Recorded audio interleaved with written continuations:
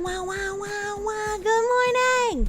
Good morning. I hope everyone had a much better night than I did. I went to go get a utensil for whatever I ate for dinner last night. I've already forgotten what it was. And there was mouse poop in the utensil drawer. Exciting. So all of the cabinets that are near that one have been completely emptied out by me. Yikes. Yeah, I called pest control and they'll be here tomorrow, so that'll be fun. Bunker Cat needs to step. I know, Bunker Cat and Meowsalini have one fucking job. Why are there any mice still alive enough to poop in my utensil drawer? I guess not my drawer, but like whatever. Bunker Cat about to get evicted. So we have pest control coming. I've emptied out all the cabinets. I don't know where the mouses are. I don't know how they're getting in. Well, I suspect I know how they're getting in, but I don't know if I could say that because it might be too much information about the place I'm staying in. The neighbor mouse leaves you a present and you get upset. Where's the present? Get a sticky trap or those small quarter circle mouse traps. Problem solved. I have no idea what the pest control people will do. Foxes eat mice. Go nibble. Look, man, I don't want the blood and guts in my mouth. You have a deep-seated need to tell Kirsche has a beautiful laugh that sounds like sunshine. You sound like sunshine. Liaison Doppelganger, thank you. Are you sure you don't have an Indian guest? I hope not, because that's some tiny poos. This is Nue, thank you for the 11-month resub, my guy, thank you. A Choro Mochi, thank you for the 11 months, thank you, thank you. Lord Suchio, thank you for the biddies. Mistress Kirsche of the bunker, what is your wisdom today? Don't have mice, brother. I don't even... So the utensil drawer is like right above, and I hate that the layout is this way, but it's not my house, right? Not my house, not my decisions. So right below the utensil drawer, like the cabinets that touch the floor, that has like the jars of pasta sauce, the boxes of pasta, the bags of rice, you know, stuff like that. And I'm just like, what kind of fucking retard puts their food near the floor? And then I remembered Tim used to do that before we moved in together a decade ago. So I was like, okay, maybe this is just a man thing where they're like, okay, I have a lot of space in the lower cabinets. I'm just gonna put food in there that doesn't go bad. And like, in theory, it makes sense. But if you put them in the lower cabinets, you have a higher likelihood of having like pests getting inside of the food. I was like, I've never had any issues with like pesty things getting into the floating cabinets up on the walls, you know? It's a man thing. You do it too with cans. It's fine. Yeah, if it's like cans or like jars, that's not that big of a deal. Nothing's really gonna be able to get inside there unless they somehow like bioengineer some strange uranium COVID mice that can bite through glass without it shattering, you know? Sack of rice. Do not. You're a man, you never do that, except with pop cans. The problem is you have Meowsalini instead of Meowdolf Kittler. There'd be no mice under the floor by me in the drawers if he was your cat. Jesus Christ. Yeah, Meowsalini soft on crime, unironically.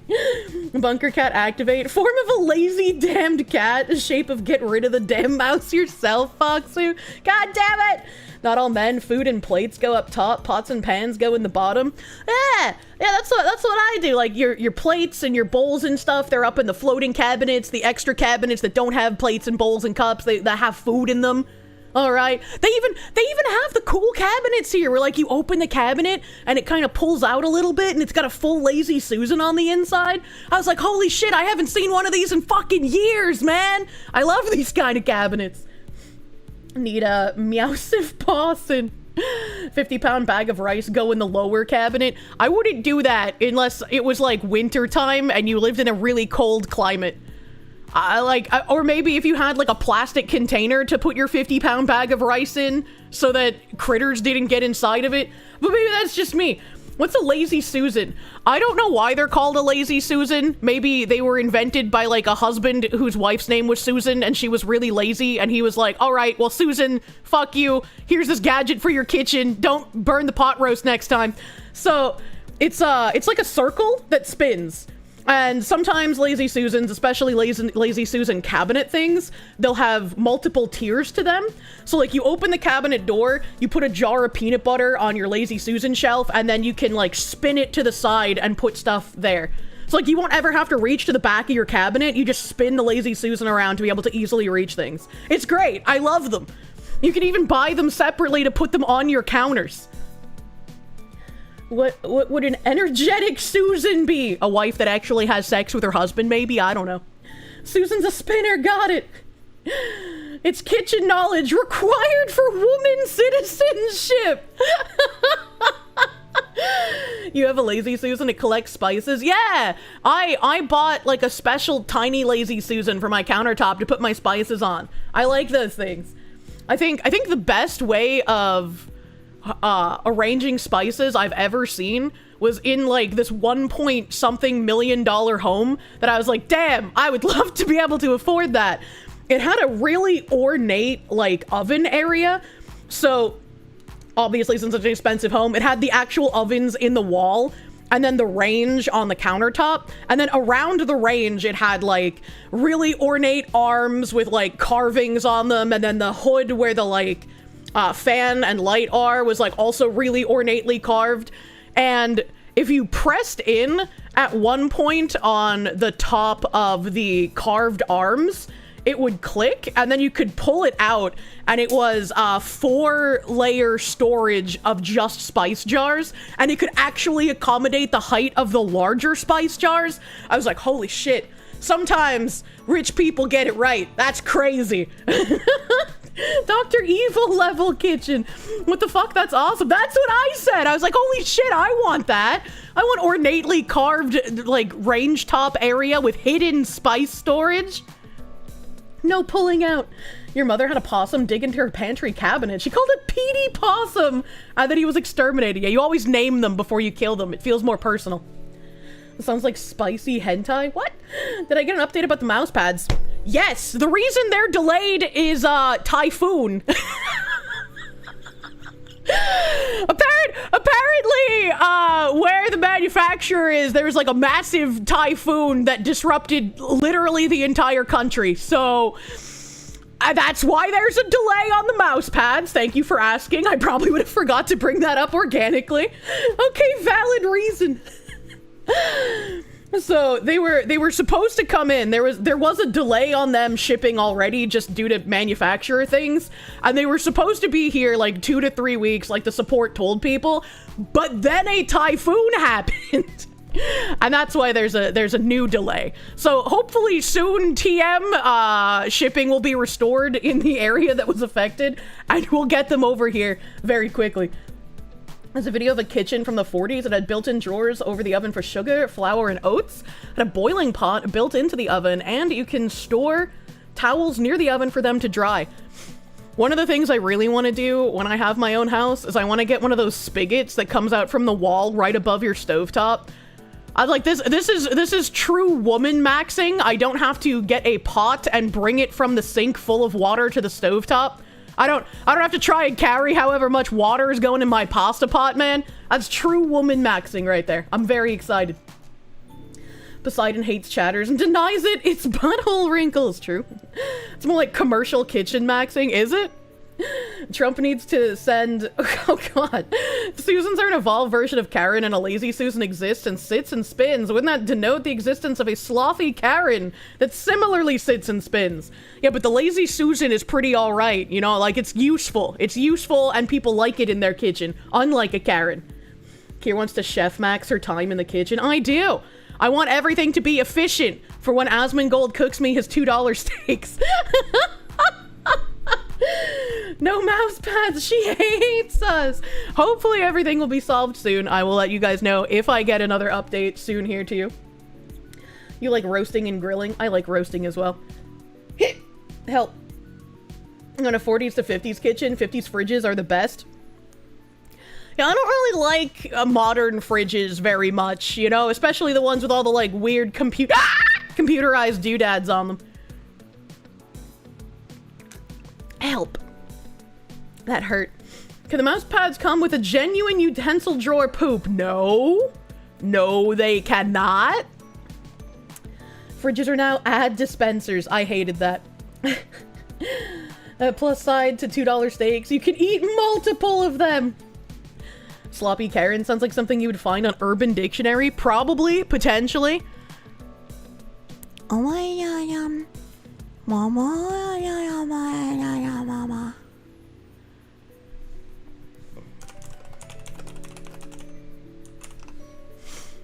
Hold on, I'm checking. Checking important things. Oh yeah. Cabbage Medal. Mr. Cabbage, he just went off to work. So he's gonna miss this, but maybe he'll come back in the VoD, bro. Cabbage hitting me with that 83-month resub, dude.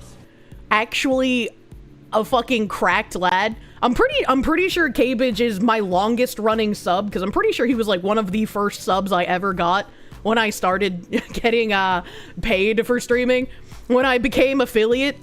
So hopefully he'll also be my first 100th month. I've never seen a triple-digit resub in my stream or when I've been present in someone else's stream, so I feel like I'm gonna need to have a bottle of champagne on tap.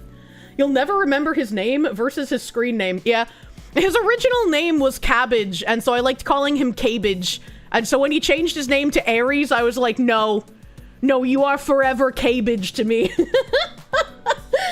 Wish you could go back in time and sub. You watch the old VODs, and they seem like awesome streams. We had fun sometimes. That's like Blance. Blance is another super long time viewer and subscriber. And I can never remember like what he changed his name to. If you change your name and you're a regular here, you're like basically lobotomizing me.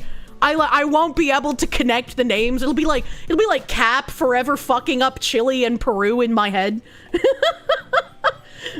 Oh my god. Mysterious Senor Hitler, thank you. Having a pot filler for your stove is a lot like having a bidet in your bathroom. You never thought about it, and you thought it was weird, but once you get it and start using it, you can't live without it. I can't wait to have a bidet. It's weird, you're old like 31, but you're new here. I feel retrofit. Toric Roma, thank you. Question, did the rapper Memphis use my 2D model in his music video, My 9mm Go Bang? Because my mini 2D from the alerts looks eerily similar. I don't know who Memphis is, and I also don't know... Wait, no, I do know the song, because someone made a video of, like, an anime woman dancing to that song. And I remember that. I don't know if it was Subaru, if it was, like, an actual anime woman. You've had the same screen name for almost 20 years, you ain't changing it. The one with, Ui Mama Lolly dancing? That might be it. That might be the one I'm thinking of, Ziz. How has the house hunt been going lately? I might have good news for the end of the year, potentially, maybe. Now you heat the water in your kettle before pouring it into the pot. Good time save, also saves on gas. That is interesting. Anya. Smug Go At, thank you. All the smart fridges do is let the glowies live stream your birthday suit going for midnight snacks. No thanks! Regardless, it can play OG Doom.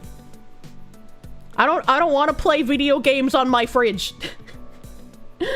What does red square mean? Red square is when my connection gets cut out, whether it's my internet or my PC or Twitch having a weird time. You know, either way. Might actually move out of the bunker. I might. It might happen. Internet Zen Master, thank you. Ads on fridges, absolute cancer. Here's to hoping many of us are able to be as memorable as the Cabbage Man. Hell yeah, Cabbage Man. You've had your name for 19 years in some form or another. You're never swapping it? Jesus Christ. Move into a bigger Victorian bunker. Alright, let's see. Okay. Hold on, I must try something that I can't show on screen, as it is a somewhat... Oh, shit. You bitch. Okay, hold on. I have to try this again. It is very important that I do this in the middle of stream right now and not wait till later. It's very important. And I can't even talk about what it is, because it's very secret, very important. Very secret, very important. Alright, that's my name. Okay. Let's see. Oh god, having to use every ounce of self-control in my body to not read things out loud, both because it's easier for me to understand things when I'm doing this, and also that streamer desire to never have dead fucking air. Holy shit, I'm gonna lose my mind. Okay. Okay. Let's see. This is correct. That looks correct. I don't need that. That is correct. That is not correct. This is... And then... that... And then that... And then that... And then this... And then fuck! I have to put in so much in... Where's my fucking phone? Imagine. The last time I memorized a phone number was when I was still underage, man. Cell phones have made it so you never have to remember a phone number again. Which is both a good and a bad thing. And it's a good thing because the phone just remembers it for you. It's a bad thing because what if you don't have your phone? What if it's dead and you need to call someone, you know? Okay.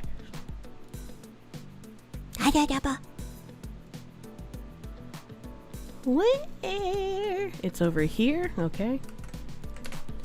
And then... Okay. Okay. And it is new. New. That one. Okay. That one. No, don't do that. Okay, I check your box. I touch the button. Hold? Is it gonna work? I hate how long this takes. It makes me so nervous. There's a second? Please wait! What do you mean? Oh, it worked. Oh, hell yeah. Oh, hell yeah. Okay. Okay. I don't care about that. I don't care about that. I don't care about any of this. Alright, perfect.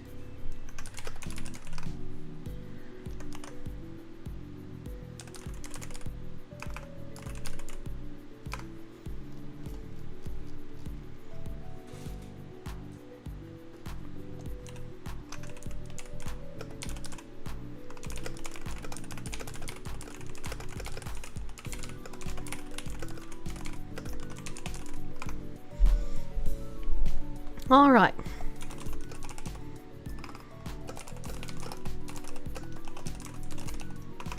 All right, everything's great. Everything's wonderful. Thank you for holding, chat. I appreciate your patience. It was necessary to do this in real time. Phoenix Diaz, thank you for the Canadians. Einstein said the same about a phone book, having never to remember his phone number. I don't like phone books. They're too big, and they're very difficult to navigate. She doesn't care about us. She hates us. Look, man, I had to do it. It was necessary. What switches are those? I'm using a Varmilo keyboard, and when I ordered my keyboard, it was a pain in the ass. Cause it was gotten for me as a gift off of my throne like, what, 3 or 4 years ago now? Maybe even longer than that. I don't know. It's been ages I've had this. But they were out of the cherry red switches at the time, so I got Varmilo Sakura's, and I'm very happy with them. The only problem with this keyboard has been, ever since I got it, like literally straight out of the box, the O and the I keys will pop off occasionally while I'm typing. I don't know if that's because of my nails or just because of the way machonkical keyboards are. I don't know, man. I don't know, brother. Sounds like I was successfully able to order my Umbreon plushie. Congrats. No, that was months ago that I ordered that. And heckin' Marshall Bohemian, thank you for the raid. Welcome, raiders. And Moomy playing games, thank you for that raid a few minutes ago. Oh, thank you, like you. Oh, thank you.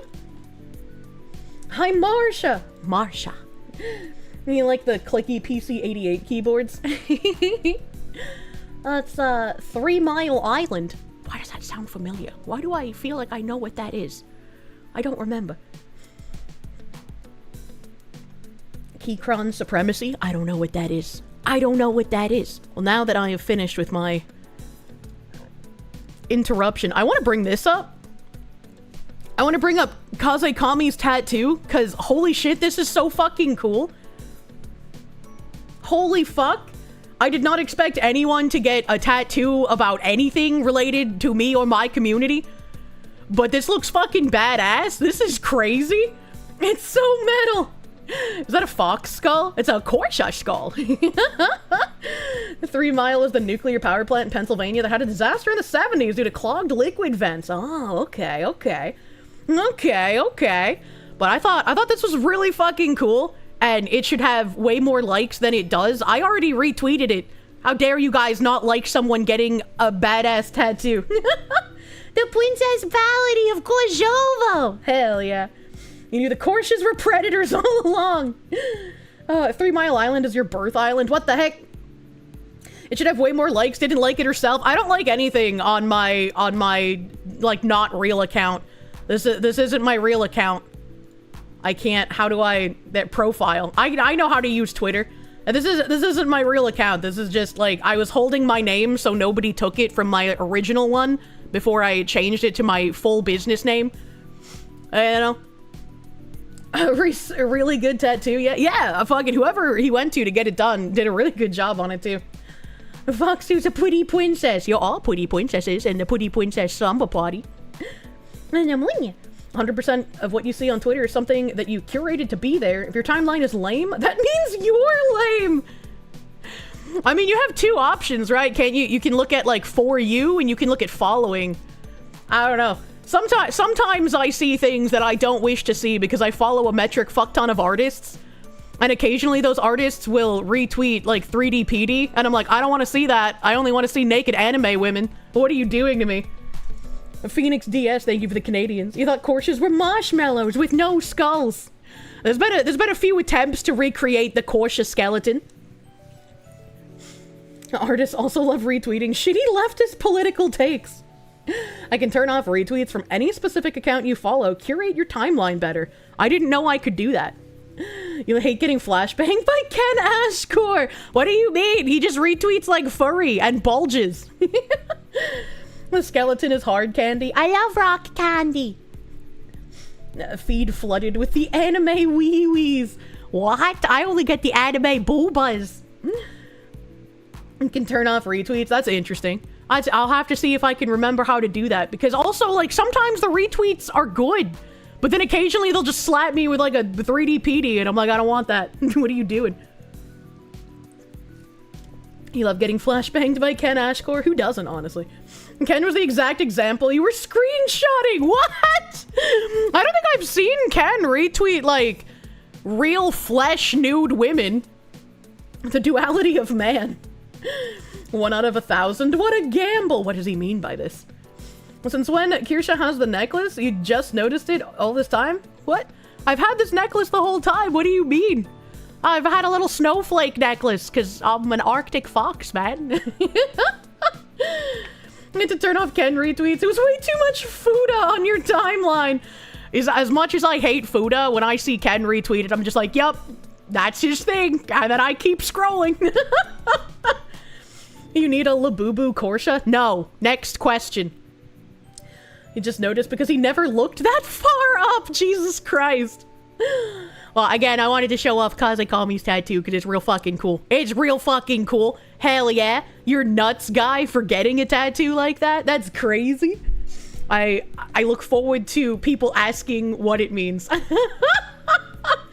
The last time you used Twitter, you got banned because you called Elon a slur over him not unbanning Alex Jones.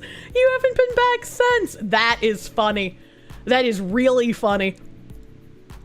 So I quote retweeted something yesterday that had a resolution. I had like bookmarked the original post because I was like, let's see what happens here. Let's see what's going on with this weird ass book company that I've literally never heard of before. So there's a company called Bitmap Books, and they released a statement that says, "Dear supporters of Bitmap Books, last week after the launch of our latest book, the definitive book of SNES RPGs Volume 1, we became aware of some historical comments made online in 2022 by the author, Moses Norton. We fully understand that these comments were insensitive, offensive, and are absolutely not views shared by Bitmap Books or any of our stakeholders." Stakeholders, red flag. We have spoken to Moses, and he's agreed that Bitmap Books will donate all his royalties, present and future, to charity. We have selected Special Effect, an organization that helps severely physically disabled people enjoy video games through the innovative use of technology, specialeffect.org.uk. So before I finish reading this, these people are absolute cucks. They're absolute disingenuous, slimy, deceitful rat cucks. And even after their reversal, I would not trust them as far as I could throw them. And I think it's also interesting that they were like, yeah, we spoke to him and he agreed to donate all his royalties. So they are still going to be, or we're still going to be making money off of his sales. It's just he wouldn't be. If I was in this position, I'd be like, absolutely not. I'm just going to have someone else publish my book. Like, what is this? The first most priority is and always will be stakeholder value. Yeah, stinky weasels. Ultimately, it's on our shoulders who we work with, so we take full responsibility for this situation. We research all prospective authors before we begin working together, so this is clearly an area where we need to further improve. We hope that this resolution means that we can move forward, as we have lots planned for the rest of 2025 and beyond. Sam Dyer, founder of Bitmap Books. Well, Sam Dyer can eat a dick, because apparently that's really what he likes doing constantly. And reading this the first time, I was like, did Moses say, like, retard at some point? And then somebody decided to pitch a fit about it because they're a blue sky fairy. And I was trying to find, like, what he said. And the only screenshots I could find were this. And it was someone named Stika. Let's be honest, anything is a hoot next to the mediocre gaming experiences of the Super Nintendo. And the author that got affected here said, sure, if you're from a third world country. Ninty's still making consoles. Where's Sega making a monopoly on Brazilian homebrews nobody cares about? And then he has, did you guys get the PS2 over there yet?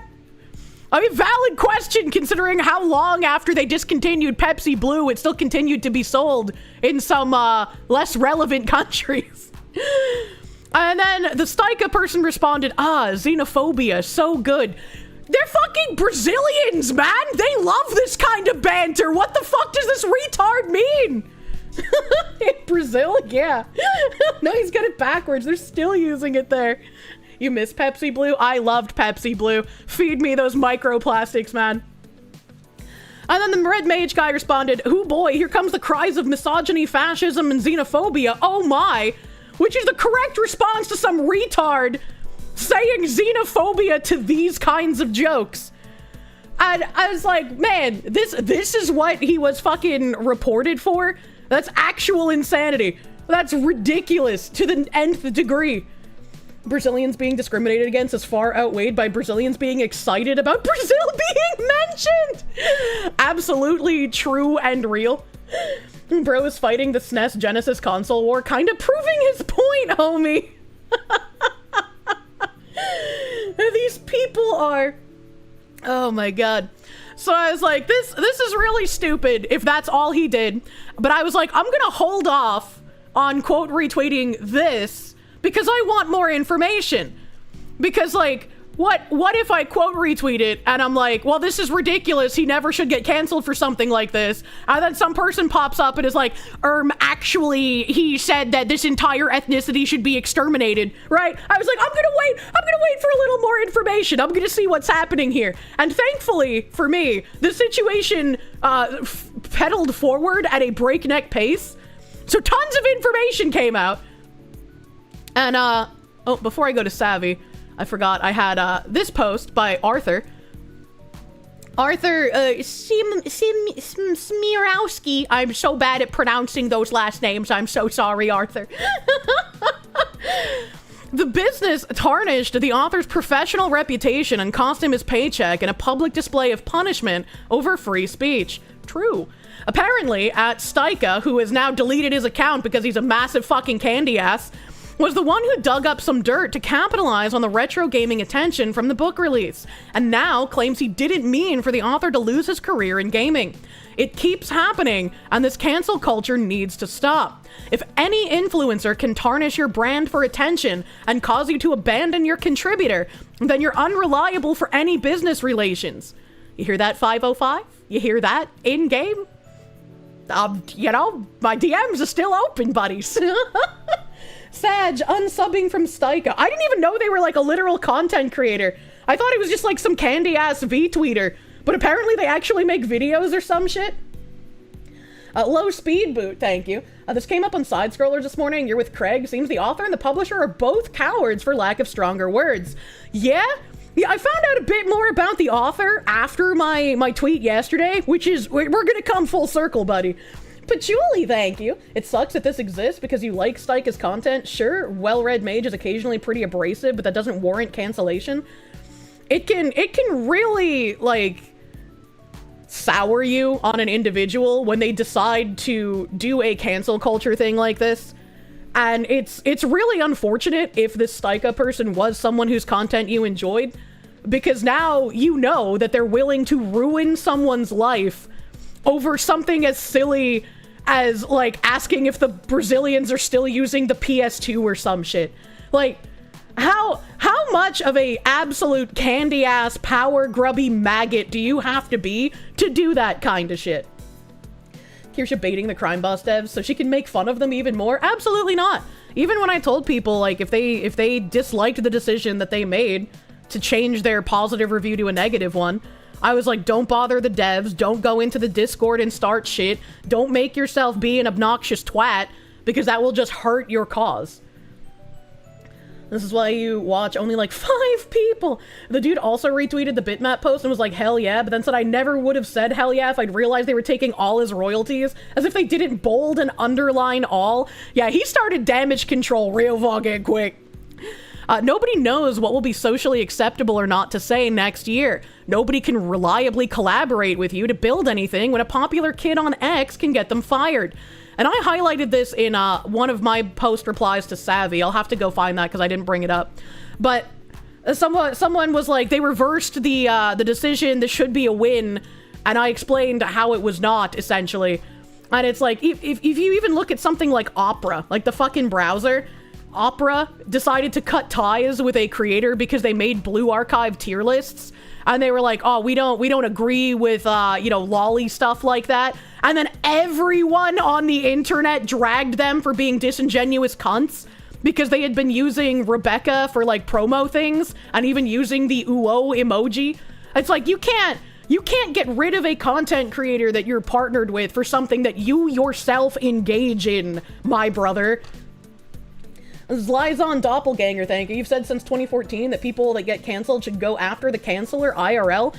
I don't think you should bring it to IRL, but if somebody who participates in cancel culture, like Styka, ends up having the karmic value of it coming back on him, no one will defend him, and rightfully so. If you try to ruin someone's life, no one is going to defend you when it starts happening to you, which is why nobody believed the people who tried to ruin my life were actually victims in any sense of the word, except for people who don't live in reality. Grulgar, thank you. Brazilians still on dial-up? Think they still use AOL discs? So that's where I can get the discs to make a drapery. Why do you even still call it, what do you even call it when a cuck's another cuck out of collaborating with a company run by cucks? It's the infinite cuck cycle. Infinite cuck works, if you will. Show actual responsibility at Bitmap Books. You're supposed to be a serious business, and yet you caused harm to a man who created the product you profit from, only to ride a short wave of social media attention for your brand, just like Styka did. To anyone else reading this, please show support to the well-read mage, the book author. His statement about the incident is the most professional among the three, and I hope that the situation will open up more stable opportunities for him to contribute to gaming in the future. And very unfortunately, there was a exchange between Arthur and the Styka person in the comments here. I don't know if KB's, like, Google magic will be able to find it, but obviously since Styka deleted their account, it's no longer here. And this exchange was something I was hoping to read, because Styka was literally a cuck in all forms of the word. Waiting for the day when businesses realize the people who complain about this shit are all virtue signalers and don't buy their products. I don't know what it's gonna take for them to realize that. They have been bending the knee to these crazy people online for way too fucking long. Made you feel old? Digimon the movie was released 25 years ago. I fucking love that movie. Savvy here posted from an account that no longer exists. Thankfully, she screenshotted it. Good afternoon, Foxwoman. I have awoken after drinking heavily yesterday, which was the day of my birth. I now remember why I stopped drinking. Oh no. I'm sorry you've got that hangover, brother. I'm sorry you're dealing with that. Hopefully you can rest today. Thank you, Mr. Bigglesworth. Thank you, Mr. Bigglesworth. And happy belated birthday, my dude. Happy belated. I hope you had a great day without the hangover. Help. So Savvy said, dipped your hand too many times into the honey jar. Stika here saying, Bitmap Books actually made a really cool announcement over this. I'm happy to hear this. So any kind of backtracking of like, oh, I didn't know he was going to lose all his income. I didn't know it was going to be this, but I didn't want to ruin his life. That's just a weasel crying because they've been caught out and people are unhappy with this kind of behavior. They're used to the culture that would give them ass pets and head pets and cheer them on for getting rid of Leiben Nazis, right? They're used to that. And they were thinking that, oh, I can take down someone I had an argument with and get lots of updoots in the process. That is no longer the world we are living in. It's going to take a while for cancel culture to completely fall out of favor, unfortunately, because if it had, Bitmap Books would have never even have made this statement, it would have never even have been a thing, and we wouldn't have even known that any of these people involved, the Bitmap Books, the Red Mage, Stika, we wouldn't have known any of them were fucking cucks. We wouldn't have known any of this if cancel culture was actually gone. But it is on the downturn, it is on the way out, and we have been effectively fighting back, which is a great thing to take hope in. And that's a great, disgusting thing to see from this Stika person. And then, someone responded, did you see the guy cucked and apologized? And Moses, the I keep wanting to say Wedrel Mage for some reason, the author, he said, my name is Moses Norton. I'm the author of the definitive book of SNES RPGs Volume 1. I need to take a moment to speak honestly with you. Some old remarks I made have resurfaced, and I understand why they've hurt, alarmed, and disappointed many people. Why would you do this? Why would you apologize? Why would you even say that anything you said was bad or wrong? Like, again, juxtapose this to what I put out during my cancellation campaign.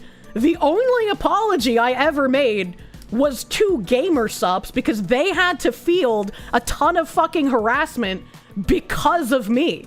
Because of crazy people lying about me. And I felt bad that someone who I have a trusted relationship with had to deal with any of that. It wasn't because of you? Well, I mean, it wasn't because of me, but if crazy people weren't lying and attacking me, it wouldn't have happened. So, like, I felt bad. I think that's a natural human reaction, you know? Those statements, escalating from a simple argument over video games, were wrong. I'm Hawaiian Portuguese on my mother's side and no stranger to hurtful comments regarding race. So I'm not proud of the stupid and insensitive statements I made myself. Brother, what the fuck are you talking about? What the actual fuck are you saying here? Nothing that said was hurtful. Not, like, what are you talking about?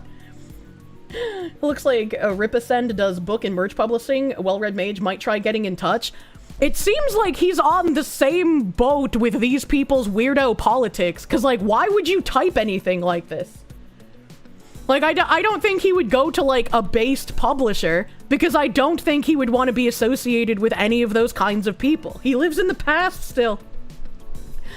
To Stika and everyone disturbed by my past remarks, I am sorry and I deeply regret and resent them.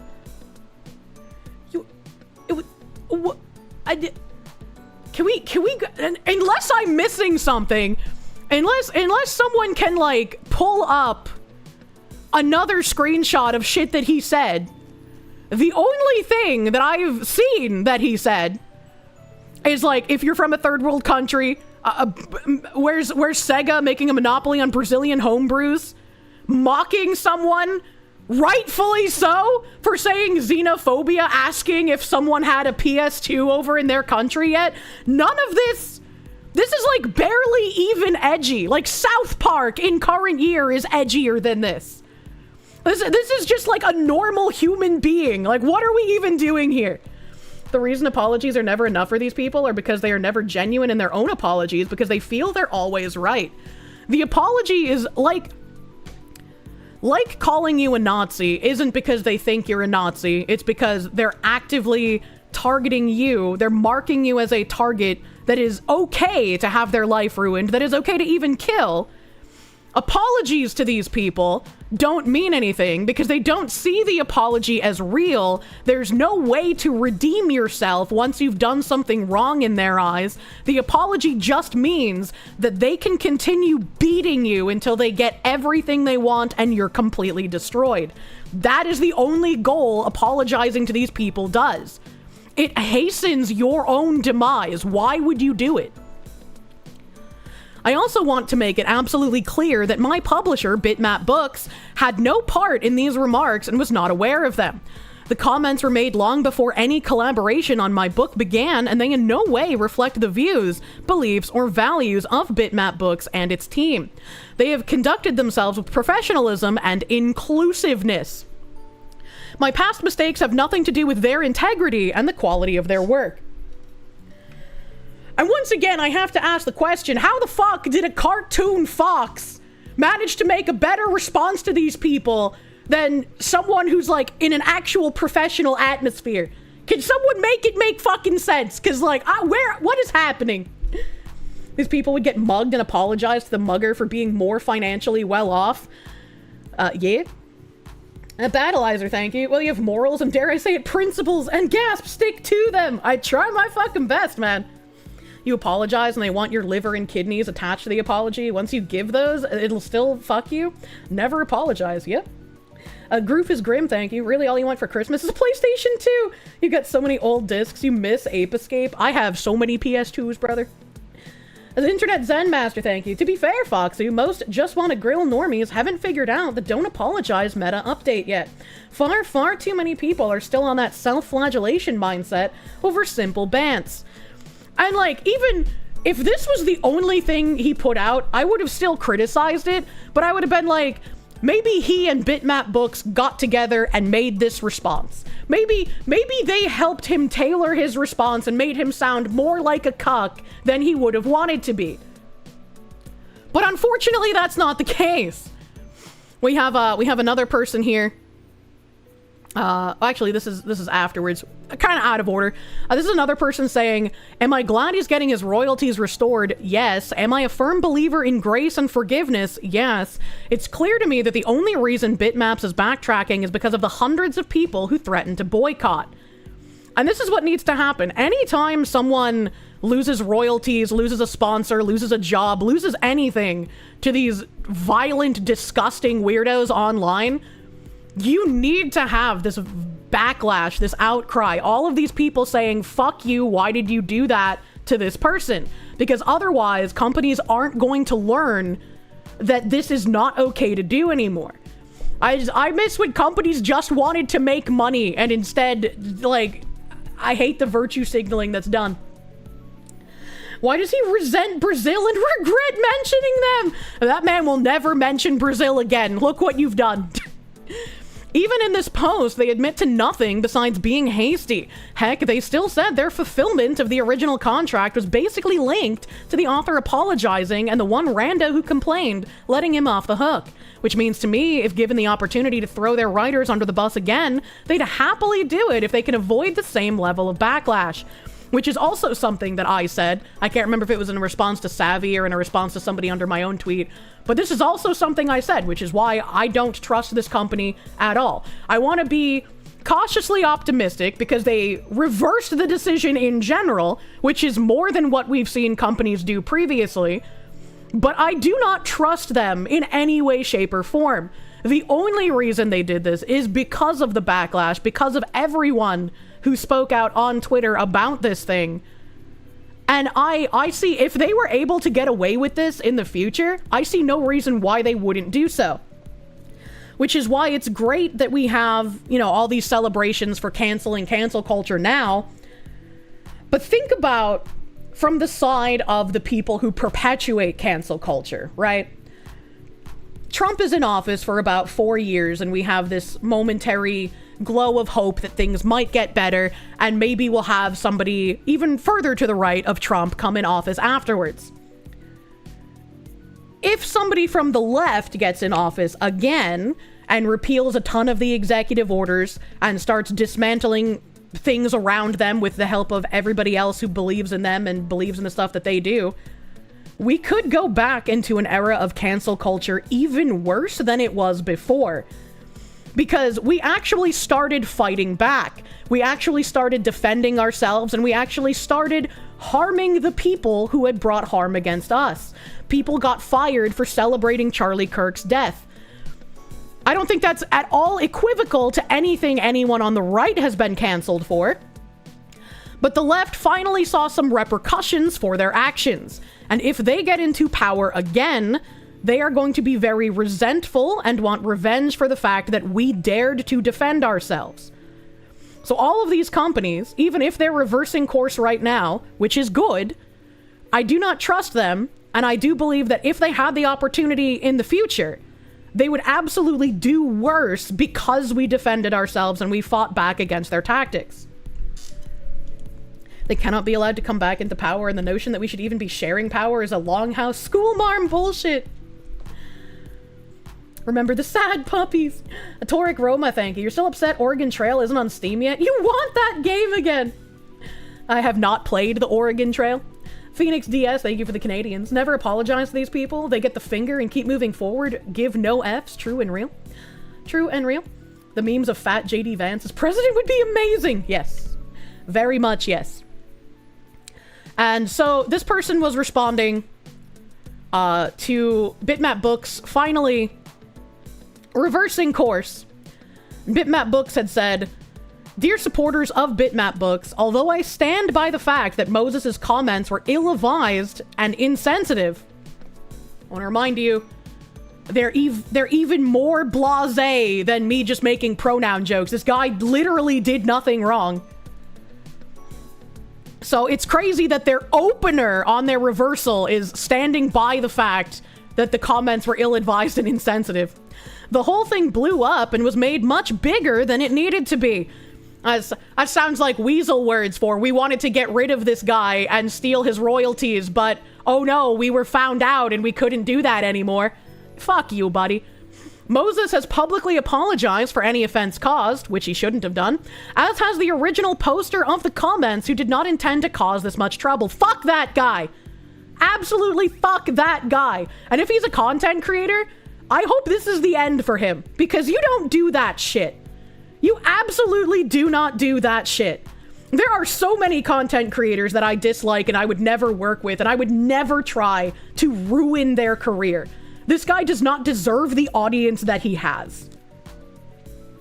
It makes me so fucking mad to see that shit, dude. That's actually infuriating. I do not feel that this warrants an author losing his livelihood and ruining years of hard work to produce the book. Again, this guy is just fucking lying. I don't believe that he believes that because he was very much fucking ready to do that to the author. This author's reputation is also damaged both by this company capitulating to some retard content creator and because the author himself decided to write up some weird cuckery, capitulating to the cult that wanted him canceled in the first place. But Kirsche, what about AC Valens? You ruined their career. I did nothing. They ruined their own career. Phoenix DS, thank you for the Canadians. It's like going 2 steps forward, then 3 steps back. To go 1 step forward again, it's insane. It's like backing one side into the proverbial corner where we know the only recourse. It's insanity, dude. Despite multiple accusations to the contrary, Moses freely agreed to donate his royalties to charity. Now, obviously, I'm not a fly on the wall. Obviously, I'm not this red hat author. I'm not the book company. I'm not the cuck creator that tried to cancel the author. Spicy cat raid. What the hell is this spicy cat raid? But I do know how insider baseball works. There is nothing that anyone involved could say that could get me to believe that Moses freely agreed to donate his royalties. Because if I had been come to with that decision, I would have been like, I'm just gonna get it published somewhere else. Why would I decide to give up all of my royalties from something I created because I'm being held hostage by a single cucked content creator and a weirdo book company? There's no way, dude. Toric Roma, thank you. Never played Oregon Trail. Okay, that's something that should cause a cancellation. You never know in life until you lose on the trail. I don't want dysentery! Almost had his royalties taken away over the tamest shit. Yeah, you bet this guy eats bananas for the shape, not the flavor. Justin Cider, thank you for the 3-month resub. Thank you, thank you. Thank you, thank you. They must have threatened him with some industry blacklisting or something. And this wasn't like anything simple. This was literally him publishing his work and then losing all his money for it. Like that's not a little thing. Oregon Trail is on Steam. They have an updated version that better represents Native Americans. What the fuck? Nasky Holy Goddess, thank you for the raid. Welcome, Raiders. Welcome, Raiders. There was no coercion from me. However, we both recognize that due to an increasingly stressful situation, decisions were rushed on both sides. What? Like, how do you unironically start victim blaming in the middle of we're reversing our decision? How? What? I'm pleased to say that Moses and I have spoken again today, and we stand together and have agreed that he will receive 100% of his royalties. Again, I'm very glad that they backtracked on this. This is not a company that I would trust unless they came out with a statement that was like, we were unequivocally wrong for bending the knee to this one cuck content creator. We were unequivocally wrong for trying to take away an author's royalties, right? Like, I need some sort of show of accountability and show of we won't do this again from a company in order to have any sort of minute amount of trust in them at this point. Did he just try to both sides the taking away a dude's money? He did. He did. Oh, you're giving him his money that you weren't entitled to? How generous! Imagine. Maybe I was hasty in my response, and I'm happy to admit that. At the time, I sincerely thought I was doing the right thing to diffuse an increasingly difficult situation. And if you read this correctly, he's actually saying, I thought that cancel culture was still in play and that we could get rid of people who said things we personally found offensive due to our politics. Unfortunately, I had to backtrack because we can't have civility anymore. Need to see the spokesman and the stakeholders removed from the company. I will commit to donating all company profits from this first print run to the charity Special Effects. Which is interesting. You know, again, slightly good thing that he's saying he's going to donate the company profits to the charity he had chosen previously. However, notice how in the cancellation print, he had said that all royalties would be removed from the author. However, the company profits are only going to be removed from the first print run. Think of the poor stakeholders. The bottom line is that he didn't even copy check it. The bottom line is that Moses has apologized for his original comments and will now be paid the royalties that are rightfully his. He shouldn't have apologized. He did nothing wrong. Moses and myself have received a large amount of personal abuse and threats over the past few days. We hope that this statement will bring some closure to what has happened. It's not personal abuse. It's criticism for you making a shit fucking decision based off of literally fucking nothing. Even when we get a win, we're still kind of losing. Yeah, that's why I said, like, it's a good thing that they reversed course. It makes me cautiously optimistic. I do not trust them. There is no trust for this kind of a publisher. Phoenix DS, thank you for the Canadians. Shareholders destroy company value. Look at Disney, EA, Ubisoft. True and real. Praxis Fall, thank you. Corpo Speak, our shareholders, not even shareholders, stakeholders, were upset about our lack of growth, so we tried to take someone's money for free. Now, the further this goes, the more you hate everyone involved. Oh, it gets slightly better. This person posted a screenshot and said they sold their business for a 400 likes Blue Sky cancel culture outrage post, and yes, the owner supports it. Before I had the Vice hit pieces written on me, it was like a handful of literal who's, mostly 2 people. But a handful of literal who's on Twitter that were completely fucking ignorable. They had no effect on anything. They were laughable. Nobody cared. But then, as soon as I went on vacation, some ideologue, autogynephiliac, sorry, my pronunciation, decided to write hit pieces on me in a position where they thought I wouldn't be able to either answer them or respond. And I don't negotiate with terrorists, so obviously I'm not going to respond to somebody who writes a hit piece on me. Why the fuck would I? But the people who have dropped me essentially did the same thing. Of course, he ran to Blue Sky. 400 likes on Blue Sky's a lot. Didn't know they had that many users left. Yeah. And this is how it always starts, which is something I also said in the reply to Savvy. It's one, like, literal who, unknown candy-ass piece of shit that tries to stir up sentiment, and then all of their little cockroaches who believe in the same slanted reality that they live in that's not equivalent to actual reality just start blowing the fire and making it way bigger and looking like it's way bigger of a thing than it actually is. Again, look at Rin Penrose. She got hundreds of thousands, if not like over 1 million views on her tweet dropping her sponsor over me. But she's completely negligible. The attention she got on Twitter meant fucking nothing. She can't move sales. She can't get any money on her streams. She was a negligible thing. But it got attention on Twitter. And that's what people pay attention to. 3 million plus, thank you. Besney Lala, thank you for the RSDs. Integrity, and again, integrity. Fox has it. They don't know what it is. True. The LOL 20. Yeah, I don't like fucking bashing people, but if they're gonna throw rocks at me, I'm not gonna fucking hold my punches, man. Like, you threw the first punch. Go fuck yourself. I was like, her comeback stream on the same day as mine, she made like $20, and I was like, okay. All right, buddy. She's not gonna find work with other sponsors and VTubers after what she pulled. I'm sure she will. I'm sure she'll still find work, especially with other VTubers, because our sphere is a very heavy left-leaning sphere. And she's going to find work with other sponsors because that she's just like a safe thing to sponsor. It's not even a question. Interrupt my tangent to wish me a happy National Taco Day on this tacoist of Tuesdays. Thank you for the tacos. Oh, thank you. Don't call it a comeback. No one watched her before. One of these days, people will finally realize Blue Sky and Twitter do not represent actual majority opinions on anything. The user base is such a fraction of the population at large. It is. It really is. Get it right. It's he.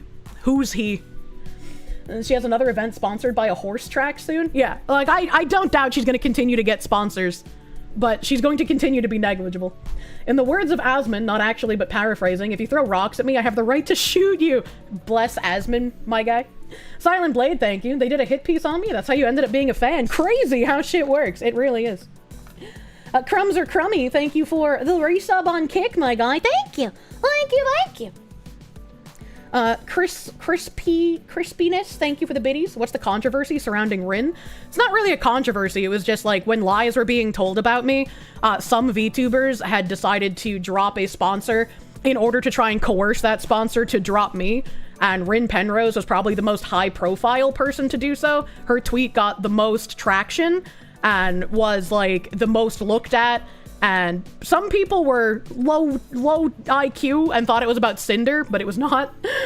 And, yeah, that's pretty much it. She wanted to virtue signal, and it blew up in her face because she's completely wrong about everything she was virtue signaling over. Firmly believe most are probably moderate or libertarian. Mysterious Senor Hitler, thank you. Not to rag on Rin or anything, but her guidelines on how to interact with her as a chatter is like, to borrow from Dark Viper AU, 14 pages! I've never looked at it. Never seen it, man.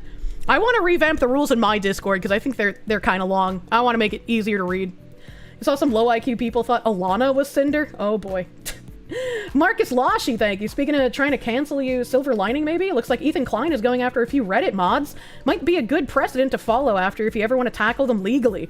I never got a response for me reporting the post full of lies, so I gotta shift focus and try something else. I mean, I didn't expect a response, but when you're setting up to possibly serve someone, you have to go through all of the normal steps first, which starts with a normal report. And if they had taken it down, it would have ended there and it would have been great. But it looks like they're not going to, which not surprising, but you know. What's really sad and kind of pathetic is that most of the people standing for Penrose weren't even her fans, just hard leftoids who don't even like VTubers. I mean, that's kind of what happened with Crime Boss until those tarred leftoids also realized, hey, this game is also problematic. No wonder Nazis liked it. It's like, well. But, Stika here, going back to the current cancellation issue. Stika had posted a couple of days ago, let's hope the book doesn't have a section on Brazil or third world countries, which is, I guess, the post that got the attention of the publisher in the first place. And then they quote retweeted themselves on Blue Sky saying, I am now blocked by Bitmap Books, that's disappointing. And now my block was lifted, I'm confused. And Bitmap Books responded directly to them saying, hi, this is Sam Dyer, that's the guy who made all of these announcements here. Owner of Bitmap Books, you were blocked by your social media manager incorrectly. As soon as I noticed, I unblocked you as this was not an instruction from me. So their social media manager was a competent human being and blocked a cockroach. And then the owner stepped in and said, no, that was a mistake. We love cucks here. What the fuck? Methinks if Kirsche colored her hair red, they'd lose their goddamn minds. My hair was somewhat red when I used my Linda model. Toric Roma, thank you. To be honest, you only know of me, Nux, Iron Mouse, and Leaflet, so the other people, you never heard of them. Understandable. Crime Boss player count update, 378 players down from peak of 7,586. Wow, they have more players right now than they did last week. Anthony, they give the 14-month member. Use code Kirsche to prove even more that GamerSupps ignoring Blue Sky was a good thing. Make sure you buy them cans. I hope they're going to be in more stores soon. I want to buy cans when I go Groby shopping. Make a corporate style video and add in a secret code that you have to enter that signifies you understand the rules. Secret codes. How did he know he was blocked in the first place? Did the Roach mention it when it happened? I have no idea. I'm assuming he went to their page to see if, like, they noticed what he said. And then, Savvy, I think this was in the thread that I wanted to read that was between him and, I'm so bad at remembering names, brother. I'm so bad at remembering names. Arthur. I think that was, between him and Arthur. I think it was in that thread. Stika responded and said, I didn't do it for the clout. I did it because we have a long-standing beef. Once again, any apologies from this person mean nothing. Any backtracking from this person means nothing. He knew what he was doing. He wanted to ruin this author, and he did it because of a personal beef. This is a deranged individual. And also someone much like Bitmap Books that I would never trust in any way, shape, or form. He's a cunt. Arc Knight Sniper Shy, thank you. Woo! Fox, you stream on your birthday. Also, what's the topic we're on? Thanks for reminding you to screen your subs on YouTube. Hell yeah. Happy birthday, Arc Knight Sniper Shy. Happy birthday. I almost called you Sliper Shy. I can't speak today, man. I'm fucking everything up. Happy birthday, Arclight. I hope you have a good birthday day. We're talking about cancellation. One day an e-thought will be on Caleb Hammer with a $4,000 Kirsche Labubu, and you'll be... you'll be smug because that was because of you. No Labubos! Psycho, thank you. The left hates Kirsche because her audience has jobs and disposable income and a spine. Oh no, $5. Well, I'm sure there are people who are not in a position to be able to, like, sub or dono, and I don't want to make those people feel bad. I value anyone who decides to spend their time here with me as well. Phoenix DS, thank you for the Canadians. The only thing more prevalent than cockroaches is cockroaches fighting for the top spot to survive a radioactive fallout. True and real. True and real. You wonder how much do you need to work on my body pillow for it to become basically a voodoo doll? Please don't do that unless you plan on voodoo dolling my spine pain away. Twitch idol rules are fake and gay. Mellow cheese. I'm sorry that I got fisted so hard it fucked up my stream. I'm sorry. Cataclysmia, thank you for the 15 fistings. Thank you. Thank you, Cataclysmia. I always forget some of these alerts exist, and it shocks me when they happen. You haven't eaten in 3 days, and you're still sub to Kirsche. Eat food! You're a bear! Mellow Cheese, thank you for the fucking resub on Kick, dude. Thank you! Thank you for Kick resub, Mellow Cheese. Thank you. Chibi Netsuke, thank you A happy feast of Our Lady of the Rosary, Foxy. It celebrates the Battle of Lepanto, a major naval battle in 1571 where Christian Europe won against a larger Ottoman force. This lost battle was why Hamas attacked 2 years ago. That seems like a really long time to hold a grudge. What the fuck? Matt Larson, thank you. Here's your daily money, everyone. Hell yeah. Your country's money is more worthless than the circus invitation that they call the Canadian currency, that at least buys you a circus invitation. I mean, I don't really pay attention to the currency conversions, you know? Sometimes I can see the currency conversion in Stream Elements, and it's like, you know, whatever super chat I'm reading equivalates to like 7 cents. I don't care. They still spent their currency on me. What it converts to doesn't matter. They still decided they wanted to do it. And so I appreciate them for that. Can you imagine how desperate they must be to bot 400 likes on Blue Sky? I don't know if you'd have to bot on Blue Sky. That's a heavy echo chamber, brother. Ours be like... Anya munya. So I found this really interesting, that he noticed the block, he noticed the unblock, and the owner of Bitmap Books responded to the cockroach here. And let's see, what else do we have? This is in response to them reversing the royalties decision. The author said, I'm the author and I'm incredibly happy with all the support and how this turned out. Bitmap Books has my back. I don't think they do. Many supporters have my back. Folk can absolutely support me and my family by buying the most controversial RPG book ever today. I don't think I would buy it through Bitmap Books even after this reversal. If there were a way, like if I was interested in this, if there were a way to buy it directly from the author, I would prefer to do that. Because again, I don't trust the company with how they worded everything. I do not trust them at all. And I find it extra interesting because I had bookmarked this post so that I could read this thread, but he deleted the OP post, and I had to ask KB if he could use some Google magic to find if anyone had archived it. And thankfully, KB is a very good magician. So this person responded in response to Moses Norton's original post saying, stand tall and don't apologize for something so trivial next time, brother. I'm pleased by the outcome. Good for you. This never should have been a thing to begin with. And the author responded, thank you. I admit we were all unprepared and I was frankly scared, especially once threats were made by the mob. It's horrifying. It's absolutely terrifying. You don't feel good. You feel crazy anxiety. You wonder, like, what's going to happen, because you know the culture that we've been in is that these crazy psychopaths get capitulated to. And you just watch everything you've built, everything you've worked for, like, that could crumble if anyone capitulates to these fucking freaks. So, like, yeah, it's definitely scary.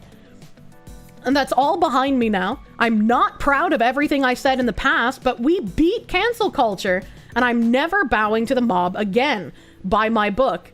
Well, I mean, your apology is bowing to the mob. I don't know what you mean by this. And the guy responded, I understand the PR efforts. At the end of the day, you just want people to buy or read your book and enjoy the fruits of your labor and share your passion with your fellow gamers. Also appreciate the critic, JPG. I missed that show and it didn't get a fair shake. The author responded again, thank you so much. I didn't want to become famous or infamous. I just wanted to write books. It's been my dream since I was just a lad. I'm so glad this happy ending happened. John Lovitz is underrated.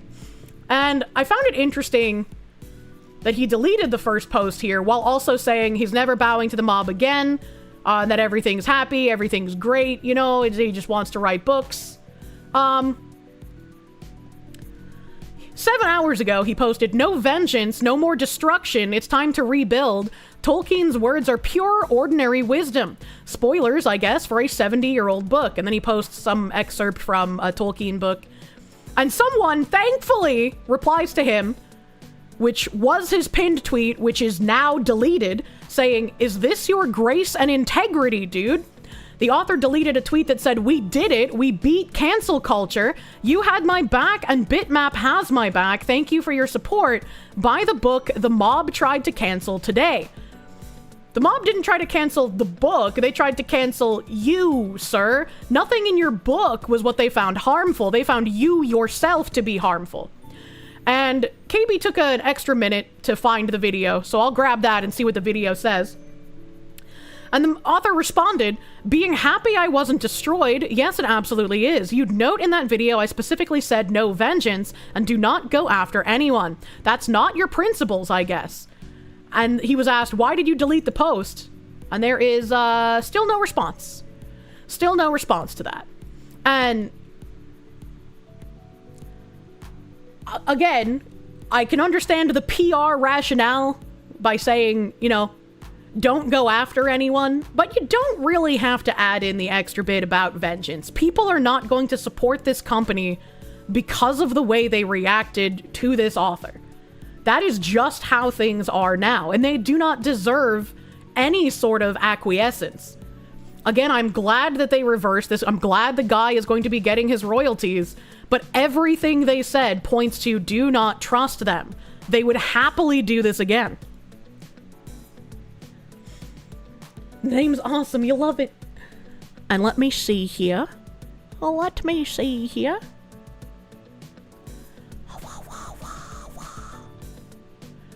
I have to go find where the link is. Here we go.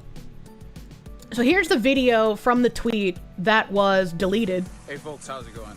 This is Moses Norton. This is very low. We're gonna have to volume crank here.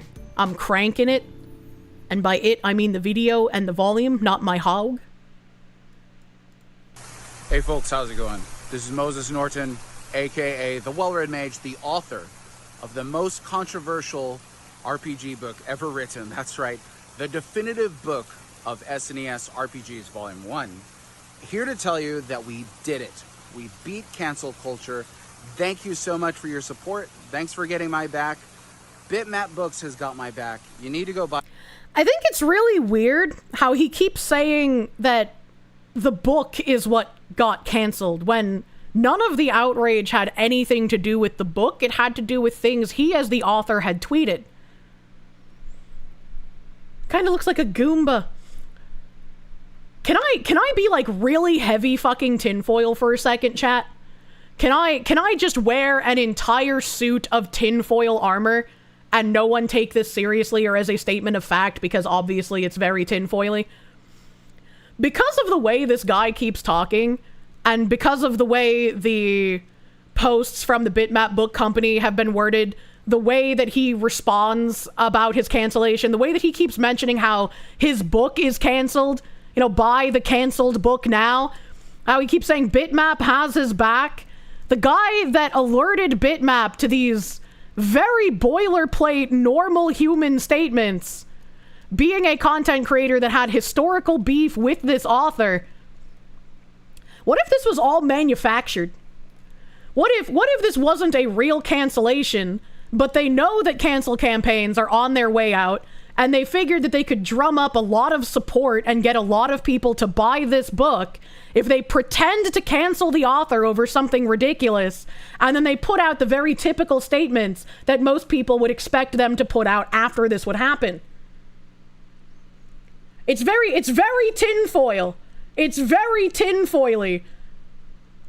But I can't help but have that thought sink into my brain, if only for a second, based on everything I am reading and seeing. Why delete this video? Why delete the tweet that had this video in it? It doesn't make any sense.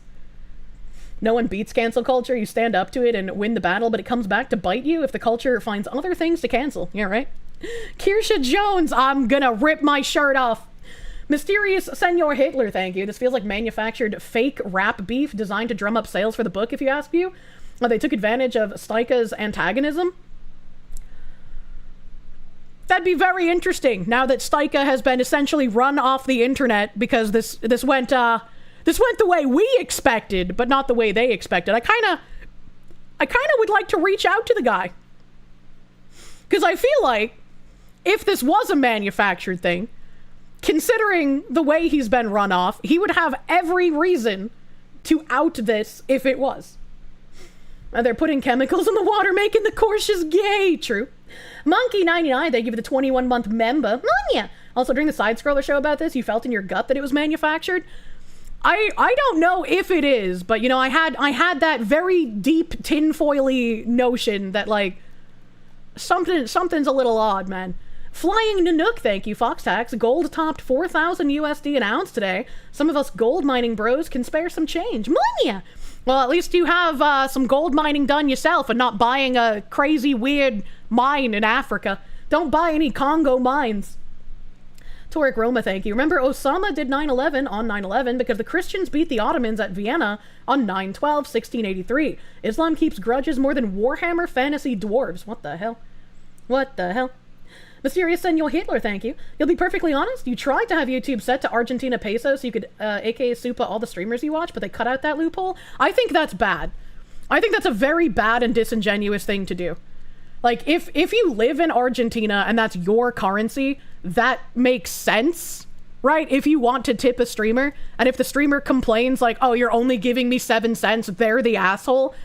But if you live in, like, America and you're trying to set your country to Argentina so you can pay less to streamers, that's kind of fucking weird, brother. And, like, they cut out the loophole exactly because of people like you doing that. See, Thomas Peasant, thank you. Your refusal to get canceled leaves all of us no choice but to spend even more money. Vamania! True. Thank you. Vanny Rowe, thank you. Kirsche, did you know that somebody made a corrido, a Mexican folk song, dedicated to Charlie Kirk? It's called Justice and Memory. I did not. That's pretty cool. Alaska Anak, thank you for the member, my guy. Thank you. Oh, thank you. Kane's Brain, thank you. Habibi. You're getting a vigorous spanking because you've been a bad girl. Sorry, the volume is cranked because of this video. We'll finish watching it in a second. Habibi B-Day, Kirsche. Did I see on Side Scrollers, they and Lady Decade talked about Gina Davis being the patient zero of DEI? No. No, I did. I'm sleeping during Side Scrollers like 95% of the time. The 5% of the time I'm awake for Side Scrollers is when I'm on Side Scrollers. Anthony, thank you. Don't worry, Kier. We know you hate the pores. You don't need to say it. No! What the heck? Don't look up who opened the gates of Toledo. Mysterious Senor Hitler, thank you. You don't think Styka's part was manufactured, but Bitmap and Well-Read Mage decided to take advantage of any antagonism he had with Moses. I mean, it's also possible. Battleizer, thank you. Kirsche, how dare you go noticing? Well, I wouldn't call it noticing. That's why I called it tinfoil instead of noticing. Tinfoil denotes that it is very heavily conspiracy territory. Praxis Fall, thank you. Can we get a tinfoil hat Foxu emoji? I would love one. A Monkey99, thank you. Mwanya. Also, during the Side Scroller show about this, you felt in your gut it was manufactured? Oh, I thanked you already, but thank you again. Thank you again. No, Mwanya. Oh, Mwanya. Back to the video. Buy this book today. If you want to shove down the face of cancel culture today, go out and buy this book. No more harassment. No more, don't go after anybody. No vendetta, no revenge or anything like that. Just go out and support authors. Go out and support this book, please. A lot of people were affected by this cancel culture targeted canceling hate brigade campaign. How are you going to call it a targeted canceling hate brigade and then also say, you know, don't say anything to the people involved? Like that. That's a little weird. A lot of people were hurt. Not just me, not just my family. Families of those people who work for Bitmap Books, the authors published by Bitmap Books. This is huge. But we won. We did it. Thank you very much for your support. Buy the book today. It's awesome. Yeah, I mean, again, I wouldn't buy it through Bitmap. If I was interested in this book, I would absolutely want to find a way to buy it without having to go through Bitmap.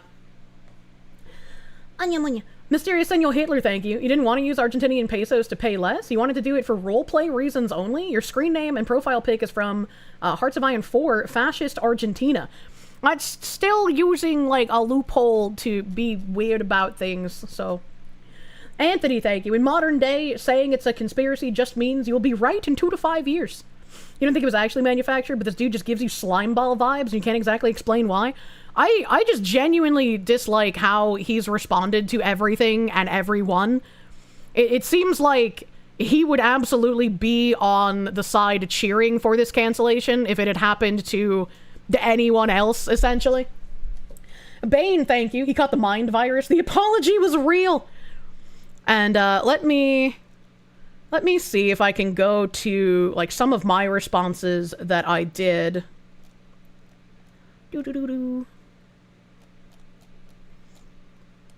Because I'd said, it's good to see another instance of cancel culture failing, and the company tried to repair things with the author they were ready to throw under a bus for nothing. I wouldn't fully trust this publisher, but who knows what was said behind the scenes. And I still feel like this is mostly correct. Like, I want to continue operating on the fact that this is probably not manufactured. Manufactured or not, you're not buying his book. He comes off as the same as a used car salesman. And someone responded, the founder was willing to destroy an author and take their royalties over hearsay from one person with no evidence that turned out to be the result of a personal grudge.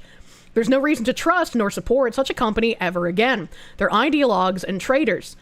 And while I agree, I responded with, agreed. But as I said in a different comment, I think from the perspective of if I were to be approached by in-game after they dropped me due to my cancellation campaign. These companies need to understand that capitulating to cancel culture will always be worse for them. And if I had been approached, and I had said this like even way back when it first happened and I first came out and talked about it, like if they contacted me, I absolutely would want to talk to them. Not without my manager, that's for goddamn sure. I don't want to talk to those people ever again by myself after what happened to me, because I don't feel like I would be in a good position if there wasn't another party present. But I would want to talk to them. It was a game that I really enjoyed. I didn't do it for the money. I was barely getting paid anything. They had just recently set up their like creator payment program thing. I did it because I liked the game and I liked the attitude of the developers making the game. I wanted the game to succeed, and I wanted to do everything I could with my audience to propel that. And because I feel that way about the game, if they had approached me, I would want to have a conversation. I would want to talk to them about how to fix things. I think leaving there no room for forgiveness and no room to like a path of redemption for these companies is erroneous. I understand wanting to see everything burned to ashes, but that's not a realistic mind frame to have. It's about how the companies respond. I would not trust a company unless they outwardly said that they were wrong for doing something like this. They were wrong for participating in cancel culture and taking the words of just like random people as gospel without talking to anyone, right? I think that we should be able to have that avenue of talking and redemption open. If you leave them with no bridge back to reality, they just get cornered and violent. Yeah, absolutely. Absolutely. No path to redemption is how the cancel culture freaks behave. We shouldn't do the same, as tempting as it is. Yeah, exactly. We're using their tools against them, but we have to be careful to not become exactly like them. Kriegsman, thank you. You beat cancel culture like good Kriegsmen with shovels. Lots of shovels, true and real. Zlyzon Doppelganger, thank you. If we punish our enemies, we lose, for fuck's sake. Garnicle Blackburn, thank you. Don't buy his book, buy your book. You do believe in justice and the delivering a harrowing desolation upon the enemy. The hallowed stars of Ash and Aether. I have not heard of it. I hear Bunker Cat doing something, though. I hope it's catching a mouse. Yoru and Mia, thank you. Make woman noises, please. Also love my Foxu women. What do you mean? What do you mean by this? Can't disagree. Won't go near that game ever again. And I'm sure even if I patched things up with in-game and I was promoting Crime Boss again, there are some people who would be like, yeah, I wouldn't feel good rebuying the game. And I don't want to do that until I see some real change. And I wouldn't blame them. I wouldn't blame them for feeling that way. Because that makes perfect fucking sense. Playing games over here. Gonna say hi for view count. Hello. Hello. Yamunya. That's the same guy from the Side Scrollers stream shilling his book. What? Bridge is pretty thoroughly burned. And this other guy responded, in most cases they're doing it because they think that the vast majority of people will support them and haven't caught on to how much the winds have changed. But in some cases they're true believers and it isn't about the money. Things won't change until these people are removed. And I completely agree with him. When you look at development companies and you look at the ideologues that have infiltrated them and they basically shit on all of the customers that buy their game, they say shit like gamers are over, we need to burn the gaming industry to the ground. Those people absolutely need to get removed. Abso-fucking-lutely. Those people are dangerous to have in any positions of power within these companies, and if they aren't removed, this will continue to happen. You had it too long to refund it, so it's now buried and hidden, never to be touched again. I'm sure you couldn't refund. And I said, I completely agree with that. That's why I think if a company realizes, oh fuck, capitulating to the cancel culture demands didn't work, and they try to work it out, there should be very cautious optimism. Like, yes, in a perfect world, a company wouldn't capitulate to the cancel culture demands at all, right? In a perfect world, there would be no capitulation, but we don't live there. We live in a world where companies have been capitulating to it for over a decade now. And if we don't take those companies when they say, I was wrong, this shouldn't have happened, we made mistakes, and we want to make it right, they have to say something along those lines instead of the disgusting weaselly words that Bitmap said. Bitmaps is not an actual, we take accountability, we knew what we did was wrong. They're once again just being weasels, which is why they deserve no trust even after their statement. And I said, I do not like how the company has phrased things. I certainly don't trust them, and I plan on talking more about it on stream. Which is what I do! Most of my stuff is on stream, because Twitter just does not allow for me to have long discussions about this shit. Not your fault, no apologies needed, don't worry about it. Over a month of hours into the game, uninstalled, left to rust. For my hours, let's see. On Steam, I had 518 hours, and I had several hundred hours on the Epic Game Store as well, because it was an Epic Game Store exclusive for over a year.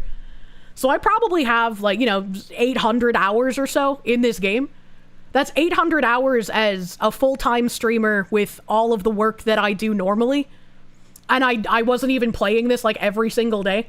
I beat you by a few hundred hours.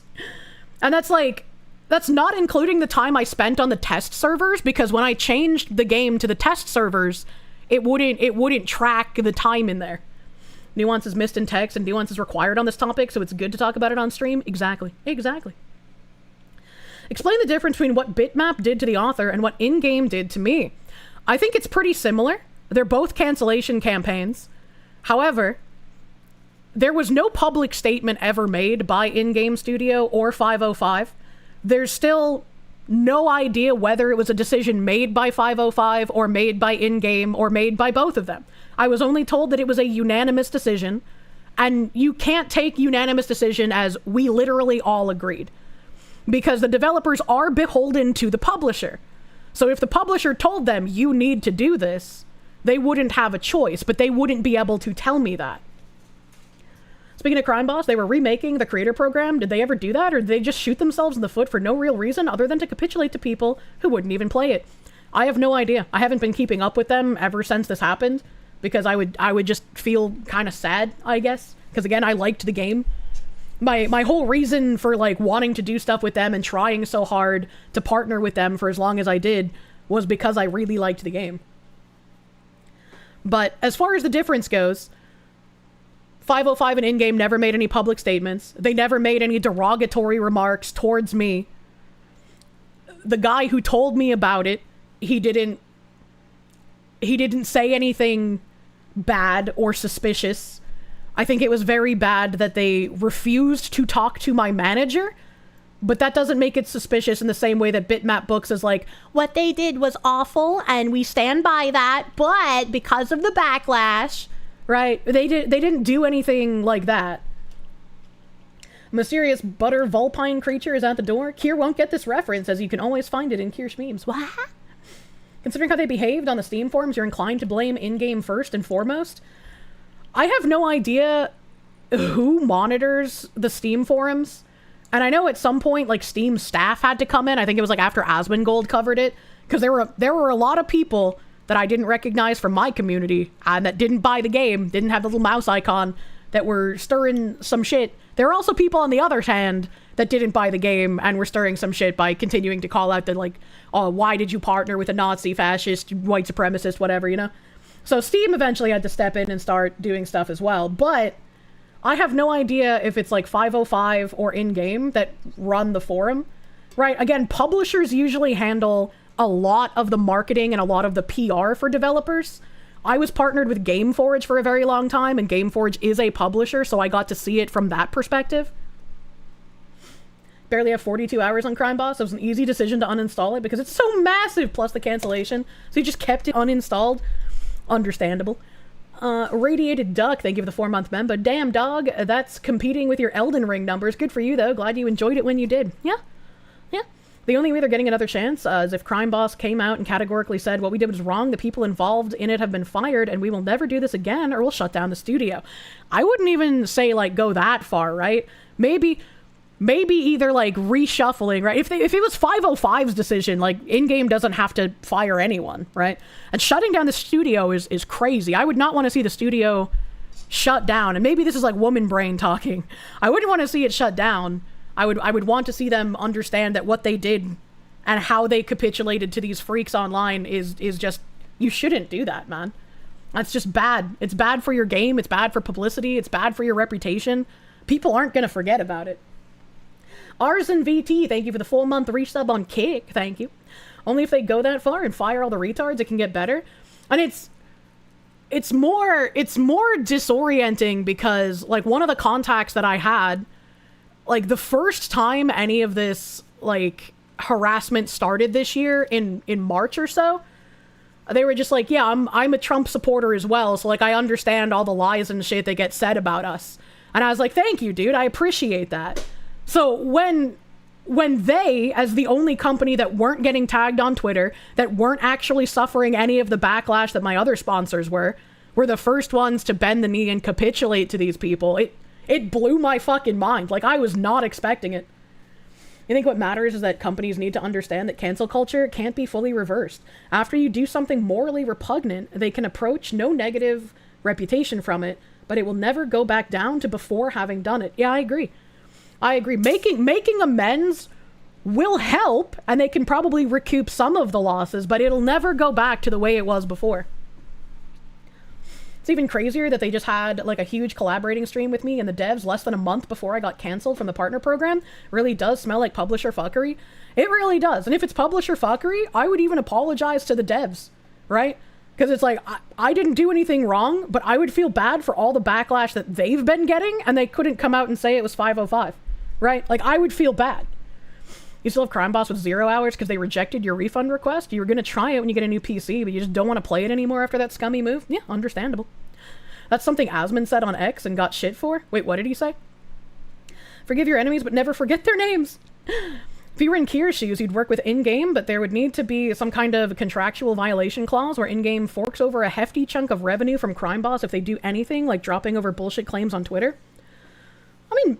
I don't really want to, like, coerce people into giving me money. I feel like that's kind of weird, but there should be some kind of protection clause at least. That would never get signed, yeah. Ryan, thank you. Reaching your unmodded Fallout New Vegas numbers. Bro, when I had modded Ark Survival installed, that was so big. Why do publishers even need to exist? I don't know. I guess it's because they have, like, a large platform, so a smaller developer can reach a larger amount of people, potentially. You hate this time of year when you start a fire to heat the house, your Hoya Carnosa starts smelling sickly sweet during the nights? What is a Hoya Carnosa? You miss Ark? A shame it takes renting a server to play with stability? Yeah, I agree. When they talk about social media storm, they just talk about the same bunch of lunatics that spend all their free time on the echo chamber, unfortunately. But yeah, this was most of what I had said. I don't know how to find, let me see if I can grab it on my other browser, because the responses I had to someone in Savvy's comments are actually relevant here too. Where is Savvy?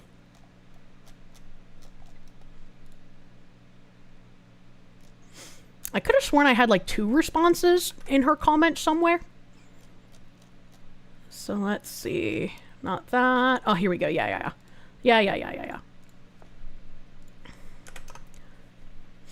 Always joke that your spare 1 terabyte SSDs could hold exactly 1 installation of Ark each. Yeah, pretty much. That's how it feels. I think my Ark modded was, like, 500 or 600 gigabytes. Like, it was fucking wild, man. Why do you need to read your game dev's phone text? Rejections, thank you. New chatter. Glad to be with a non-crazy community. Oh, we're still crazy, but, you know, it's a different flavor of crazy. So Savvy quoted here saying, maybe if we donate to charity, people will believe us. And she's like, no, you've proven you will knee-jerk against anyone who works with you. Why would anyone trust that? Also, Moses was probably just trying to figure out how to salvage his reputation because you just left things to people's imagination instead of showing what was said. And I hate this as well. I hate when companies are like, we're parting ways with this problematic person because of the things that they've said. And then they don't show the things that they said and we all have to go play detective and figure it out ourselves. Unless the person just releases it, right? I was like, if the company is going to part ways for someone over dumb shit, you should show the dumb shit. Like, fucking stand on your business. If it's bad enough that you want to ruin this person, show what they fucking said. And this guy... lead coder on Kingmakers. No, I don't think there's anything wrong with this guy. Just like I like reading out people's names. He said they apologized and reversed course. Take the W. And I said, I think it's good that they reversed course, but their language suggests they shouldn't be trusted. I want to see companies saying we shouldn't be knee-jerk getting rid of collaborators based on some random people complaining. The author did nothing wrong and we made a bad decision. Or some variation of. That would be a genuine beginning. If the companies can't admit capitulating to cancel culture in the first place was wrong, they are merely making the right choice because it is also the correct business decision, and wouldn't hesitate to throw people under the bus again should the winds blow that way. And I wish I could remember how he said it, and I know I've posted it on Twitter at least once before, but Asman had a clip during the entire, like, Ludwig fiasco, I want to say, like, last year? I think it was like late last year or early this year. I'm bad at remembering timelines. But like Ludwig was in some kind of hot water for something.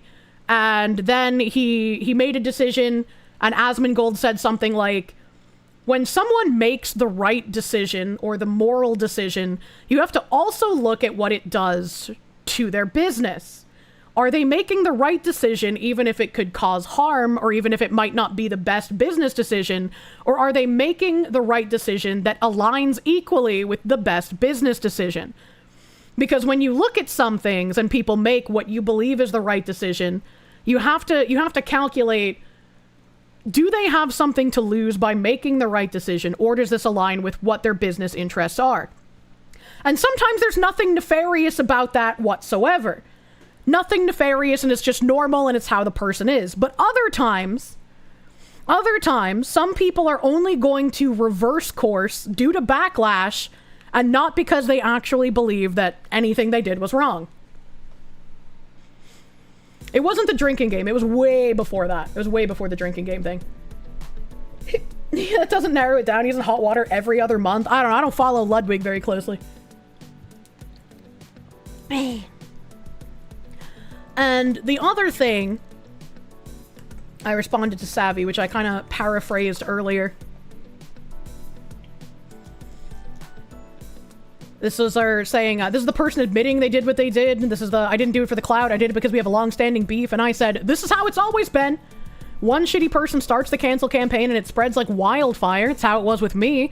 Opera watched a TikTok from some one random person and cut ties with a creator making Blue Archive tier lists. I'm sure any cancel campaign can be traced back to one retard wanting to feel powerful by seeing if they can destroy someone else's livelihood. This particular retard didn't get the memo that the ability to ruin people on a whim is on its way out finally. It took way too long and way too many people to get to this point. And it's eternally frustrating to look back and think of how much damage was done to so many people and their careers and their ability to support themselves or their families because of cancel culture. No clip through, thank you. Hi, Foxy. It's been a rough one today, but can a North Shore Honorable Chatter get a happy birthday from you? Streams have been a blessing and always cheer you up when you're feeling a bit down. No clip through! I'm sorry you're having a downer of a day. I hope it gets better. I hope it gets better and have a happy hiking birthday! At least, if your day has been rough, please enjoy a good, delicious pastry on this, the day of your birth. Happy birthday! Such devastation. How much for a vial of Kirsche sweat? Hold on, wait a minute. So I wanted to go through this whole, like, cancellation campaign thing on stream, because again, a tweet is not enough to go through everything that fucking happened here. Like, I still somewhat feel bad for the author, but the way he responded was fucking horrendous. Like, I could not think of like a worse way to have responded. Oh shit. Oh fuck, brother.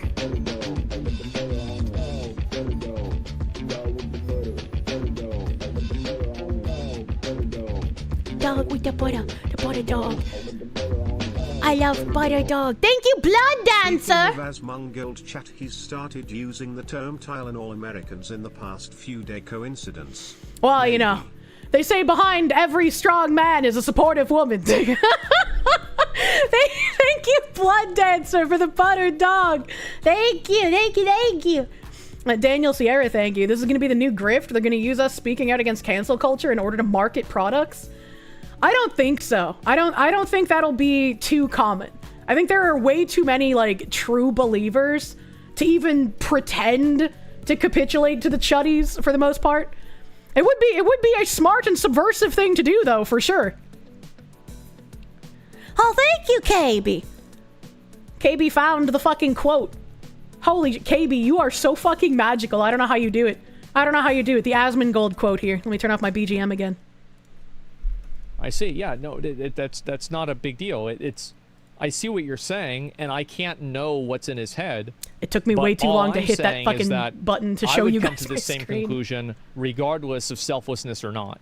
Is chat saying that the guy made a reasonable argument? Well, there's no real argument to be made, right? All I'm saying is that, like, a virtue argument and a virtue, like, somebody trying to project that they're doing the right thing means a lot less to me when the right thing is coincidentally the best business decision. Am I? That's the way he worded it. Thank you, Asmongold from a year ago, August 10th, 2024. Crazy for that? Maybe I am. But that's really what it is. It does diminish the integrity of it. Absolutely. And I'm defending Ludwig. I'm saying he's doing the right thing, but I'm saying the reason why he's doing it is not entirely selfless. Well, actually, I can't know that. That's not true. I don't want to act like I know what's in his head. But this would have been the correct business decision as well. It's going to lose money. And so I really like that quote, and I have like a clip of it saved on my PC somewhere, but my PC is just as disorganized as my brain, so there'd be no way for me to ever actually find it. So thank you, KB. Andamonia. And then I said, oh shit, when that butter dog started, because I was also linked this. Nux Taku says someone in the government reaching out to him about Hassan in preparation for the congressional hearing. Asked if I could provide evidence behind these bullet points, and I complied. I was more than happy to assist in any way that I can. That's fucking massive! That's crazy! Oh, I made this tweet, and believe it or not, someone in the government actually reached out to me and asked if I could actually provide evidence behind these bullet points. And I complied. They told me that they wanted to be prepared in regards to the hearing. So you're welcome for your service, America. So yeah. Again, I don't know if it'll mean anything or if it'll go anywhere. But they did reach out, and I was more than happy to assist in any way that I possibly can. I mean, trying to keep America safe.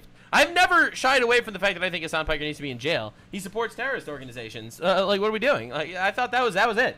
Calling for violence? All right, that's pretty bad. But supporting terrorist organizations? Like, literally why? Oh, I made this tweet, and believe it or not... Literally why? Understandable. Correct. Worrying. A fucking Canadian. You know, shit is about to hit the fan when the government gets involved. Yeah, that's pretty great. I love how he lowered his voice. He was like, and I complied. He said, and I complied, as though he did something extremely devious. Yeah, I fucking loved that. Oh my god. From getting dodged on by Vishoho to testifying in Congress. Pretty wild changes. That's pretty crazy. I am going to love to see where this fucking goes. Holy shit. Subcommittees are useless. Just politicians getting sound bites for their re-elections. Subcommittee? Did I see Nux being confused on why people suddenly started calling him Blue Jew? I thought he coined that term. I thought he called himself the Blue Jew because, like, he's blue and he's Jewish. He made a joke towards me at some point. He was like, "Oh, all these white and blue themed VTubers seem to be the problem." He calls himself Blue Jew. Yeah, I thought that was it. Hail. His first raid into was hilarious. Zlyzon Doppelganger, thank you. Arse cute. Oh no. No, we don't do that. Just gaslighting herself into thinking he called himself the name she gave. I don't think I gave him that name. Hold on, what is this? Like you said, man, they don't know what they did motivating Nux. Oh my god, that's really great. That's some great breaking news. I love to see it. And speaking of news, grilled cheese enjoyer, thank you. The blue Jew cometh, he can smell Hassan's fear. His nose knows. He can smell Hassan from miles away. Sam Hyde will be able to use this superpower. The Tectone made that joke and it stuck. I really want to do another like podcast thing with Tectone and Nux. That was a lot of fun. That was so much fun. God Hates Taxes, thank you for the 19-month member. Thank you. Keep being wonderful. Pretty Fox Lady VTuber Kirsche, thank you. Grulgar, thank you. So your Mossad handler not only appeared in a Tim Pool video, but now Congress, let's go! Tim Pool will one day have me show up on his stream in a video, and that will be interesting. Be like, what is this big titty combate thing talking about? I can see that being what Tim Pool says. Like, this is a man, right? There's a man with a voice changer. I'd be like, no, Tim, I'm not balding. I don't need a beanie, just a hat with a pineapple. Speaking of products or podcasts, is it my turn to message Gundam, Kirsche? It might be. I'm not sure. I'm not sure. Tectone moving to San Antonio. Totally not him trying to slide into Donut and Brandon's pants. What did he mean by this? Bit late. Happy to make it to a stream today. Hopefully having a wonderful day so far. I found mice in my utensil drawer, and by mice I mean their poop.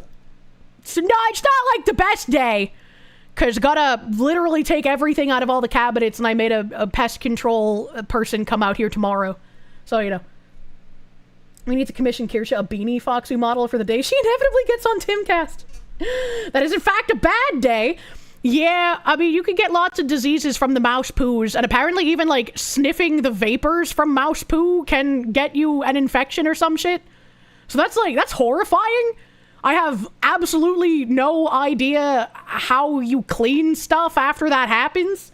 Do I just, like, throw it in a vat of bleach? Like, what? And Kirsche Colden Dale Gribble, I did. Do not sniff. Well, it's not like you're sniffing it on purpose. It's just like while you're cleaning stuff, if you inhale any particles from cleaning off the poo. This is why you hate vape Nash. I don't understand the connection. Literal biohazard, yeah. Kirsche out here reliving the Black Plague days, very classy. I moved from my apartment covered in mold, making me sick, to a bunker that now has mice in it.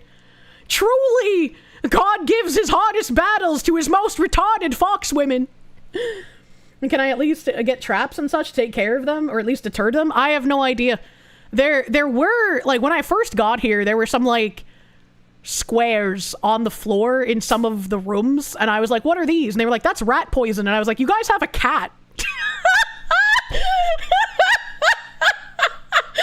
So I mean, they got rid of that, thankfully. I was like, I don't know how the cat managed to not die before I got here, but maybe don't do that. Kirsche needs a flamethrower to remove the mice from existence. I do. A cat's bad at its job.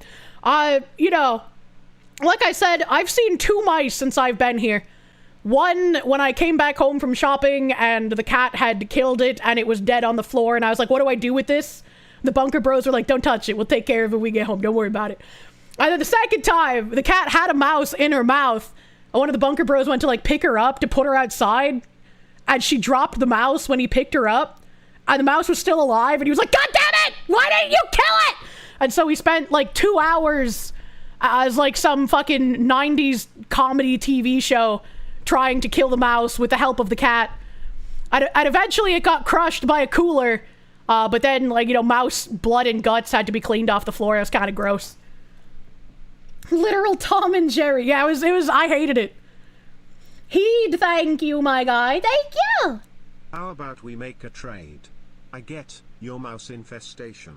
You get my ladybug infestation. Oh, I'd take that trade. I know how to deal with that. I've had to live through ladybug and millipede infestations in Georgia. I affectionately called the transition from spring to summer the millipocalypse because you can't step on the ground without stepping on millipedes during that time, and they get in through all of the cracks in your apartment, and it sucks. 15-minute vinegar bath, then boil wipes with some isopropyl alcohol after. Thank you. That should be helpful. I have all of those things. Mika Lim, thank you. Used to watch a lot of Tim Pool a couple of years ago, and once a week he would see that VTubers were being more popular than him on the YouTube stream charts. That's funny. That's really funny. I also used to watch a lot of Tim Pool, but then he kept blue-balling with Civil War, and I was like, I don't know, man. Jedi Dusk, thank you for the 16-month member. What are the odds the pest control guys come during tomorrow's collab? They shouldn't. I have the time set early enough, but I mean, I've been realizing just how unreliable most places are when you set appointments. Marcus Lashy, thank you. Not to be confused by his hairy cousin Chewbacca. Jesus Christ. Help. I'll trade you. You got stink bugs. Help. You're getting a vigorous spanking because you've been a bad girl. I had a double hiccup, but I was trying to breathe.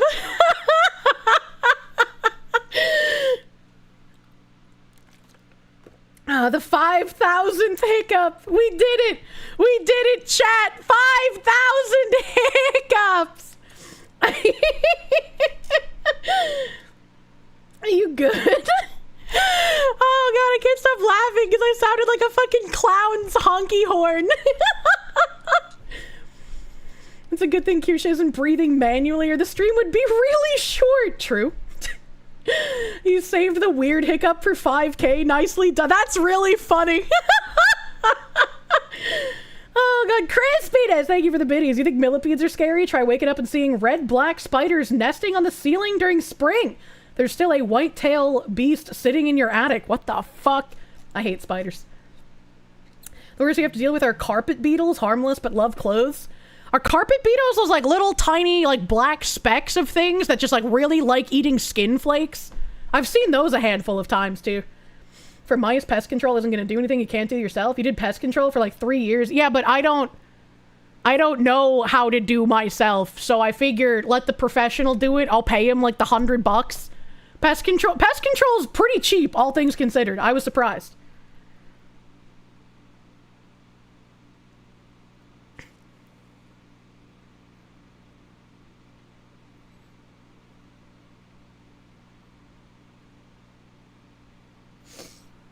Mysterious Senor Hitler, thank you. Used to troll Tim Pool all the time, but never got a rise. Ahem, a Tim Hotsy Totsy Neo-Nazi Pool promises his audience the Civil War will happen, but for real time, for real this time, for sure. I had to correct it, I'm sorry. Never took the bait. Imagine. I was like, I don't want a Civil War. I don't think that would be a fun thing to live through, man.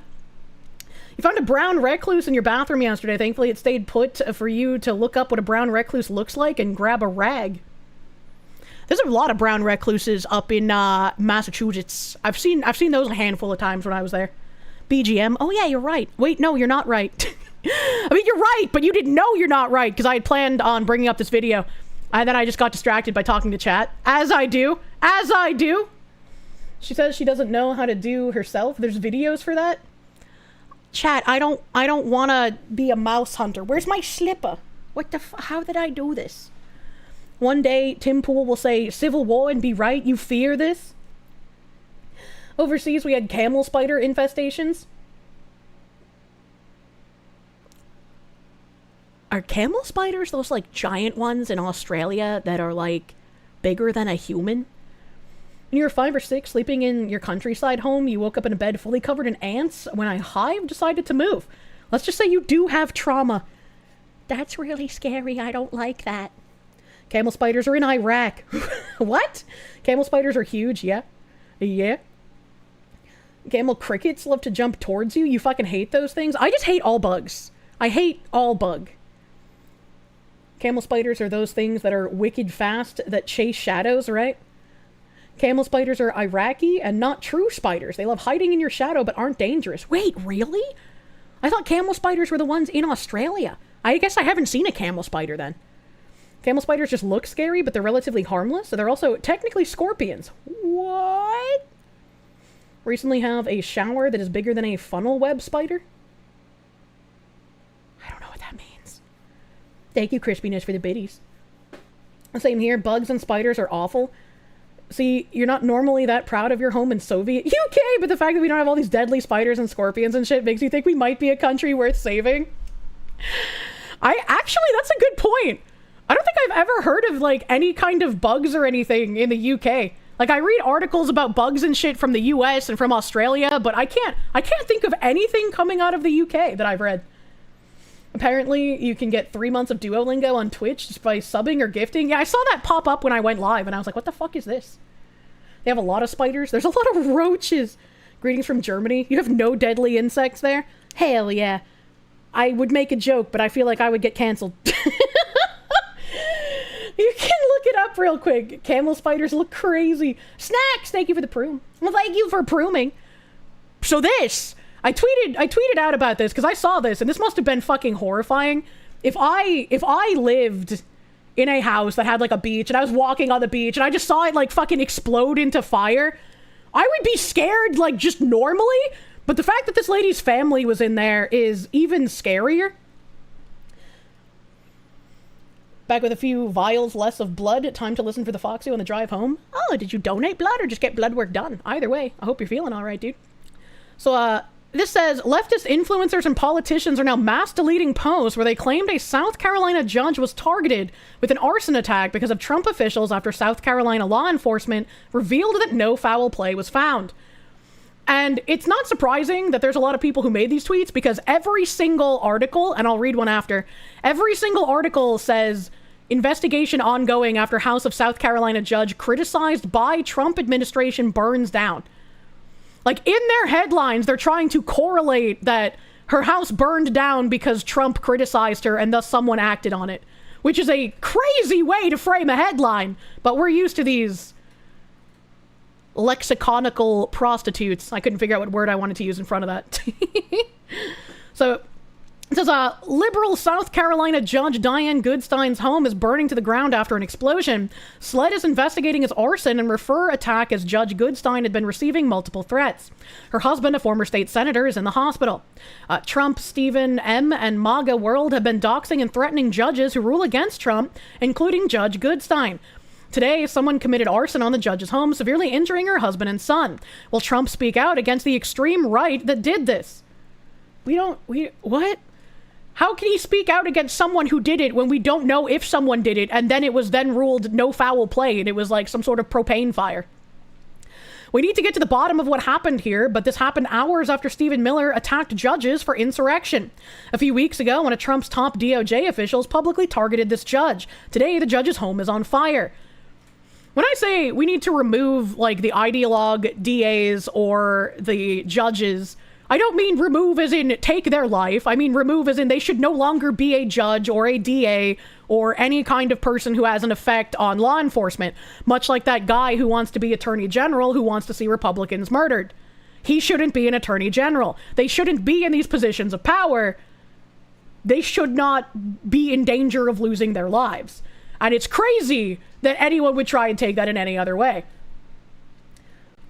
Coincidence? I think not. Let's see if these change to, like, some more, if it's just a, I guess, horrifying fire, man. There's a high demand for right-wing extremists causing violence, but low supply. And, like, if it had come out that some crazy person did set fire, which it hasn't come out because that's not what happened. If it had come out to be that, I would have zero doubts that literally everyone on the right would condemn it. That doesn't happen on the left. As we saw with Charlie Kirk's death, nobody condemned the people on the left who were praising the fact that he got shot and celebrating and calling for more. In Virginia, the guy running for Attorney General, Jay Jones, the Democratic Party doubled down in supporting him after he said that he wanted to see a Republican's children die in his wife's arms so that he would possibly change his stance on policy. We don't see the Democrats condemning things in the same way the Republicans do. Leftists assume this was a right-winger because it's something a leftist would do if the positions were reversed. As usual, they're telling on themselves. True and real. True and real. Eine Moment. Uh-oh. Uh-oh. Hold on a second. Hold on a second.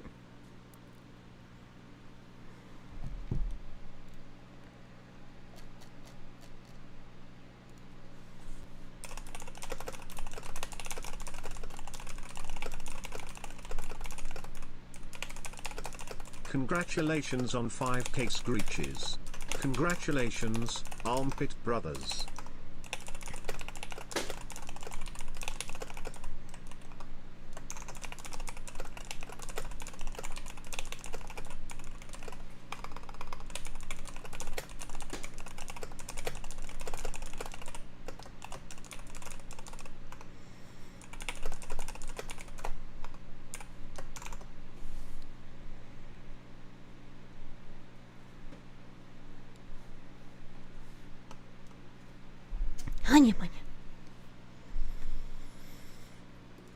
Okay. Who's jerking off a clanker? I'm typing! Girugamesh, King of Heroes, thank you. She's pulling her tail out. No. In Japan right now. Oh my god, I hope you have so much fucking fun in Japan. I would love to be in Japan, dude. Last night you saw a Free Palestine protest in Shibuya Square. It was of course filled with non-Japanese people and being led by a white woman. Felt so out of place and annoying, and people wonder why anti-foreigner sentiment is rising in Japan. Yeah, that is a bit weird. That is a bit strange. Do I still have a GamerSups discount code? Of course I do! You can use code Kirsche to get 10% off your GamerSups order, my guy. Thank you! What's up? What tragedy happened today? Moving on to the article about this situation. Little article here.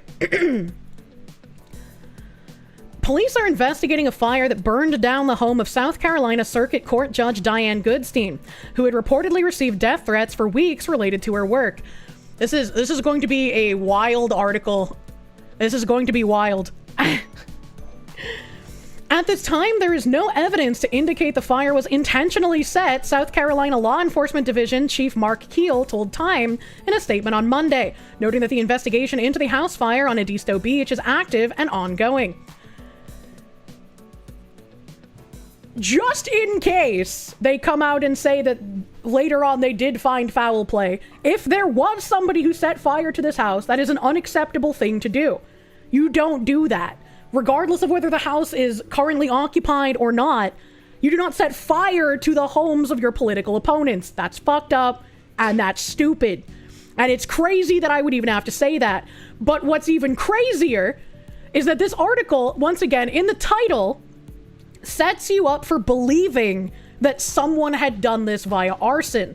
The title says that the judge was criticized by the Trump administration. It goes on for the first sentence to say who had reportedly received death threats before getting to the point where they're just like, well, there's no evidence to indicate it was intentionally set. From reading comments about this, there's no natural gas lines from the city to this house, so the fire would likely be a propane fire if it was like a natural causes accident kind of fire. Manipulation before there's anything substantive. I urge our citizens, elected officials, and members of the press to exercise good judgment and not share information that has not been verified, Keel said. The fire began at around 11:30 a.m. Eastern on Saturday, sources told local news outlet Fitz News. Goodstein was reportedly not at home at the time of the fire, but at least 3 members of her family, including her husband, former Democratic State Senator Arnold Goodstein, and their son, have been hospitalized with serious injuries. According to the St. Paul's Fire District, which responded to the scene, the occupants had to be rescued via kayak. South Carolina Chief Justice John Kittredge told Fitz News on Saturday that the fire appeared to have been caused by an explosion. Keel, however, said on Monday that SLED agents have preliminarily found there is no evidence to support a pre-fire explosion. This would make sense as a propane fire as well, because typically that's a big bang noise. Keel included no other details. The 69-year-old judge had received death threats in the weeks leading up to the fire, multiple sources told Fitz News. Last month, Goodstein temporarily blocked the state's election commission from releasing its voter files to the Department of Justice, a decision that was openly criticized by Assistant Attorney General for Civil Rights, Harmeet Dillon, and later reversed by the state Supreme Court. The DOJ had sought the information, including names, addresses, driver's license numbers, and social security numbers of over 3 million registered voters as a part of President Donald Trump's March executive order, restricting non-citizens from registering to vote. Non-citizens are already not allowed to vote in federal and state elections. Which, yeah, she is rightfully criticized for that. She should not be receiving death threats for it, but the criticism is rightful. Multiple sources, we made it the fuck up, right? Why does her portrait have a frame? I don't know. Maybe they took a picture of a framed picture? I don't know if this is like a pixel art thing or not. Did I say slut or sled? Sled agents. A Phoenix DS, thank you. Left projecting hard, and we've all seen the left is openly violent time and time again. That's all I can really take from this, yeah? Massive Doge, thank you. Propane involved. Hank Hill brought in for questioning. Hank did nothing wrong. Elijah Snow, thank you. Kirsche, you're in South Carolina law enforcement. You know more than most on this. Time straight up framed this on purpose. I'm not even in your position to know more than most, and I'm pointing out the very obvious framing. Like, not the portrait frame, but like the framing of the article and how they're trying to lead people to be like, this was far-right extremism without any information pointing to that. John Burt, thank you. You cleaned up your cast iron Dutch oven pan to try something while your base in Amazing Cultivation Simulator enjoys its final days before the Flood Dragon. What did he mean by this? No. Okay. I can't scroll back down in YouTube, help. Might be framed photograph in a public building that was photographed. Yeah, that's what I tried saying. That's what I tried saying it might be. The Trump administration has sought to drastically reshape the election system in the name of election integrity by requesting, and in some cases suing, states for voter registration data to compile a comprehensive centralized database. It's kind of wild that they would need to sue to get this because judges don't want to make sure our elections are actually secure and people who shouldn't be voting aren't. Photo grabs always frame people. The administration has sought data from more than 30 states and is considered pursuing criminal investigations into, state election officials. Critics have argued that the administration's efforts are an attempt at disenfranchising voters from marginalized communities and overstepping states' constitutional authority to control election procedures. The administration has also increasingly vilified the judiciary, blasting judges that rule against it as USA-hating insurrectionists. Hours before the fire at Goodstein's house, Trump's deputy chief of staff, Stephen Miller, accused U.S. District Judge Karen Immergut of legal insurrection for granting a restraining order that blocks Trump's deployment of the Oregon National Guard in Portland. And I mean, they're, again, not wrong. Again, they're not wrong here. Why would you want to stop people wanting to bring law and order to your state that is literally a battleground at the moment?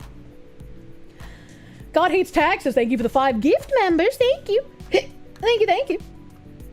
Kai, thank you, my dude. SLED is the law enforcement division for the state and had to go through them to get your CWP. Interesting. I wonder if every state has like a special acronym kind of law enforcement division. The judge is interfering with Article 2 powers of the Constitution. It's really weird to say that the president, who is also the commander of the army, doesn't have the right to do something with the National Guard. So I don't know, it's a little strange.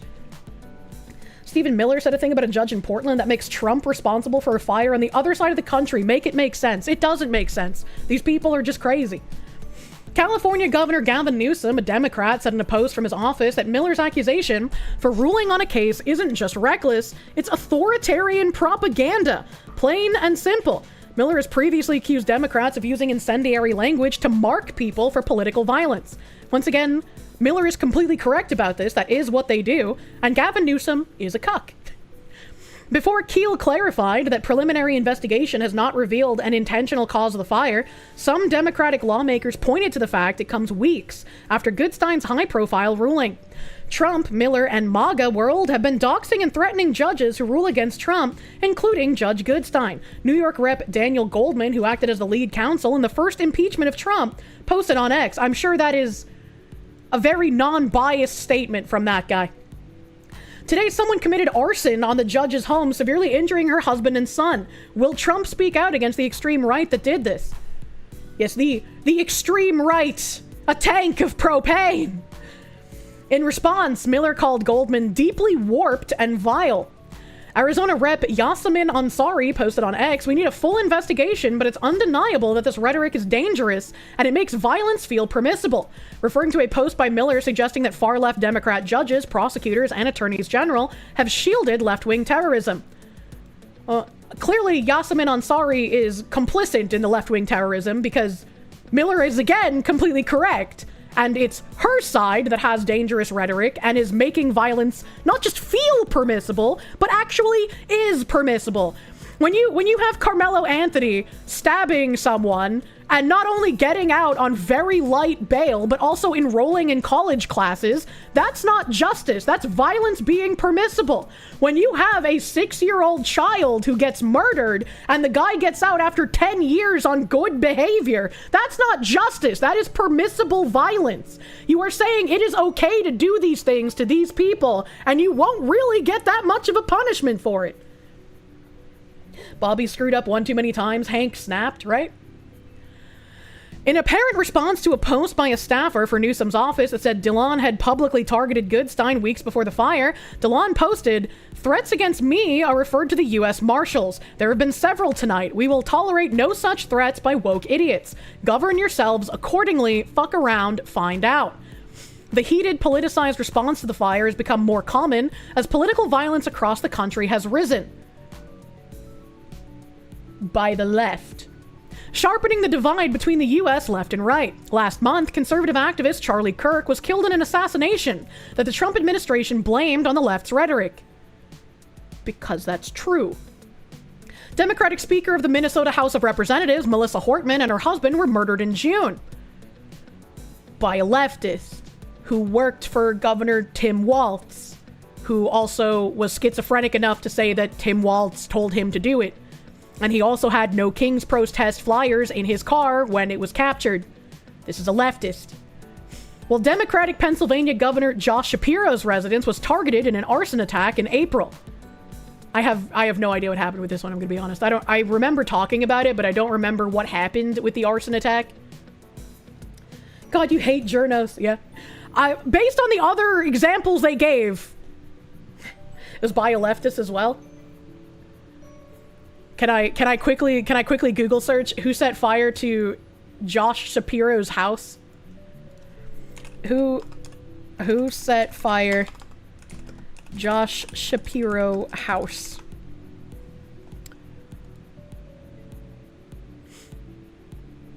Well, I mean, man who set fire to Shapiro's mansion cited treatment of Palestinians, police say. The suspect charged in the attack on the Pennsylvania governor's residence and he was seeking to stop having my friends killed.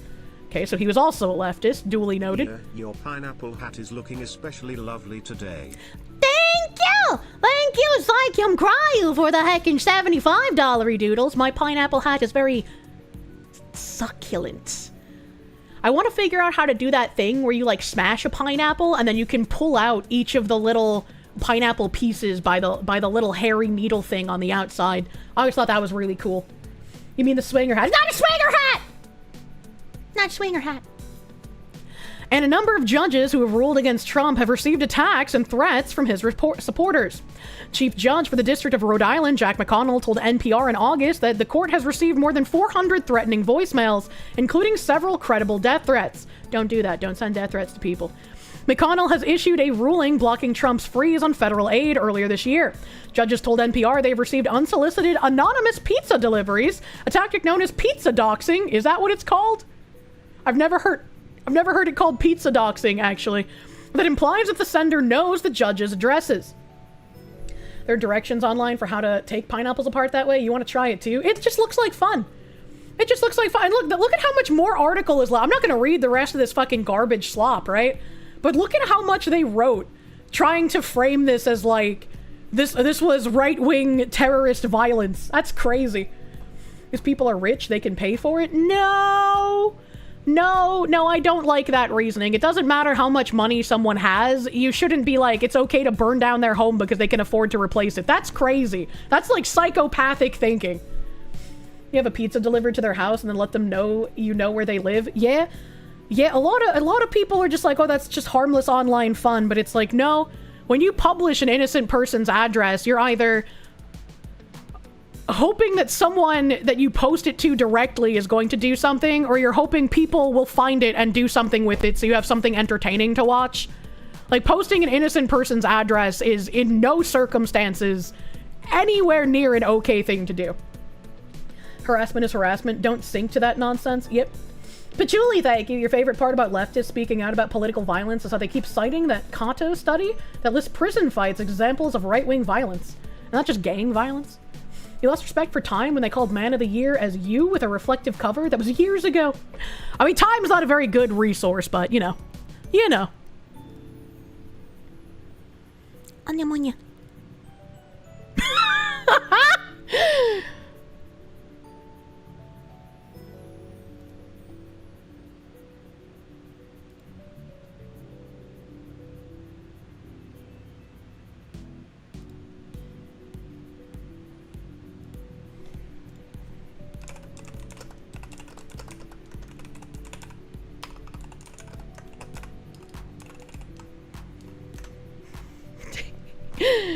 Oh my god.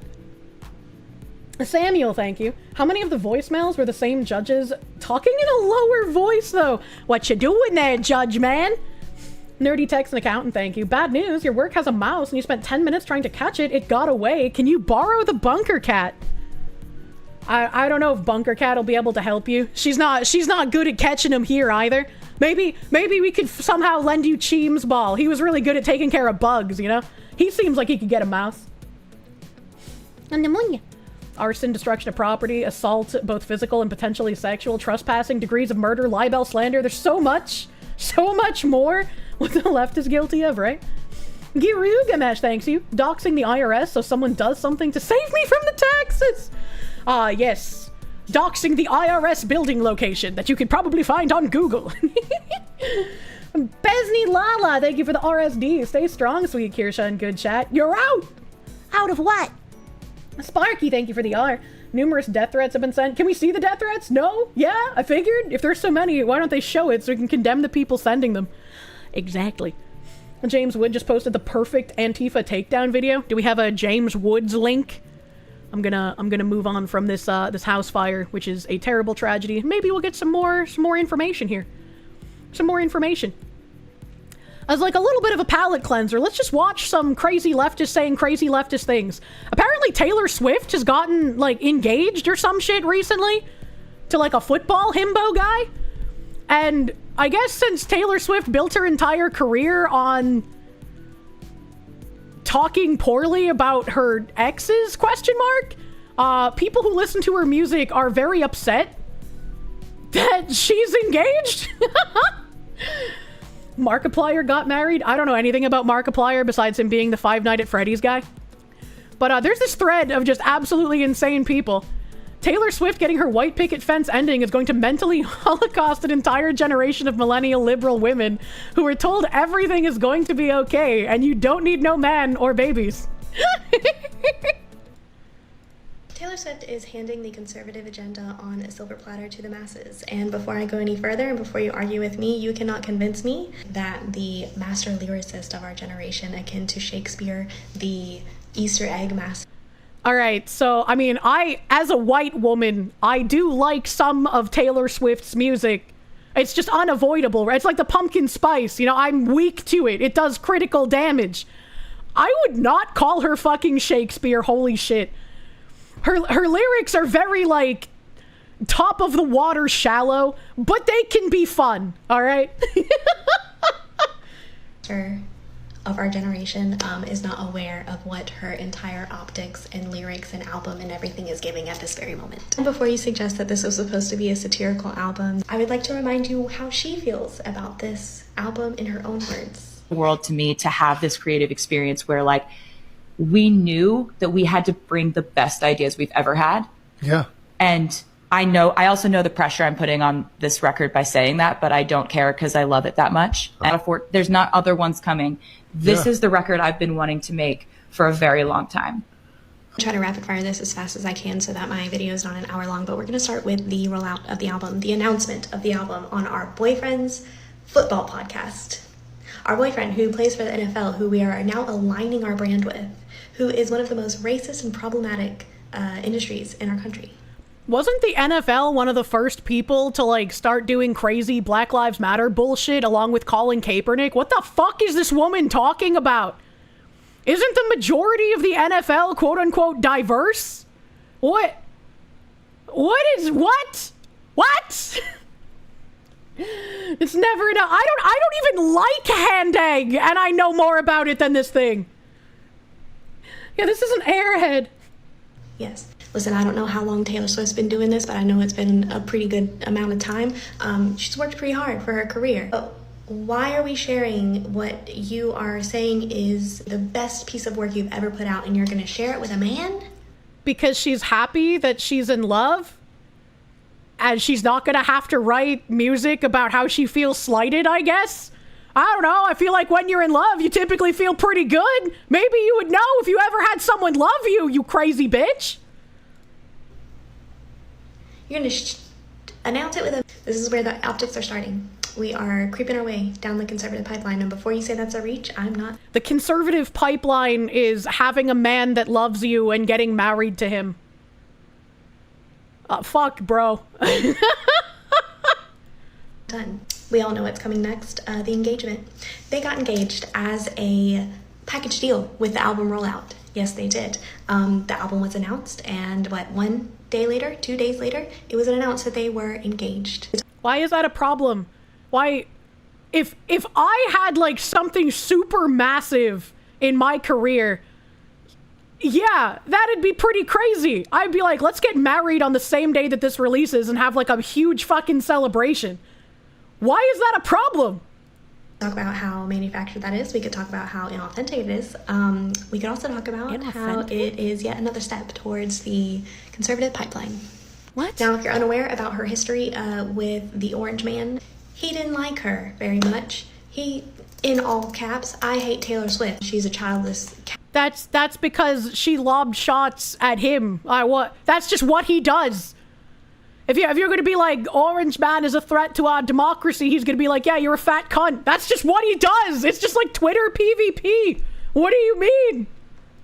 Cat lady, I want you to bank that for later in the video. But once this engagement happened, we had a public statement put out by Pumpkin Man.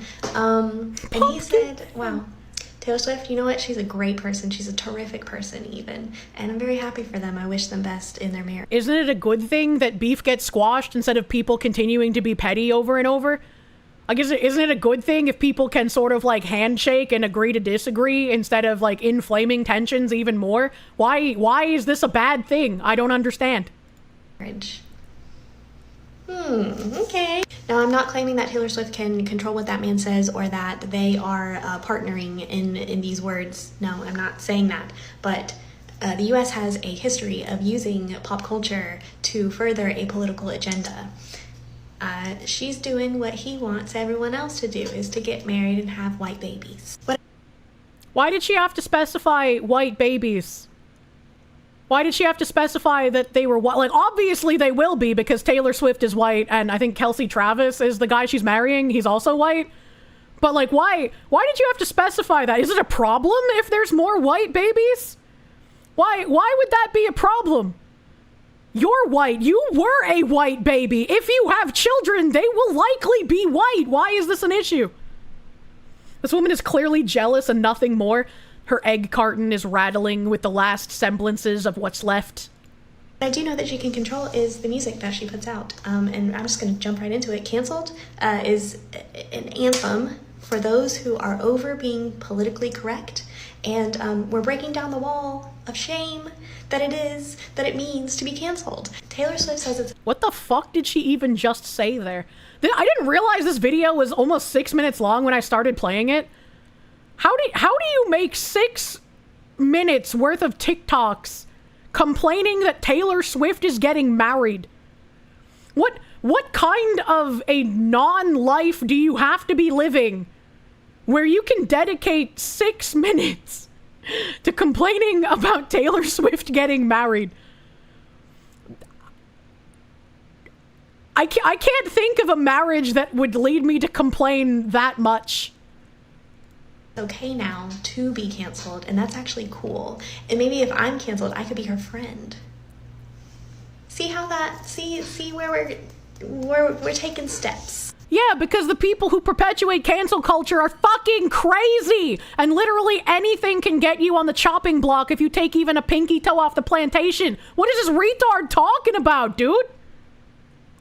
Asmund getting married to someone other than you? Okay, all right, but Asmund isn't as far away from me as, like, Taylor Swift is, okay? That would be a justified crash out.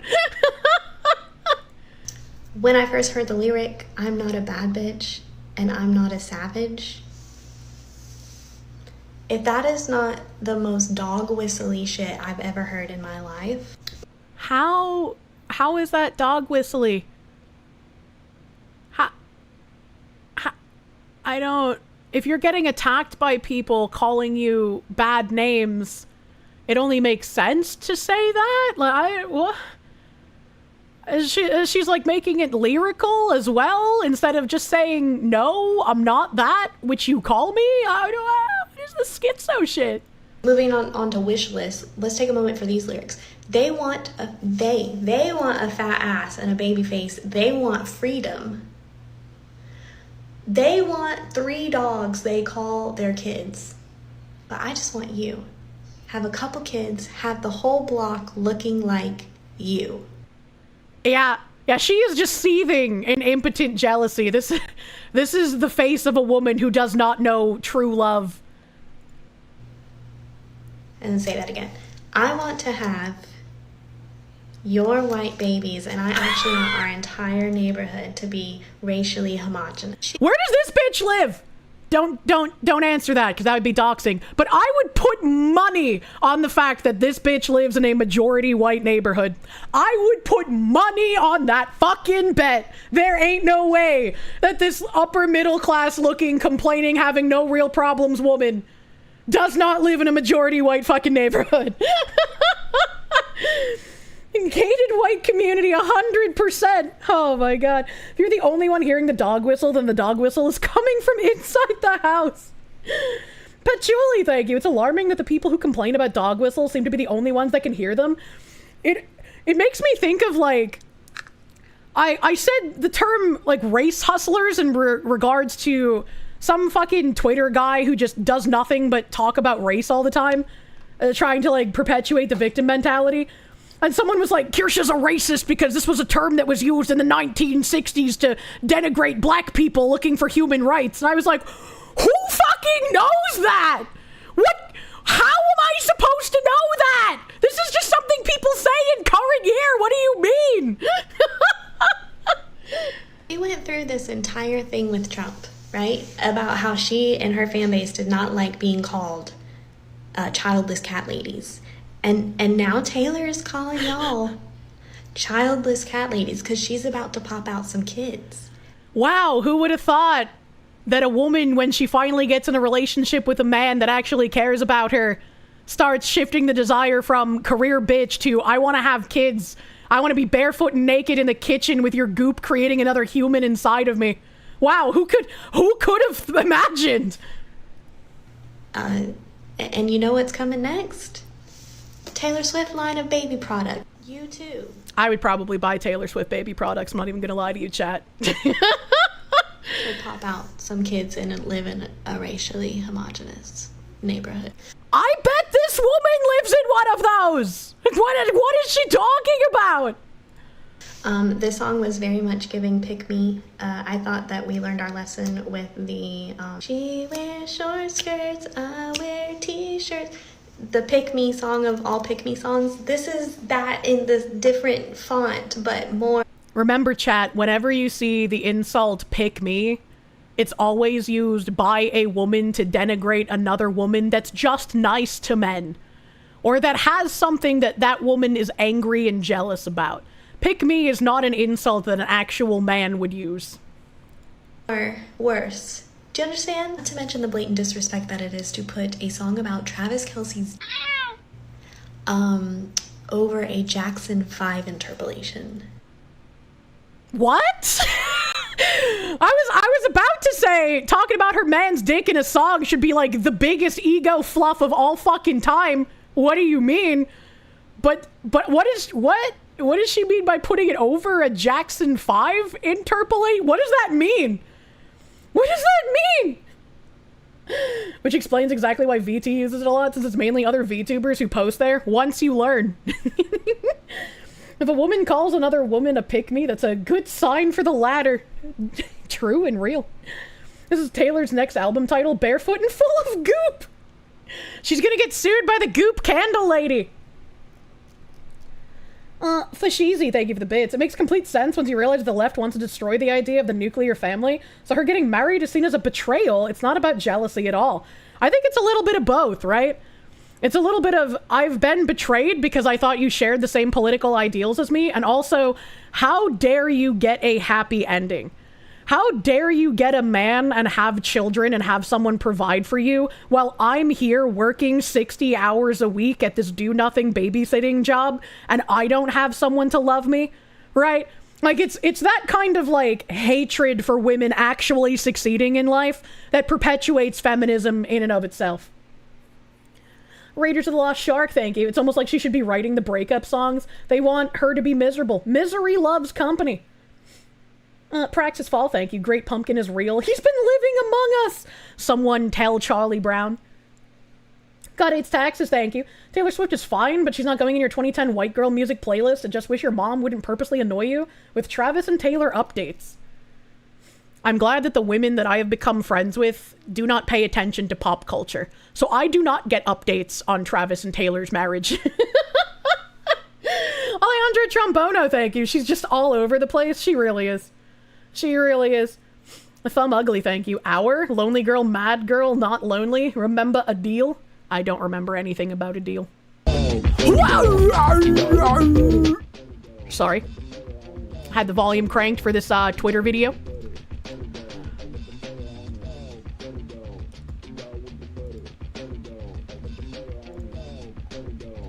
Dog with the butter.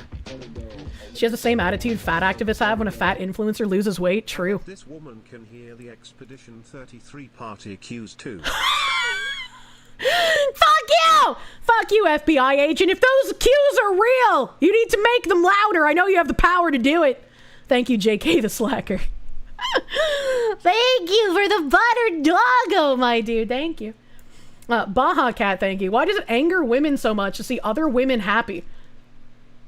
I don't know. I only really feel happy when I see other women unhappy if they've slighted me in some way. But it's like when another woman is happy, I'm like, that's great. I will achieve happiness one day too. I don't know. You should celebrate people who are happy and winning and have the W's. Like, the blanket jealousy just feels like a really weird way to live, you know? Women are only like that if they're severely broken to start with, true. Patchouli, thank you. Imagine calling her a pick-me like it's some kind of own. Yeah, someone did pick her. You childless weirdo! Go touch grass and find someone too. If she manages to find someone to put up with her in this state, and she ends up fixing her attitude, she's gonna look back on this and feel incredibly cringy. Jen 7x13, thank you for the member. Thank you for the member, my dude. Error 404, thank you. Buy stock in box wine and antipsychotic drug companies. Now that the stock is about to go through the roof. Lenny, thank you for the trying to work out how the idiots think only leads to headaches, which is why you should never argue with them. They'll drag you down to their level and win with experience. Never wrestle in the mud with Pigu. Patient Thread, thank you. You can feel your brain cells disintegrating. And we do a lot of that here. Kane's Braid, thank you. One of the few times you're glad to not be straight. Aw, I bet you're really cute. Silly Gordo, thank you for the 28-month resub, dude. Thank you. Thank you. This all feels so blatantly obvious to me. The pipeline that we are sliding down, especially with her bestie. The same week that the album was announced, Lana Del Rey came out with this cover. That's what Lana Del Rey looks like? I would not have guessed. That doesn't look like a real person. This looks like the cover of a magazine in like Grand Theft Auto. Ozzy Hara, my dude. Thank you. Oh, Insane Paco Taco, thank you for that gift sub to Ozzy Hara. He's entered month 3. Twitch is so weird with these pop-ups. Kirsche out here minting new gay himbos like the US government mints money, truly. I am the best thing to happen to the gay community. Alana almost looks like Aerith. Yeah, kinda. I can see it. The fuck? I slap it too. I feel like I'm on the show Pranked and also on Black Mirror. It's the crossover episode. This is where I'm going to... A woman getting a husband and having, specifically in this woman's words, white babies is an episode of Black Mirror. What? How? What kind of like psychotic break happened to this woman to come to this conclusion? Add, the comment that Travis Kelce made about him being honored to play football for Orange Man. And this is where I'm also going to answer your question. Well, does she owe us her political opinions? She's just a pop star. Well, yes, she does. She is a white woman with one of the most massive platforms in our world. White women are not your foot soldiers to be used for political brownie points. What the fuck are you talking about? Today, in Miss Americana, she platformed herself as an ally and monetized off of that. So do I expect a white woman with the biggest platform in the world to make moves with politics? Yeah, I do. I would kind of prefer to never know anything about Taylor Swift's politics, honestly. She sings song. I wish for her to sing song. Like, I don't know. It seems you're incorrect, according to Hatred Lady. Just arrived. Who's this salty cunt, and why does she have more sodium than the Dead Sea? That's a great question. Yakub the Learned, thank you for the member. And Jacob, thank you for the 9-month member. Please enjoy some placenta pancakes, my brother. Thank you. I feel for you, because these women will not stop until the 19th is repealed, clearly. Bet some shitlord Buck broke this woman by calling her an eggless, husbandless, childless hag that has no value outside of her dead-end career. It's not even a career, it's just literal daycare, I bet. I don't know who she is, so I can't look up her job. Baja Cat, thank you. Let's just say it. This chick is batshit insane. She is. She is. Yakub the Learned, thank you for the gift member. Thank you for spreading the gift to the people in the chat. Here's another one, thankfully shorter. I just want you. I'm gonna mute this. It says, get this trad wife propaganda away from me right now. Nose ring! Nose ring spotted! The nose ring always tells you, chat. It doesn't even have to be the bull ring, just any nose ring. Is it just 19 seconds of her wagging her finger at the camera like a deranged person? Okay, alright. There's another one here. Childless cat lady is nowhere to be found. Not to be the friend that's too woke, okay? But on Wishlist, when Taylor's like, they all want their dogs that they call their kids, and that's fine. But I want a baby. I want a baby with you. Like, what? Why is the shade? Why the shade? Why aren't you just, like, the proud cat mom? Like, childless cat mom? Childless cat lady? I'm so confused. I'm confused. You're confused that when someone... I just saved 10 by using code Kirsche with Gamer My 10% Foxy Lady. The TTS butchered that so hard and it was funny. Argus, thank you for the $32 doodles. Thank you for also saving 10% on your gamer subs order by using code Kirsche. Thank you. That also, you said have your 10% of your order was $32. Hold on, wait a minute. How much gamer powders did you buy? This man's crazy. This man's stocking up for the fucking winter. Thank you. Oh no, the whores are complaining they can't find love. It's just like when someone gets broken up with, they're going to say shit to make themselves feel better.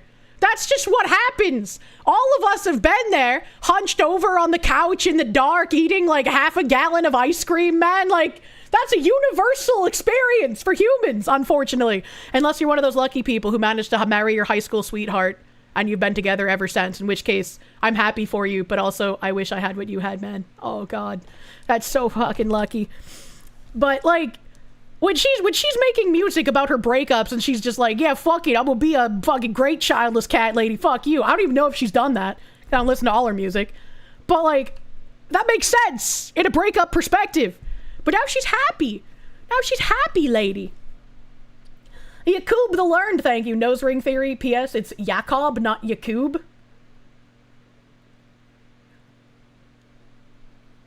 But can I call you Yakub anyways? This is 9/11 for lonely liberal white women across America. Truly, this is their 9/11. Thank you, Sudafed. And Crispiness, thank you for the biddies. Nice girl energy. The whole neighborhood looking like you. Like, I'm just so gonna, like, in this climate, you want the whole neighborhood looking like you, like Travis? Again, why is that a problem? Why would that be a problem if she wanted her neighborhood to be that way? I don't really understand these people. New friends think the fox woman can or will pronounce anything correctly. Here's another one. I'm sure this will be good. Look at those problem glasses. I have subjected myself to listening to Taylor Swift's new album, and the song Wishlist, yeah, that's trad wife propaganda. That is straight up trad wife propaganda. How is trad wife the thing that women have been doing for like ever since humans existed? The propaganda wouldn't like, even if you don't want to be a housewife, if you live in reality, wouldn't you admit that that is quite literally the default for humans, is to be doing that? That even though you are an outlier, that doesn't mean your life is any less than. It's just different. Why the demonization of it as propaganda? You're crazy. Why else would you put a song about wanting a whole block of kids looking like you while we're going through the... This woman would have like lifelong trauma if she ever went to New England. This woman would go to like Wisconsin and have a mental breakdown. Oh no! An entire street of homes occupied only by white people? My life is ruined! Like, what the fuck is happening here? To them, the default is patriarchy. It's so fucking crazy. This is another... Look at this forehead, man. She's got Jack Nicholson hairline. I'm so sorry. Oh, hold on. They're blasting out our ears with copyrighted music. No, like, this song is complete racist propaganda. Also, a whole block of Travises. Travi? Very frightening to me, yes. Yeah, an entire block of only white people living together is frightening. I could not think of a single more horrifying thing happening in the world than a bunch of white people living in the same proximity. What the fuck? It's gonna be loud again for a second. Oh, never mind. It played muted. Hell yeah. So many dead eggs and nose rings. Oh yeah, she does have a nose ring too. It's because they literally want you dead and extinct, and the idea that an entire block of white people is antithetical to that. It is. It is, and it's wild when you like notice that. Oh my god, this one's so long. What the fuck? Why is this one so long? Why is her head slanted like someone didn't check the box in their paint program for retain aspect ratio? Why did they fuck with the aspect ratio of this woman's skull? What's happening? Stubbing my toe just hard enough to feel it, but not hard enough to hurt someone? Or hurt sounds more horrible than that. I just don't get it. How you, as a white woman, could have drank the propaganda so fucking hard that you're like, yeah, a whole bunch of white people in one area is bad. It's like, you are a white people. What do you mean? You are not one of the good ones. Like, you will also be up against the wall. Black Knight Leader, thank you. You're surprised most of the leftist white women are not taught that they're trans and are men deep down, hence not wanting to be pregnant? I don't know, man. They don't have your tism, Kirsche. Am I the only one who's getting trad Wi-Fi from Taylor Swift's new album? Like in the song Wishlist, she's talking about how everybody wants these material markers of success, but not her though. she just wants a man. And she wants to have all of his kids so everyone around her will look like him. That's because, like many childless 40-plus women have learned before you, your career can be fun and feel empowering. But once you stop having the ability to have kids, you start realizing how empty your life really is. And it's like, sure, there are going to be outliers who just aren't built for having children. And that's fine. They're an outlier for a reason. But the majority start feeling very depressed. And the female suicide rate has been rapidly increasing in the past few decades. We were literally built for children. Like, I do not get it. The creepy thing is that 99% of these TikToks are only doing it because they saw someone else complaining about that specific song first. Social contagion. Yep. And what she really wants is a house in suburbia that has a basketball hoop in the driveway for her kids. And the immediate song after that is Wood, which is a reference to Travis Kelce's Eggplant. If I was a guy and I was going to marry some like fucking super famous ultra pop star that everybody knows, and she wrote a song dedicated to my dick, I don't think any kind of cock worship could ever blow that out of the water. Like, even if we broke up, I would still listen to that on fucking loop, man. Like, yeah, that's my dick. Like, what? Why is this a bad thing? Just say penis. You're not 12 anymore. They can't on TikTok. And you would think the song would be about sex, but it seems to really be a song about a woman justifying the fact that she has sex. Like, in the song, she portrays herself as like crossing her fingers and picking petals off flowers. He loves me not, because she's just so distraught. What? She portrays herself as being young and insecure and innocent. That is, until she's stigmatized, which opens up her eyes. The lyrics in the song do not contain a single ounce of Taylor having any kind of sexual desire of her own. Sex is something that is happening to her. This just in, adult female discovers adult female sexuality? Like, what the fuck is she? Like, yes, if I'm having sex with a man that I love, it makes me feel good that he feels good. Like, what? What are we even talking about here? She looks dead in the eyes. Justification for sex is having children. So radical. Jordan, thank you. It's only okay to have blocks that look like you're Muslim. What the fuck?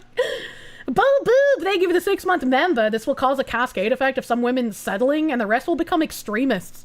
Thanks, I hate it. Charminator, they give the Canadians. Theory, maybe the lyrics mean she wants a happy neighborhood full of happy families like her. Also that. I don't know what the lyrics specifically say. I mean, if it's just people that look like her, she could just be talking about happy families. You're right. They are the ones that brought the race into it. Completely right. Evil Mandrake, thank you. Heat map, that is all. Is it really a dickmatization if he doesn't swing it around like a helicopter? True. We need the helicopter swing. Suki Wookie, thank you. Thanks. You want mint chocolate chip ice cream now? I love mint chocolate chip ice cream, but that's random. Keck McKeckerson, thank you. Howdy, Foxwoman. You really hope the government shutdown ends soon? You need to show up to work without pay until it ends. Congress is still getting paid, but the army is getting shit. It should be the opposite. Should be the opposite, man. Justifying sex. Justifying sex, says the group of people who treat it like a commodity with someone they don't even care about. Dickmatized needs to be a song title if it isn't already. I'm sure it is somewhere. Adam Wofford, thank you. That's how having kids works. They end up looking like your man or your woman, and it looks like the Neanderthal gene has rose up from the gene pool. Oh no. Rip to your white bros who have to get with a white woman. Thank God you can miscegenate in peace. What did he mean by this? Oh, what do you mean by have to? But also, not all white women. I am white and I haven't fucked a dog. She doesn't want to have sex. She's hypnotized. She's under his spell. It's not that she wants this. She just can't consent. And what? Adult woman who wants his massive schlong can't consent? I think this woman has taken one too many feminist literature courses. Then you have the line, his love was the key that opened my thighs, which reminds me of a lot of slut shaming I heard growing up. Of, oh, you should... Yes, sluts should be shamed. only have sex with people you really love. That's it true. shouldn't be about your own sexual pleasure. Excuse me, what do you mean it shouldn't be about your own sexual pleasure? Following this logic... You're getting a vigorous spanking because you've been a bad girl. Following this logic, you're more likely to have a good orgasm when you have sex with someone who loves you because they're going to care. Someone who's just using you as a wet hole isn't going to care. What is this? And that line is so gross to me because it's his love that opened her thighs. It's not that she's choosing this, it's that... It's because he loves her and she found love in a guy that actually cares about her. Why is this so... I don't even listen to the song! I've never heard it! And I can parse this better than this Neanderthal. He loves her and he wants her, so he's going to have her. And that line low-key reminds me of guys who pressure girls into having sex when they're not ready by saying stuff like, oh, but don't you love me? If you love me, you would let me fuck you. Yeah, no, that's manipulation, and that's disgusting. Guys who do that are not trad and are not even good people, minus that. That is a manipulation tactic, and that's not at all what the song is saying. What is this woman? And it's so interesting to me because Taylor's entire brand is her being a relatable white girl. But the average white girl isn't relating to Taylor right now. The average white girl is probably living paycheck to paycheck, is struggling to buy groceries because grocery prices are up. Okay, but that hasn't changed. Like, Taylor Swift was still ultra rich even before she got married. So, like, what? Again, this doesn't make sense. Your senpaku eyes tell me that you are getting more strung out as you try these mental gymnastics here. And if you're saying that now white women can't relate to Taylor Swift, well, why is that? Why is it that Taylor Swift can find love and want children and want to have a happy marriage and want to live on a street with other people in happy marriages? And you think that no white women can relate to that? Wouldn't that be an issue if you think that no white women can relate to being in a happy relationship with a man who loves them and producing children? I feel like that is a scary thought if that is why white women cannot relate to Taylor Swift. And prices are up and they're losing their rights rapidly. How am I losing my rights? The only time I felt like I was losing my rights was when the transgender craze was at its peak. And I was constantly having to, like, notate my pronouns and tell whether I was a biological female or not at my fucking gynecologist office. And then my gynecologist office decided that they didn't really want to do pap smear stuff anymore. They didn't really want to do yearly appointments for biological women because the money was in the trans healthcare, baby. So, I mean, like, that's your side. That's your side doing that. 30 years of programming going hard in her head. You can see the strain in her eyes. And it seems like on this album, Taylor isn't even trying to be relatable anymore.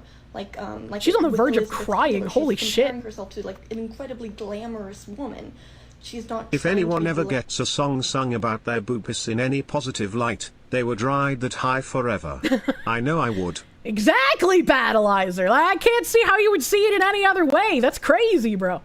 She lying down and holding the phone sideways? Is that why she looks so weird? I have no idea. I have absolutely no idea. And again, it's a little weird that they're like, oh, this massively rich pop star is comparing herself to another massively famous, glamorous woman. That's not relatable. It's like she was already that woman. That was already her.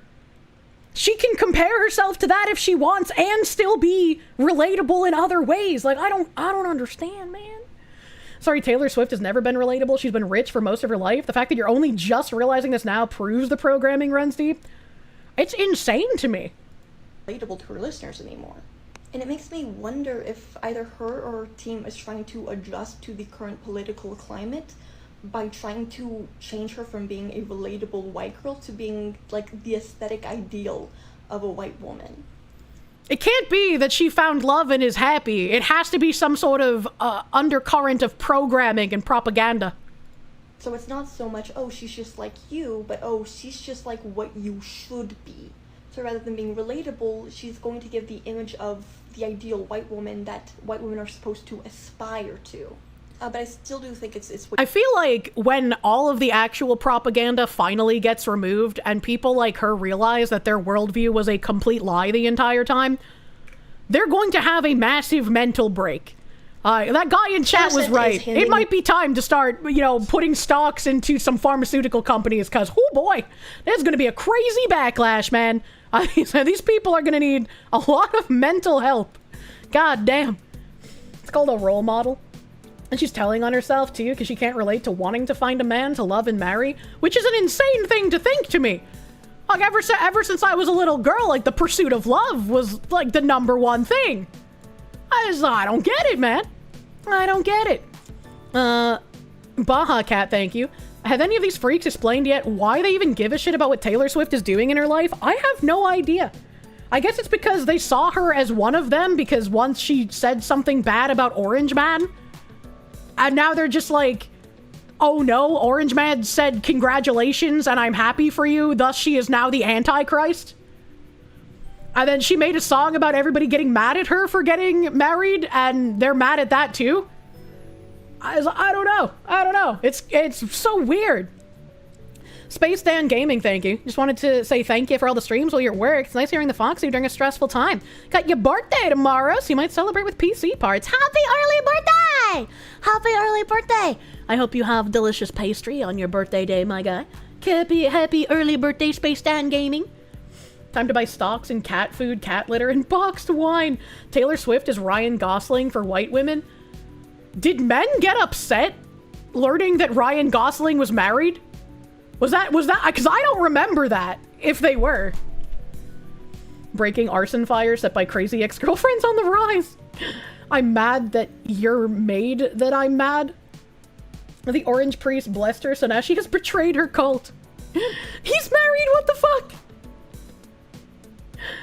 Not in the slightest, of course not, men don't do that. Men probably saw him being married and being like, wait, I can too.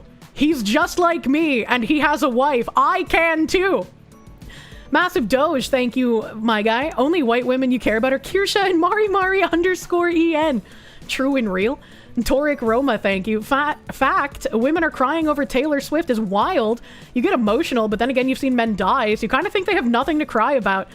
Yeah, I don't understand. People getting emotional over celebrity marriages are crazy, man. When did I get married? No, but there were some who were upset at Ryan Gosling calling people losers for thinking they're literally him, you think? I mean, I think that's kind of rude if he said that. That's a little rude. I don't know if he said that, but if he did, a little rude. Adam Wofford, thank you. That's why she's laying down to hide the blood from her nose. The song has broken her and she can't handle her nature speaking to her through the song. Oh my god.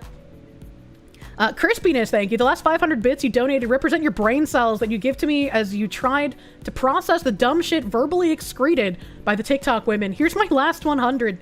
I will be sure to eat your brain cells deliciously. No. Winnie, thank you. Apparently YouTube has implemented a monthly budget to supers on the mobile app at least, and tried to refund your last one. Have more money and a warning to all currently trying to send supers. That's really weird if they instituted some sort of budget to them. I don't know. I mean, if you ever get hit with YouTube being like, you paid too much today. I have a Stream Elements link. Also, hopefully it's something you can afford and you're not taking out loans to do. I don't want to see you on Caleb Hammer's show. But I have a Stream Elements link you can use for that. It pops up on the screen too. You just noticed the tags. Don't worry about it. Colgrave, thank you. Ultra Trad Dicknosis. Dignitized into a loving wife and family, there will be a baseball team. Imagine the entire baseball team being from one family. Crazy, bro. Women and men are supposed to hate each other according to their worldview. I hate that. I hate that. Padre Singh, thank you. Once Foxy's Roach Prince takes her away, her next gamer sub will be called Asmund Goo. I don't think anybody wants to drink that bad. Adam Wofford, thank you. That's how having kids works. They end up looking like your man or your woman. I read that earlier. Thank you again. I did it. I caught up. Hell yeah. Great dono. It is. I want to get dickmatized, bro. Counterpoint, if we end up on Caleb Hammer, we can say hi to the Foxu. I will be taken out of reality if I'm watching an episode of that show and someone says my name, dude. I just, like, lose my mind. You also don't want to drink gamer farts, but that's a flavor. Okay, fair. Okay, fair. Let's see. We have some more information on the, shit going down in Virginia. We have Virginia news. In a major shakeup, GOP Virginia governor candidate Winsome Earl Sears, I'm so fucking bad at pronouncing things today, released a devastating ad, perhaps the hardest hitting of the season, after Abigail Spanberger endorsed AG candidate Jay Jones, who supports killing Republicans. Which is crazy that we're at this point that this sounds like hyperbole, but it's not hyperbole, it's just real. Jones fantasized about shooting the former GOP House Speaker and pissing on both his and his children's graves. Spanberger in the ad, I'm excited about this ticket, Jay Jones. It's going to be great with Jay Jones. Then there's some stuff here that I'm sure is in the video, so let's watch this ad by Mr. Winsome Earl Sears. That is such an old English name that it makes me feel like I've teleported back to like 1793 when I read it. We start with breaking news from the campaign trail. Jay Jones is under fire tonight. Jay Jones is under fire. Jay Jones is under fire after messages he sent in 2022 saying former Virginia House Speaker Todd Gilbert should be shot. I'm excited about this ticket. It's been great to be out on the campaign trail with Jay Jones. You said Gilbert's wife could watch her own child die in her arms so that Gilbert might reconsider his political views. I like how that journalist there on ABC actually kind of showed emotion. It was almost like a journalist was human for a second. He sounded distraught at having to read that. I hope he's a good person. We deserve an attorney general who will stand up for the people of Virginia. Jones said, quote, Gilbert, Hitler, and Pol Pot. Gilbert gets 2 bullets to the head. Let your rage fuel you. Jones doubled down, saying, quote, do I think Todd and Jennifer are evil and that they're breeding little fascists? Yes. How can Virginians trust a man who it's a said crazy thing so to horrific, say. so callously? Only when people feel pain personally do they move on policy. And I think of all the like political smear ads we're used to seeing, this is incredibly cool because it's not even a smear ad. It's not even like, my opponent is a terrible person. They eat broccoli on Wednesday mornings. You know, it's like actually things from that guy's mouth and showing that the Democrats already in power support him and aren't even calling for him to like apologize and say what he said was bad. And he's given like a very lukewarm, like, I'm sorry. It was a heated moment. It wasn't a heated moment. You literally said, I've said this before in that text exchange. Like it was a literal non-apology. Zekia, thank you for the 12 freaking months, buddy. Thank you. Democrats not condemning just means they agree with it, which is a horrifying realization normies need to come to. I should Google Winsome Earl Sears. She's a woman. What? What?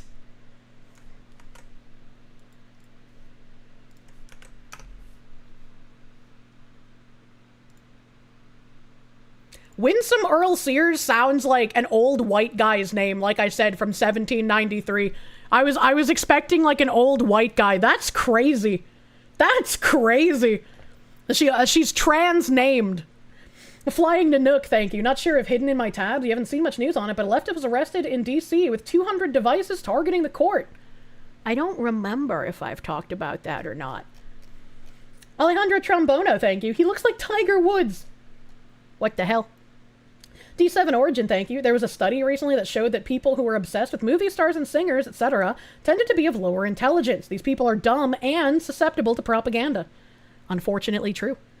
XX underscore bussy breaker 69 underscore XX. Thank you for the 20. What's that? You just maxed out 5 credit cards and have debt to the mob?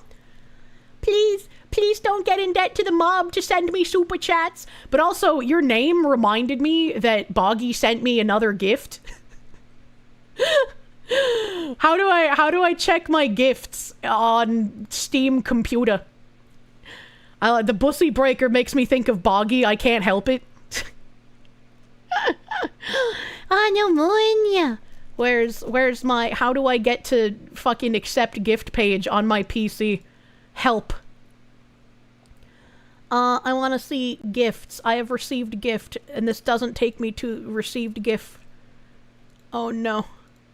Oh no. Oh no. Usually I can just like click on a notification, but it just says I have a million new friend requests.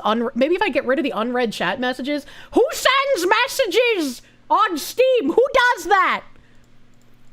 Okay, clicking on the 2 unread chat messages did nothing because apparently I'm disconnected from Steam. I don't know. How do I view this? How do I view this? Under me? Content, maybe? Steam has made it easier to take and share screenshots. I don't care. Steam sends messages. Fuck, well I wanted to accept Boggy's gifts, but I can't now because Steam is cucking me. Is Steam still under DDoS? I don't know. One of your close friends sends you Steam messages about wanting to play a game and you don't see it until 3 days later, he won't stop doing it! Restart Steam? It shit the bed earlier today? Oh, okay. I almost force-killed OBS instead of Steam. That would have been horrific. Massive Doge, thank you, Penguin Lord, ends up on financial audit. So there's this white fox lady. I'm a penguin and she's a fox, and I believe that we can have penguin-fox hybrid children. Could be Steam's Tuesday night maintenance. Oh, I hate that they do that, man. Tuesday Steam maintenance, you thought? I think that's later in the day, though, ain't it? And that wouldn't stop me from being able to, like, claim my gifties. Manage account. Why is my profile picture a question mark? I have no new notifications. How the fuck? Verifying login information. Well, whatever it is, Steam is just hella dead. I'm sorry, Boggy. I can't check right now. Hopefully I remember before they expire.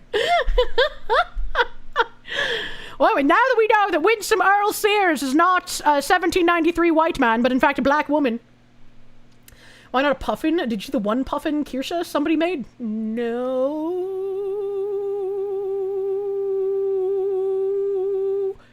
I had to remember what a puffin was, because I was thinking of Poffins from Pokemon. But it was a good ad. It was a good ad. And then, we have a little bit more information happening here. We have former Biden official Neera Tanden implies Democrat AG candidate Jay Jones calling for the assassination of a Republican and his kids isn't disqualifying, as it was a private conversation, adding if Democrats must denounce it, Republicans must denounce Trump. They're trying to be like, oh, it's the political kayfabe. It protects him from his personal thoughts being leaked. Kayfabe does not protect you from being a piece of shit. I have to refresh. The video doesn't want to play. Fucking hypocrites. With Leader Jeffries. Can we stop with the pearl clutching about the mean tweets and sombrero tweets? Why are they having this discussion on, like, fucking big rig speakers? Like, I feel like right before this guy started talking, because of all the interference, he should have been like, beep boop, yeah, this Big Bertha 71 calling in for Coyote Teal. You know, it's like, what the fuck? What is this quality? Why is it so bad? This week, it came to light that a Democrat candidate for Attorney General State of Virginia called for the assassination of a political opponent, called for the assassination of that political opponent's family, and there's not one national Democrat calling for him to step aside. I mean, I'm agreeing with everything he says, but I'm sorry. His face looks crazy. He looks like he could play a villain in a Harry Potter movie. Not one. It's disgraceful. Neera, let me let you respond to that, because that is going to be a big story, I think, in the coming days. I mean, and then we'll go to Andrea. I absolutely think people should criticize that 100%. I think it was a private conversation he had, but still awful and disgusting. Wasn't calling for it public, but terrible. And it should be condemned. Do you think that if a, like, Republican running for any seat of power had said, yeah, I want to watch this Democrat's children die in their arms and then piss on their grave, do you think this would be the response? Absolutely fucking not, bro. It should be condemned. But then we should condemn that. But then you should condemn when the president calls the Democratic Party the party of Satan. Yeah, in all fairness. Why don't we... Based on what you just said, can I really disagree with the president?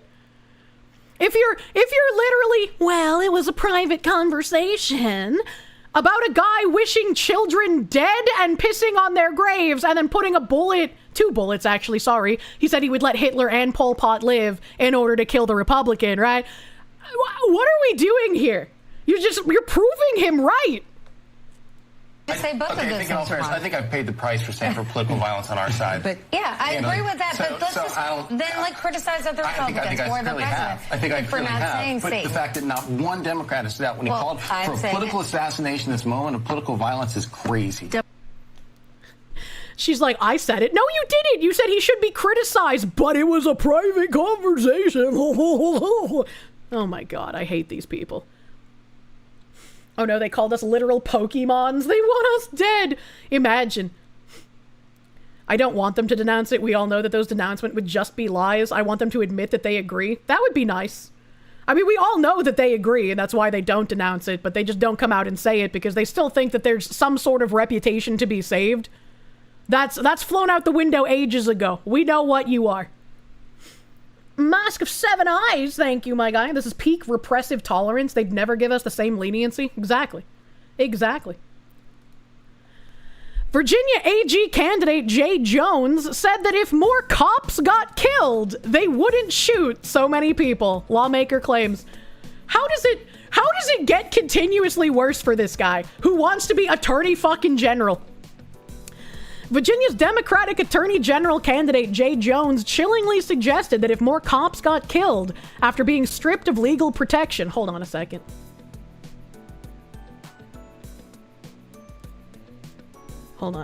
I have to do something here. Hold on.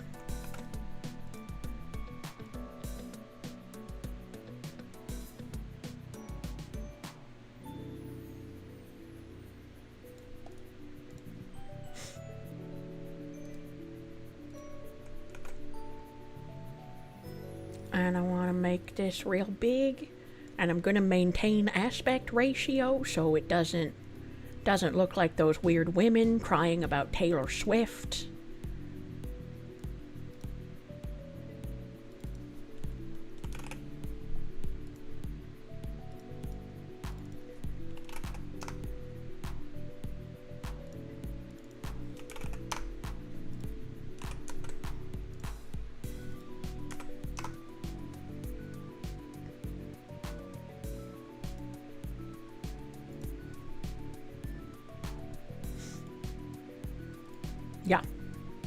Yeah, that's good. That's what I want. Okay, where's this article? Where's the article? Okay, and I'm gonna put this article into my other browser, and I'm gonna read it from there.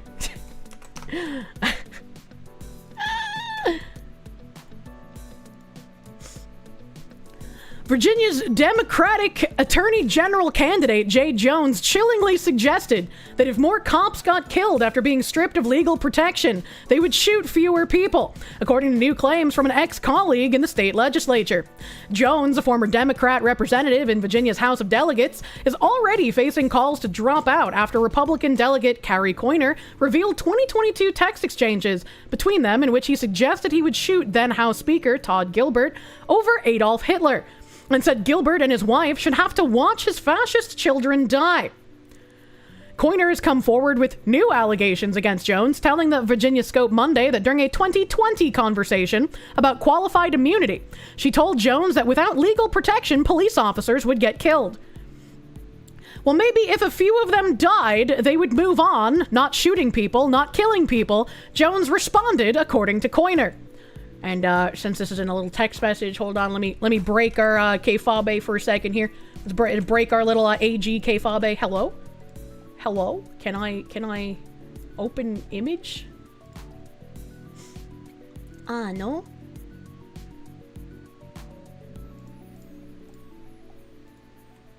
Give me the image link.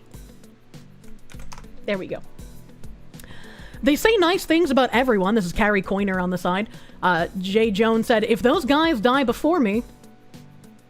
Oh, this is the old one. What? Why would they say this? Why would they say this right underneath the fucking thing? Okay.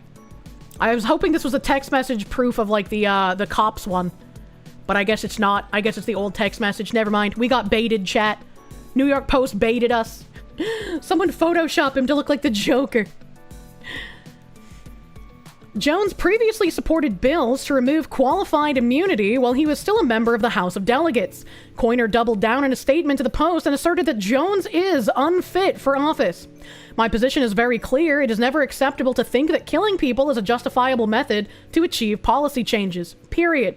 Anyone that advocates for killing someone for disagreeing with them is not qualified to serve, Coiner said. Jones denied Coiner's new allegations. Yeah, I don't believe you, but I would like to see the proof. I would like to see the proof. Also, Carrie Coiner is not suicidal. She did not kill herself. Jones is quoted as saying, "I did not say this. I have never believed and do not believe that any harm should come to law enforcement, period.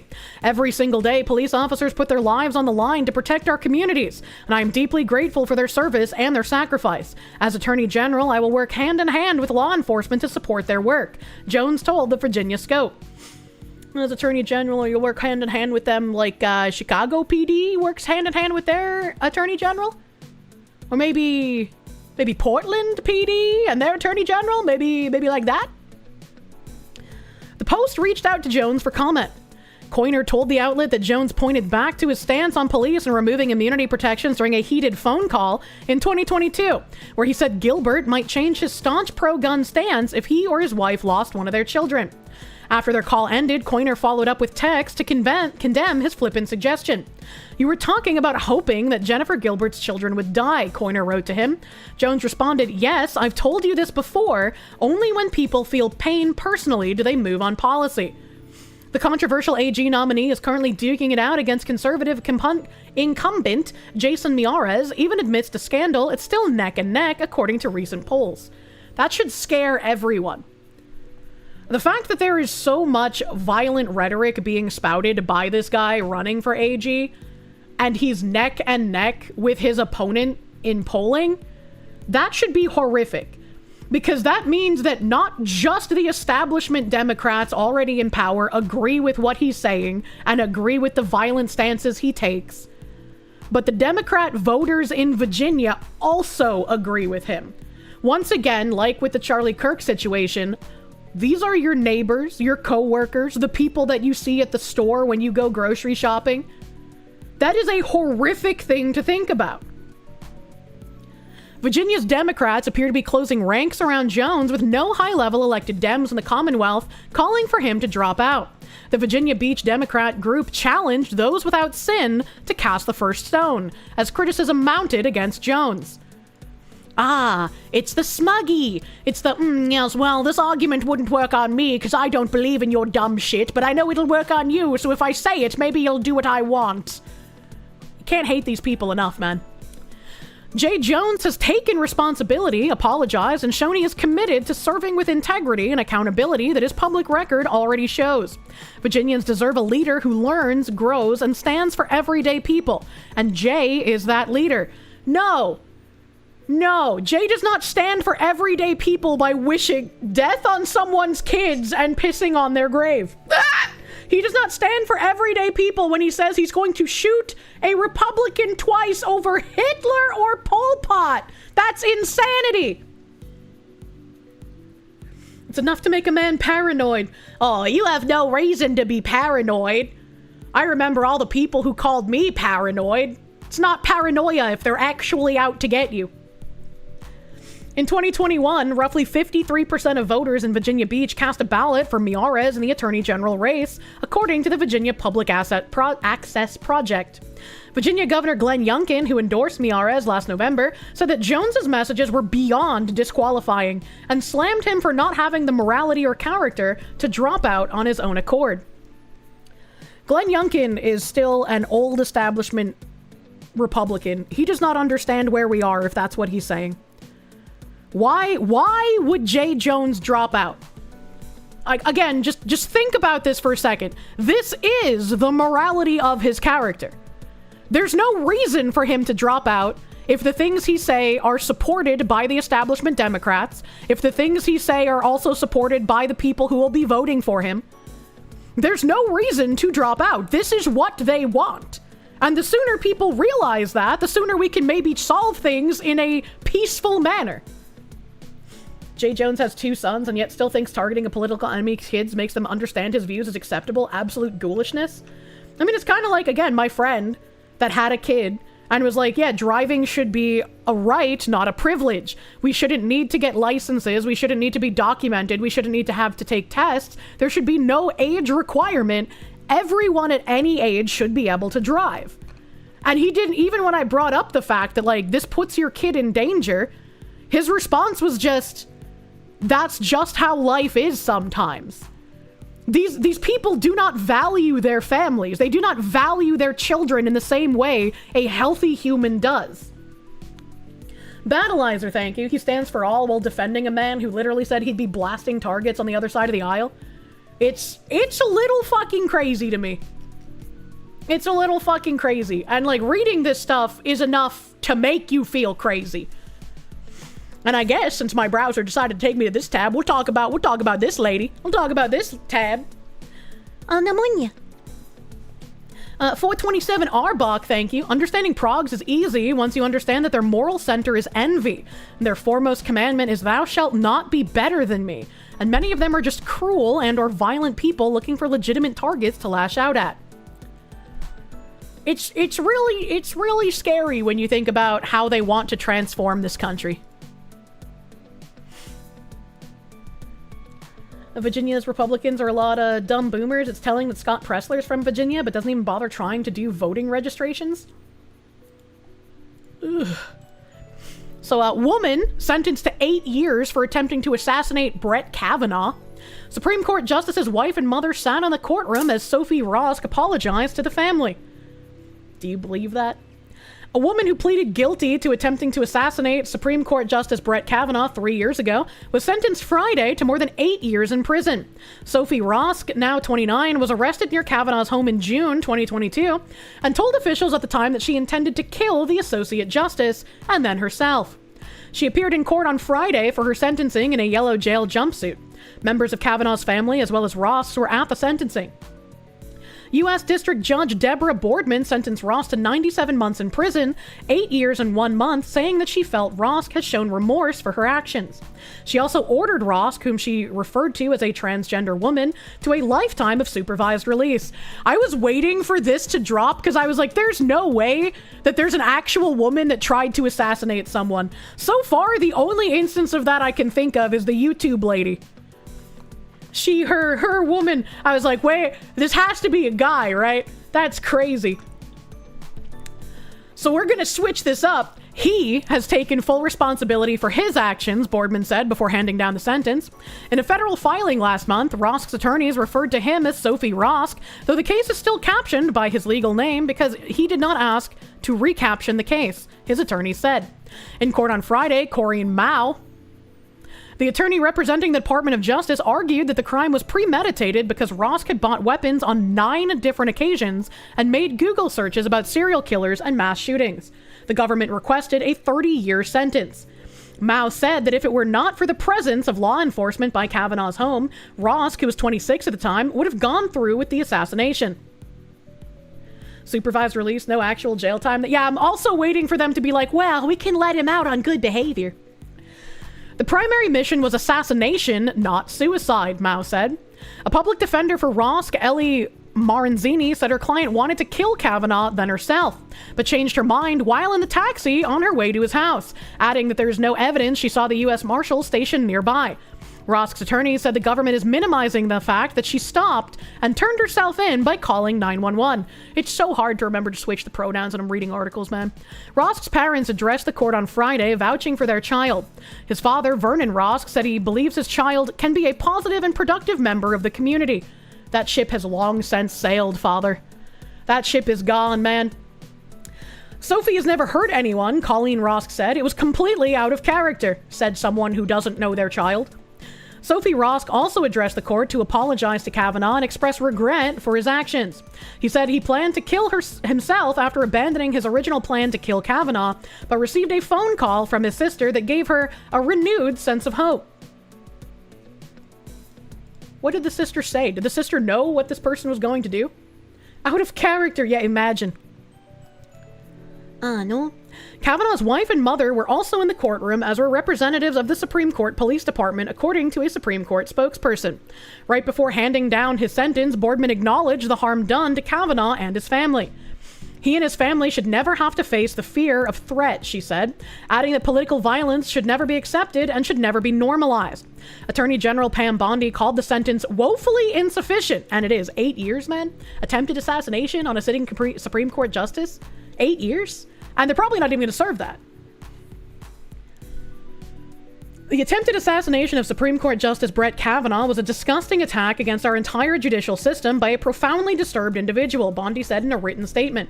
Rosk was arrested near Kavanaugh's home in Chevy Chase, Maryland on June 8th, 2022. He was armed with a handgun, knife, pepper spray, and burglary tools, officials said.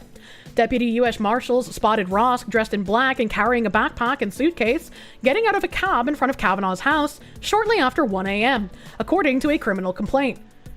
Changed his mind. I hate how this scrolls every time I go to highlight something. Like, what the fuck is this?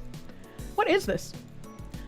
Yeah, changed his mind about killing Kavanaugh, but still got out of the cab at the house instead of saying, you know what, cabby, take me somewhere else. Yeah, I believe it. Rosk looked at the officers and then started walking down the street and called 911 on himself, the complaint said. Several minutes of the 911 call was played in court on Friday, and Rosk told police that she had come to Maryland from California to hurt Kavanaugh, that he had a gun in his suitcase, was having suicidal thoughts, and needed psychiatric help, according to a recording of the call. Rosk allegedly told investigators that he decided to target Kavanaugh because he was angry about the possibility that the Supreme Court would overturn Roe v. Wade, and about the deadly school shooting in Uvalde, Texas. He said he thought Kavanaugh would loosen gun laws, the complaint said.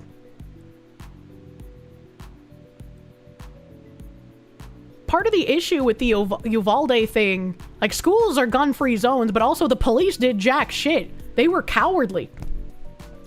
You feel like the cabbie called? Of course, he was from California.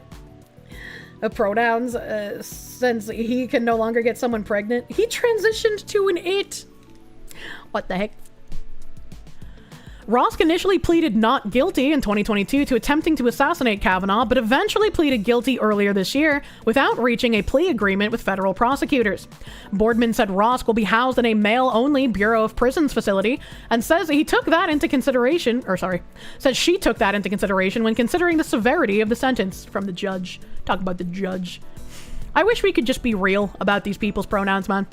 Boardman mentioned the ongoing litigation related to President Donald Trump's executive order on transgender federal inmates. The order, which is currently on pause, directs the federal government to only recognize two genders, male and female, to place transgender women in men's prisons, and cease funding for any gender-affirming medical care for inmates.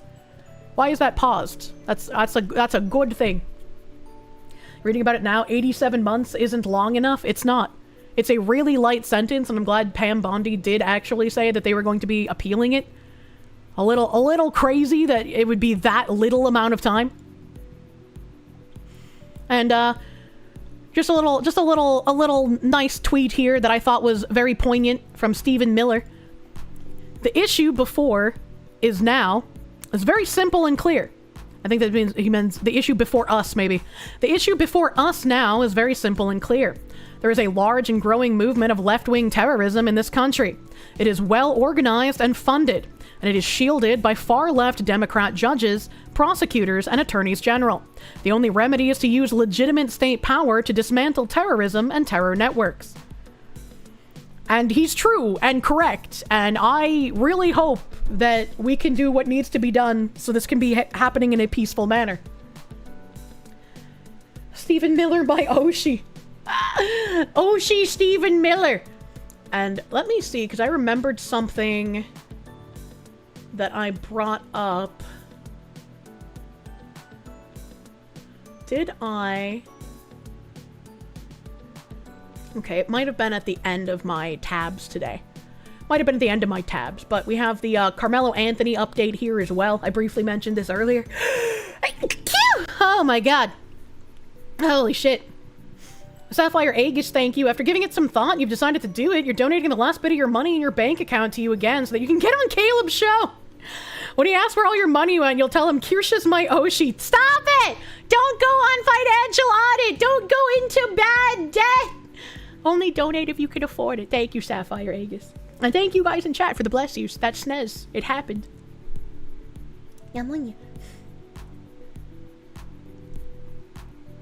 To the Carmelo Anthonys. Sarah Fields here, saying, Carmelo Anthony, who's currently on house arrest for fatally stabbing Austin Metcalf at a high school track meet, is enrolled in Morehouse College online classes and is reportedly studying criminal justice. I believe the irony is lost on him. This flyer is being circulated by Carmelo Anthony supporters, and as you can see here, it's the Tiffany Billions person we've talked about previously in relation to Carmelo Anthony. Morehouse College is a private, historically black liberal arts college for men located in Atlanta, Georgia, and is estimated to cost approximately $30,000 per semester. Texans have wondered why a family that claims to fear being targeted has made their lives so public. This is your America. And there's some guy here who responded and said, it's black privilege. And they have a bunch of article titles here with teen killer Carmelo Anthony allowed to graduate from high school while on bail for brutal stabbing. American Heritage Schools student removed after racial slur video surfaces. Christian family says school district won't allow daughter to graduate over mandatory LGBTQ health class. Student might not be able to graduate after taking part in pro-Palestine protest. Maryland student involved in Ladybug senior prank not allowed to walk at graduation. Maryland student can't graduate from high school because she refused an LGBTQ class. Layton High School senior not allowed to walk at graduation. Unvaccinated students not allowed to walk at Granada Hills High School graduation. Very interesting. Very interesting here. Was he even passing before the stabbing? Another great question. And Sarah Fields continues with another post here that she made. Statement from a former prosecutor regarding Carmelo Anthony's college enrollment while facing murder charges. Ladybug prank, what's that? I have no idea. I remember some of those titles, but I don't remember all of the circumstances in them. Brain cannot remember everything. So this is a quote from a former prosecutor. I have just been informed that Carmelo Anthony, who is currently facing charges for the murder of Austin Metcalf, has reportedly enrolled in online courses at Morehouse College. This development raises serious concerns from a legal perspective regarding trial strategy, jury perception, and accountability. From a legal perspective, public knowledge of this enrollment could potentially harm Carmelo Anthony's trial. The stabbing of Austin Metcalf followed a reasonable request for him to leave the tent, and publicizing educational pursuits while awaiting trial has the potential to affect how jurors may evaluate his decision-making, accountability, and overall character. Jurors may view these actions as evidence of poor judgment, lack of impulse control, or disregard for rules. Publicizing such activity also has the potential to create pretrial bias, complicate jury selection, and threaten the fairness of the proceedings. This behavior has the potential to reinforce the perception that he is moving on with his life as if nothing happened, which could influence how jurors evaluate his character and accountability. I think this former prosecutor is still operating in a we all live in reality perspective. I think publicizing Carmelo going to college is going to give the perception of he's trying to get his life together. He's actually a good person that can have a good effect on the world because he's going to college, and not just going to college for anything, going to college for criminal justice. Therefore, he understands what he did was wrong, and he wants to prevent anyone else from being in his situation in the future. It's, I feel bad for people who still have not reached where we are. The former prosecutor continues, financially, this is a serious misstep. Money spent on college tuition instead of preparing a defense for a murder charge demonstrates misplaced priorities. For the majority of people watching this case, that will not be what they get from it. It will look to them like he is trying to better himself, unfortunately. Every resource should be focused on competent legal representation, expert testimony, and thorough trial preparation. Diverting funds and attention signals that the defendant may not fully grasp the seriousness of the charges. Or it signals that he understands he will be given a lenient sentencing because that's just how our justice system works in current year. He understands he doesn't need to fight tooth and nail for his innocence because he will just be handed a sweetheart deal. I would love for that to be wrong. I would love to see him have actual repercussions for murdering someone. But, you know, spending money on college at this stage is reckless. His priority must be mounting a defense, not advancing a personal agenda. Actions like this are insensitive to the Metcalf family. True accountability begins with accepting responsibility and focusing on the legal process, not public gestures that could be perceived as self-serving.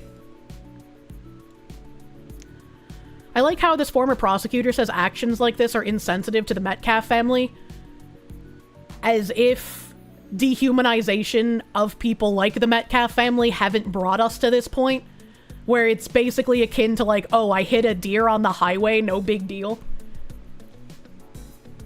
You think killing their son is insensitive? Yeah, mean, right? It's all free. Loans are free money. From a legal and ethical standpoint, promoting college enrollment under these circumstances has the potential to backfire, weakening the defense and reinforcing the prosecution's case. This is not just tone deaf, it is a decision that could materially affect the outcome of the trial. These actions highlight poor judgment and decision-making that could significantly impact the outcome of his trial and be used against him in a court of law. Signed, a former prosecutor with over 13 years of experience in criminal law and an NYU graduate. But he goes to church, Kirsche. What more could you want? It's a bit too late to kind of take that perspective. What's this Sarah link here?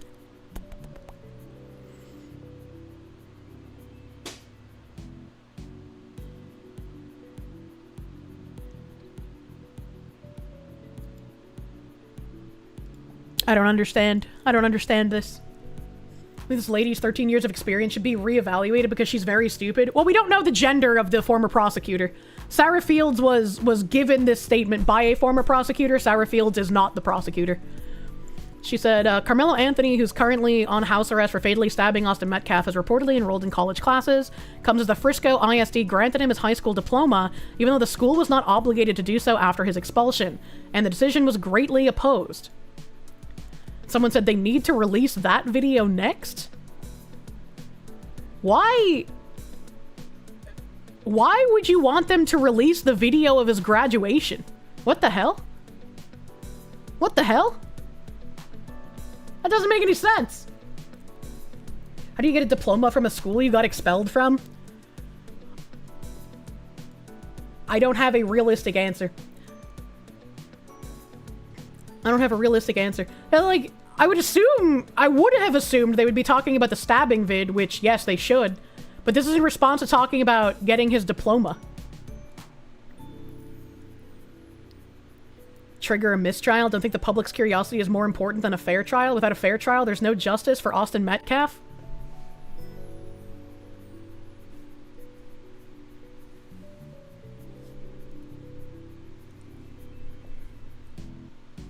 If he's literally on video doing it, and we have video released of other people literally committing the crimes before their trials happen, I don't understand why we wouldn't be able to see this one, to be fair. I mean, the video from the day he stabbed him. Yeah, I don't understand the, like, triggering a mistrial thing. You want to watch a teenager get stabbed to death? How morbid. What a fucking disingenuous cuck. Where's that fucking screenshot? Where's that fucking screenshot of, like, was it Millennial Woes where they were just like the way leftists argue is pretending to not understand something or some shit? Oh my god, it's so awful. They're trying to get the case tossed. The video of him committing a crime should be withheld because it would devastate his case. Yeah, it's crazy. What a crazy thing to say. I really do hope that we get that video at some point, because, like, I am tired of the bickering here. Why do all millennial men look like that? I don't know, bro. That's from Seamus. No, it wasn't from Seamus first. Seamus said something similar to it, but there was another one that's been circling for ages. Were they just intentionally misrepresenting what you said 2 seconds ago, right? This coming from the same people who disseminate Russian soldiers getting gored? Yeah. Yeah. If Rittenhouse wasn't a mistrial after the media shitstorm, why would this be? Yeah, exactly. Hopefully it comes out during the trial and they can't claim mistrial. I don't know. It's all fucked up, bro. Video Gamer, thank you. Number 1 political take. Parties must be abolished. They promote extreme views and protect extremists. Also promotes other parties for X, therefore I must be against it stupidity, which prevents smart policies. Insert relevant George Washington quote here. I don't know how you would eliminate parties in current year. Want to see evidence of a criminal's wrongdoing? Big yikes, quoted by moron. Speaking of criminal wrongdoing, a French influencer, I feel like French should be the thing in quotes here, has been stabbing people with an empty needle for content. He's just been sentenced to 6 months in prison. Horrific. And I feel like it should be more than 6 months. Because even if it was an empty needle, I don't care if the needle was capped or not, you're still hitting people with it. You're still inducing fear. And it's... how do streamers do this shit and feel like it's an okay thing to do? Like, you are the problem. You are why people don't want to deal with any streamers in public. You're a fucking psychopath, man. So the video, you can see him going up and like poking people and like pressing the needle stopper. And the cameraman laughing as well.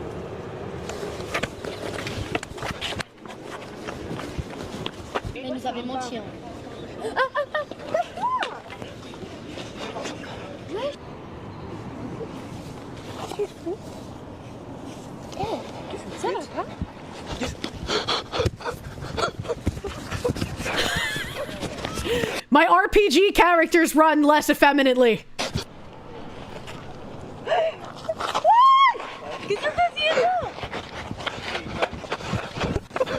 You would beat the shit out of someone doing... Like, thankfully, most of these men do get up and start running after him. Like, I was like, what the... That's such a fucked up thing to do. This is... Like, even if there's nothing in it, it still is making people afraid of bioterrorism. His apology was shitty. He had an apology, bro? Oh, I need that. If this was done in America, it would be in a body bag. Yeah, he would get shot doing this in America, bro. And it would be a completely justified shooting. What are you doing? What the fuck? What the fuck? Bro so angry, he changed to English. What the fuck are you? Ça va pas, non? Connard, casse-toi. You said there's an apology? I didn't know he issued an apology. That's crazy. Well, I need to see what his apology... I don't know the influencer's name. Stabbing someone with an empty needle is also not good. Could put an air bubble in someone's bloodstream. Yeah, even if the needle was capped, so the actual needle wasn't sticking into the person, still fucking degenerate, disgusting, abhorrent behavior that needs more than 6 months, bro. What the fuck? He'd love to beat him up. You always hope to meet the pranksters. This is attempted murder, stroke chance. Yeah, fuck his apology. You notice that none of his victims are, you know? Scum, not even worthy of being scraped off of a boot. Same result either way. Works for you. I gotta see. How would I find the apology? Patchouli, thank you. If this were in America, he would have gotten plugged for his trouble. A kid in Virginia got an extra hole for a lot less. Yeah, true. Oh, thank you, KB. Ah, fuck. I hate opening links in OBS. I don't know why OBS decides to sometimes not use my real browser. I don't get it. I don't get it, man. Eine Moment. There's a fucking video pop up here. What the hell is happening?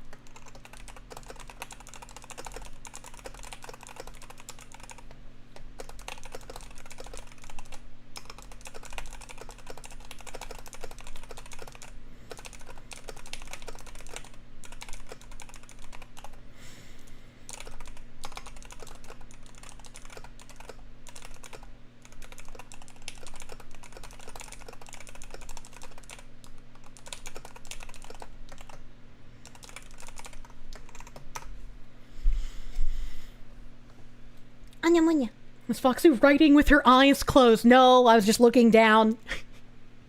Thank you, KB, for the link you. Influencer sentenced to jail for viral fake syringe prank on strangers in France.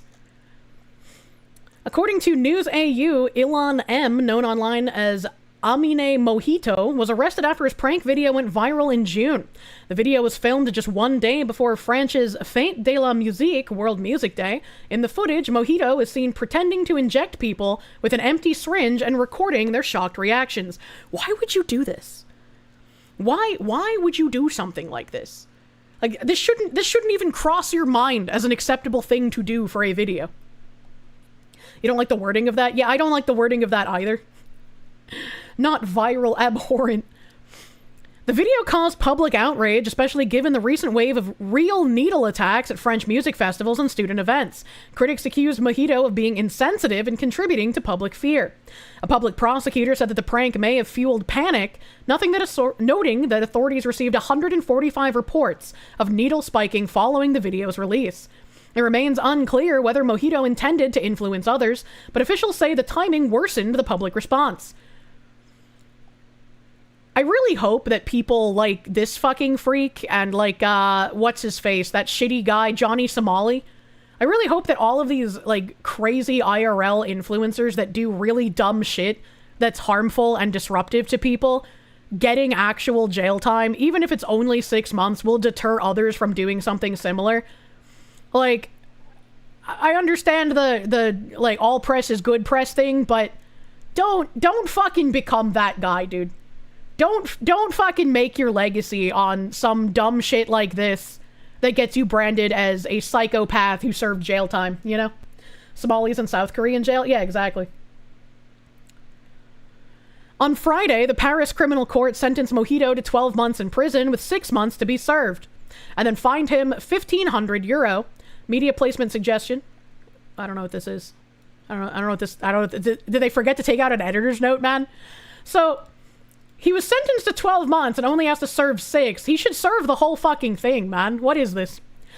In court, Mojito told the judge that he didn't realize how serious the prank would become.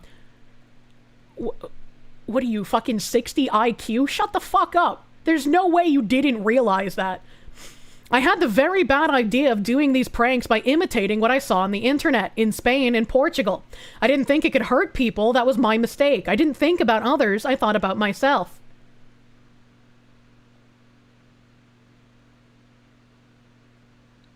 You know, I read articles day in, day out, and yet still I can be stupefied at the idiocy of people. Authorities have since urged social media influencers to act responsibly, warning that public pranks can have legal consequences when they cause fear or panic. And hopefully, those legal consequences will deter people from doing more. Oh god, my hiccups, they're so bad. Didn't know stabbing people would hurt them. Oh god, I need more water. I'm completely out. I'll be right back, chat. I need more water. I didn't bring enough bottles to my desk. And the pterodactyl demands water sacrifice. Why does it feel like each new viral trend is just an escalating game of who can catch a 9mm first? I mean, how few brain cells do you have to think this is a good idea?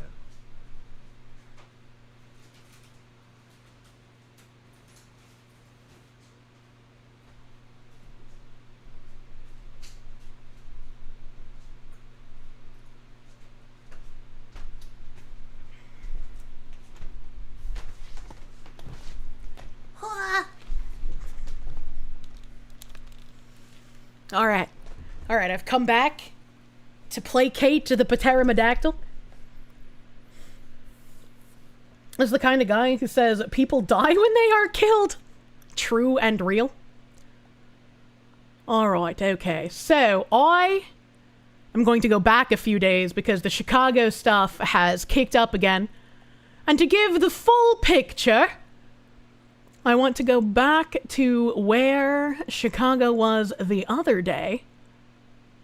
So give me a second to go back through some of my twabs.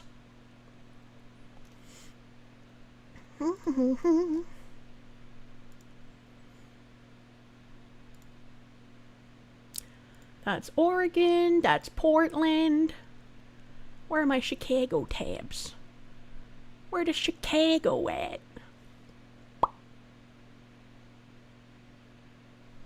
Chicago. Here, Chicago, Chicago, Chicago. Oh, I can put my BGM back on, though. Hey, how about that? Okay, I think these are the Chicago tabs. Okay. Yeah. Wait, no, that's COVID-19. The earth is spinning. The world is burning. Let's masturbate. What the hell is this? Okay, so This starts out.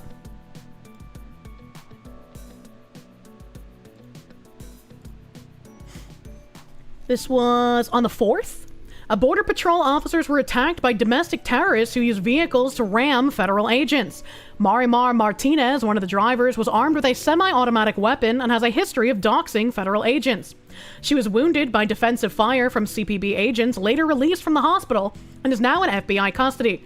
We briefly touched on this before, where I was like, why the fuck was she allowed to drive herself to the hospital after shooting at ICE agents? What the fuck? No, not Mari. This is like her evil twin, Marimar. Melania. Another driver, Anthony Ian Santos Ruiz, involved in the attack, has been arrested.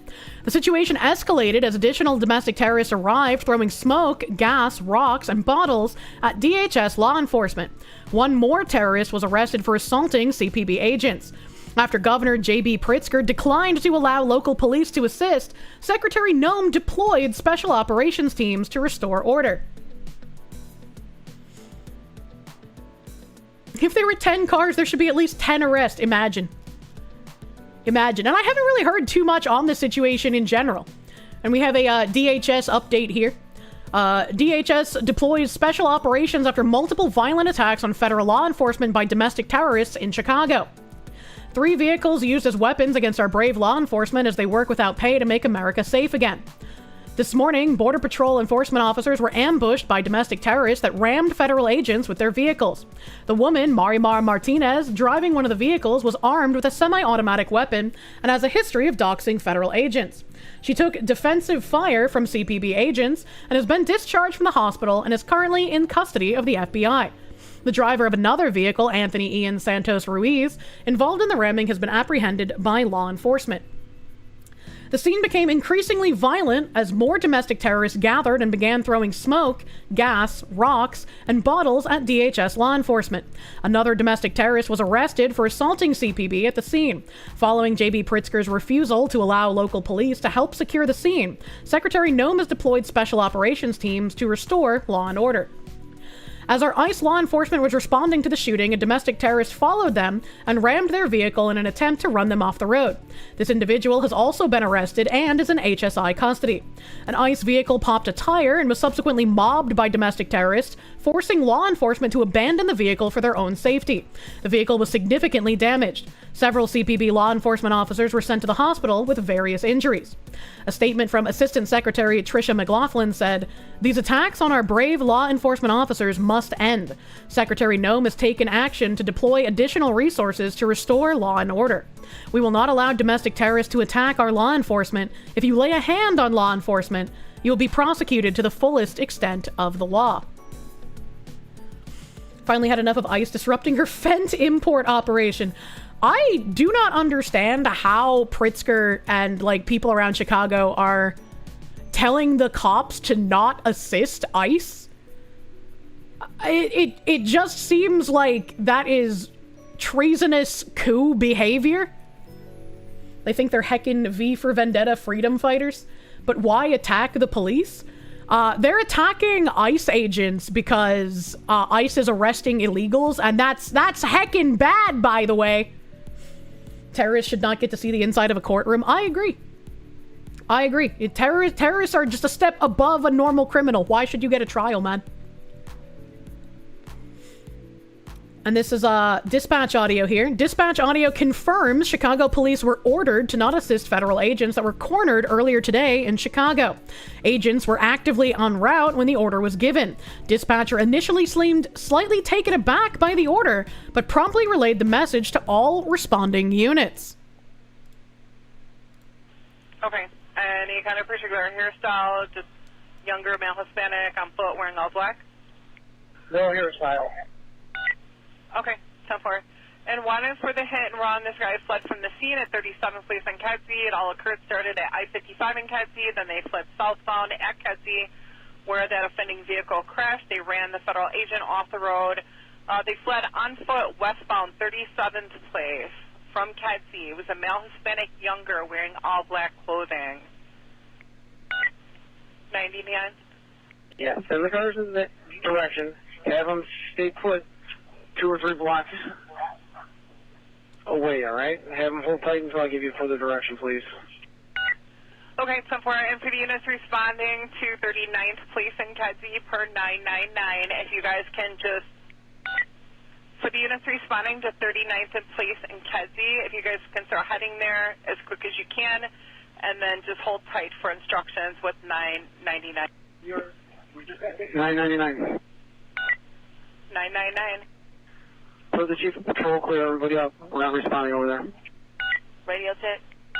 And again, per the Chief of Patrol, we have all the units that, per 999, Chief of Patrol said all units clear out from there. We're not sending anybody over to that location. 62, we're going to clear out as soon as we can, Spot. We're like locked in over here, so we're going to do the best we can to get out of here as soon as we can. Why? Why would you give this order? Why would you not want your local law enforcement to help the ICE agents who are being targeted by domestic terrorists? Unless you're on the side of the domestic terrorists. Why would this happen? I should just start handing out sombreros to Antifa on the sea. I want an ICE sombrero. Why would they get the cool hats? That's not fair. This is essentially an act of secession. I don't know what exactly I want to call it, but it seems fucking wild to me that this is something that's happening. And then let me close a couple of these tabs so I don't lose my place here. Let me just I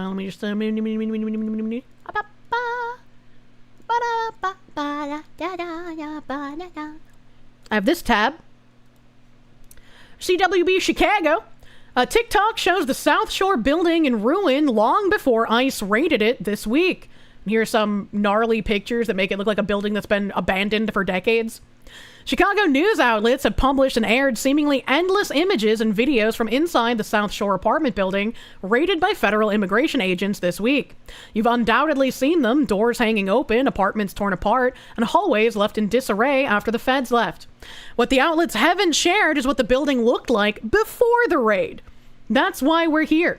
On Friday night, CWB Chicago obtained several videos recorded inside the building at 7500 South South Shore Drive. Oh, mouthful. That were posted to TikTok in September, about 3 weeks before the federal raid. The before footage is in some ways more shocking than the after, showing living conditions that appear unfit for rats, let alone humans. To be sure, there are also serious allegations of wrongdoing by the feds. Those need to be investigated and, if proven true, addressed. Residents born and raised in the U.S. say they were zip-tied, removed from the building, and detained until federal agents confirmed their citizenship. Officials later reported that 37 people were officially arrested. Some witnesses claim children were dragged naked from the building and separated from their mothers. They always mention this about children. I mean, obviously they shouldn't be naked, but you don't know if someone is here illegally, if that child belongs to them, or if they are trafficking that child. Turns out ICE cleaned house before leaving the apartments. You can imagine why ICE suspected everyone living in those conditions was... I can't imagine where they got that idea from. I can't imagine.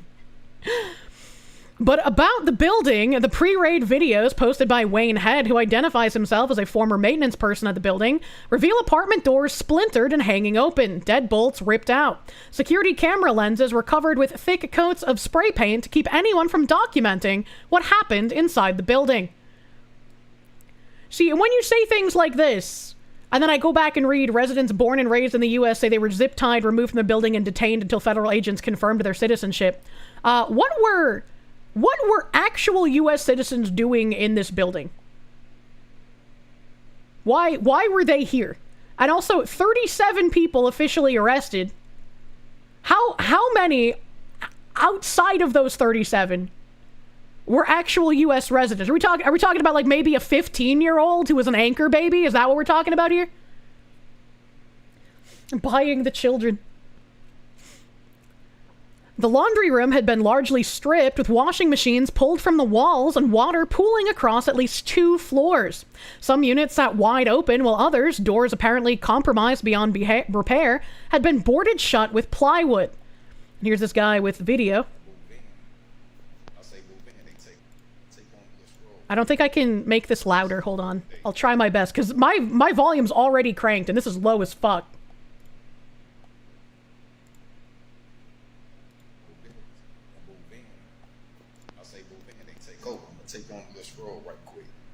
All right, this is as loud as I can get this video. It's the second flow today. Gonna get it out the way. Check it out. What up? Hola. Hola. Good. Bien.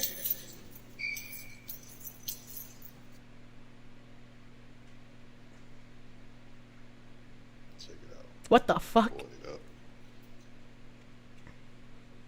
Lots. Venezuela's.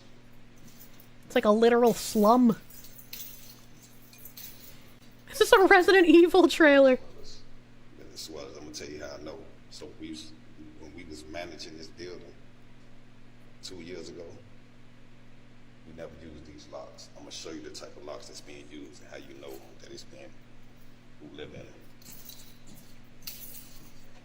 Well, jingle jangle of the keys. Let me turn down my volume again before we all get jump scared out of our fucking skins. According to Head, many of the building's residents were Venezuelan squatters. His videos show residents who did not have electricity in their units running extension cords from apartments that did. Others spliced into the wires of illuminated exit signs and ran a cord to their quote-unquote home. I didn't even know you could do that. It never even occurred to me to like, oh, there's an exit sign. I can cut that open and steal electricity from it. What the fuck? Oh yeah, good old suicide cables. Not the suicide showers. Head explained the abundance of broken doors. Squatters, he said, kicked into empty units and installed their own deadbolts. Walking the hallways, he pointed out locks, he said, were installed by management versus those by squatters. While recent coverage has framed the raid as a destructive turning point, Head's video showed that the building was already in horrible disrepair. Walking down a hall covered with filthy water and layers of dirty shoe prints, Head notes the horrible conditions were not new in early September. Trust me, it's been like this for like 3 months. Can I get this over on the other tab? Because it was kind of louder in this one. What? What is this? Why am I seeing a country person spray painting? Show me Wayne Head's video, man. What the fuck? Oh god, now I have to find it. Where's part 2? Oh god. The other one just opened beautifully. Why didn't this one? Can I click there maybe? I hate TikTok. Ah, there we go. Okay.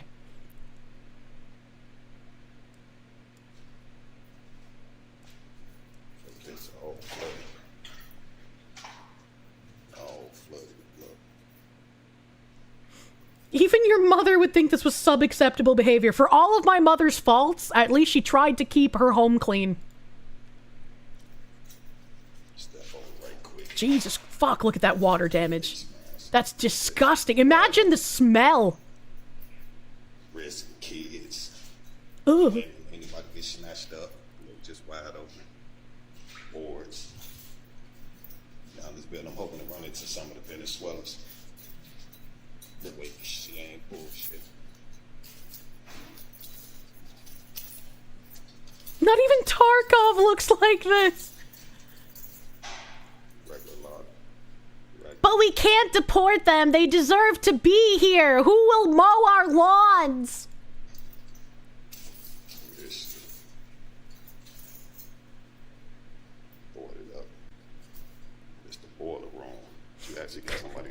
Try to keep her home clean. Didn't I once talk about needing to watch dirty sex toys she left lying around the house? No.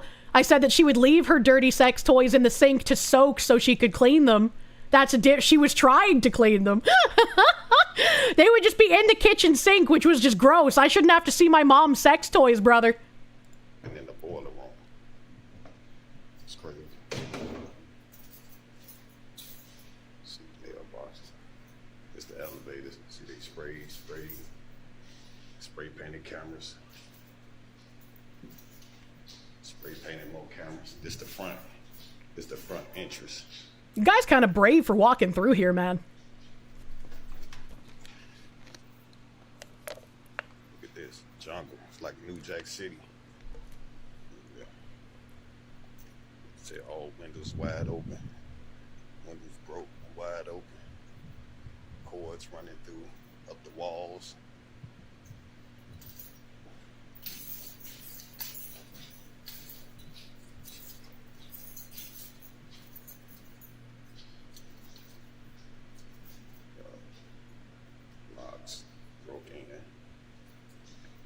So I got my keys dangling.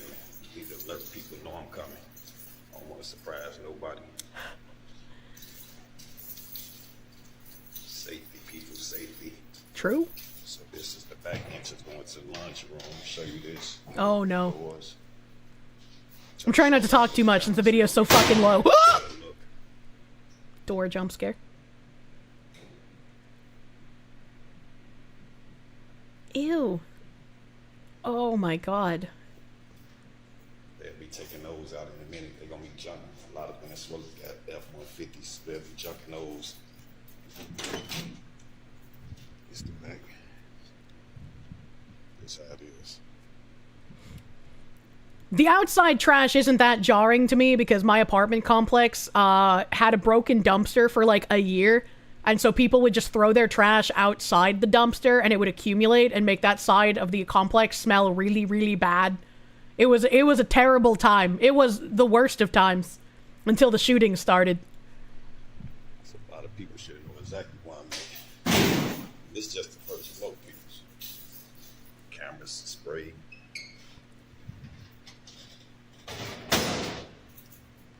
Like this completely out. More careers, I ain't gonna be walking inside the joint. Jesus Christ. Why do we have this video? I'm assuming that this is probably one of the people that tipped off ICE to come raid this place in the first place. Especially since he said that, like, he was part of the group that managed this previously before it was taken over by illegals. They're going to show you right there. Broken in. The mainly occupied floors is probably the 5th floor. And all these broke into. The first floor, second floor, they completely took over. No, they don't throw the stuff to the garbage. They just move it to the hallway and move right in. It's crazy. No electric cords running through. 2 units. Check this out. Oh god, what is this? It's so trash filled, man. From anywhere. Look at this. Just crazy. This kind of video is important for the truth. Yeah, especially since they're trying to, like, blame the conditions of this place on ICE somehow. I don't even know how that would make sense. I told you I used to work with the building. I was here when we moved everybody in, when dumbass Democrats opened up the borders and allowed everybody to come on. So I was part of the building management company. They were saying kids and zip ties, but in this day and age, everyone has a camera. There's no proof. Yeah, right. No proof. What's happening? Thank you, Kane's brain. There was one police officer video that he put, like, a tiny toddler who was wandering around in, like, some sort of zip tie thing. But that video is, like, years old, and the police officer was the toddler's father. He was making, like, a haha funny family joke because he was like, my toddler keeps running away from me. I have to keep him in the house somehow. Right? And they were trying to, like, attribute that to ICE somehow. I was like, what the fuck, bro? This man is not suicidal. I feel bad for this dude, man. Grilled cheese enjoyer, thank you. They come here because their country sucks, and then they make yours or ours suck just as much. Country that's a reflection of its people. If it sucks, they might as well. Yeah. That's just the first floor. Let's go to the second floor. I'm gonna give y'all the first and second floor. These stairs look like they're caked in shit. The stairs in Tarkov unironically look more maintained than this, and that's like a war zone, man. What the hell? Third,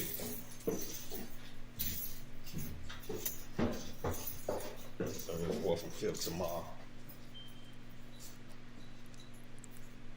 Again, look. Break in. The ceiling bird! Electric man. Break in. Board it up. They so bold, they don't even move the boards. They leave the furniture and the boards right outside the door that the apartment that they broke in. But this what they not gonna show you. But I'm gonna show you. This been like this for months. Look at this. Wide open. I'm not about to walk up in there, but yeah, I wouldn't feel safe going in there. I wouldn't feel safe going even down the hallways. This guy brave, dude. It is. Hazard. Every floor is a hazard. This what they not gonna show you. I'm gonna show it to you. You bet it was satisfying raiding this place? I bet it literally felt like Tarkov. It's not a house though, but somebody living in there. Kind of got a light view. Beep. Look at this. Look at this. No locks at all. Beep. They run in cords all the way to next unit. So again, you know, they got into a little altercation a little month back, and they started kicking each other doors in. All kind of shit. So from what I'm seeing right now, Oh, Jesus, the whole fuck. entire first floor and the whole entire second floor is nothing but illegal migrants. Spray paint the top, change locks. Look at that. This spider right here. The exit sign split. Into these, and they run them into their apartments. Another lockdown, break in. Ain't even gotta say that this clearly a break. Beep. Yeah, they not gonna show you this, but I'm gonna show it to you though.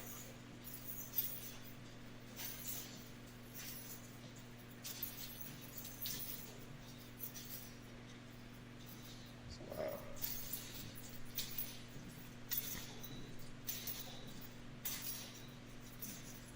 I don't know why, but when there's like a guy walking and you have that jingle jangle of keys as he walks, that's like a really calming background noise. It makes me feel kind of safe, and I don't know why. The fucking patchouli thing. This is a lot cleaner than the projects you used to live in when you lived in the Bronx. You were appalled. What? Where the fuck did you live? Oh my god. Must admit, there's a hidden genius there who sees an exit sign and thinks I can steal energy from it. It's scrappy for sure, but like, what the fuck? Men who are dad-aged love having a lot of keys. We feel very important.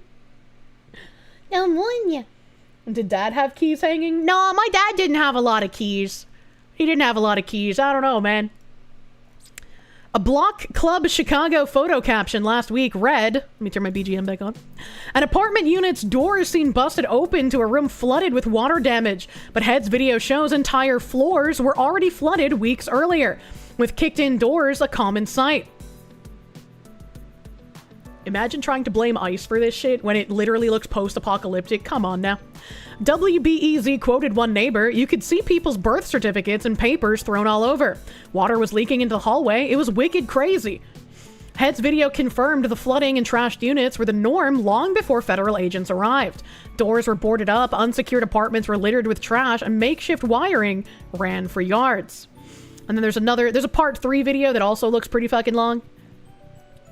How much of the damage is now being blamed on the raid was actually caused by federal agents, and how much was already there when they stormed in? Well, it looks like pretty much fucking all of it, actually, was there before they stormed in. Then this narrative that it was a sprawling, diverse community building is absolutely outrageous, said one person familiar with the property. Governor J.B. Pritzker this week said the state stands prepared to investigate any allegations of abuse or neglect of children by federal agents. That's good, but one is left to wonder where the state was a month ago or longer when the kids were living in squalor. No, it's fine. That's how they have to live if they're here illegally. We need someone to clean our houses. 2 days after Head posted his third video from inside the building, prosecutors charged a Venezuelan migrant with murdering another migrant inside of one of the complex's apartments. The accused man allegedly bragged that he had the victim's body disposed of by someone who buried it in concrete at a construction site.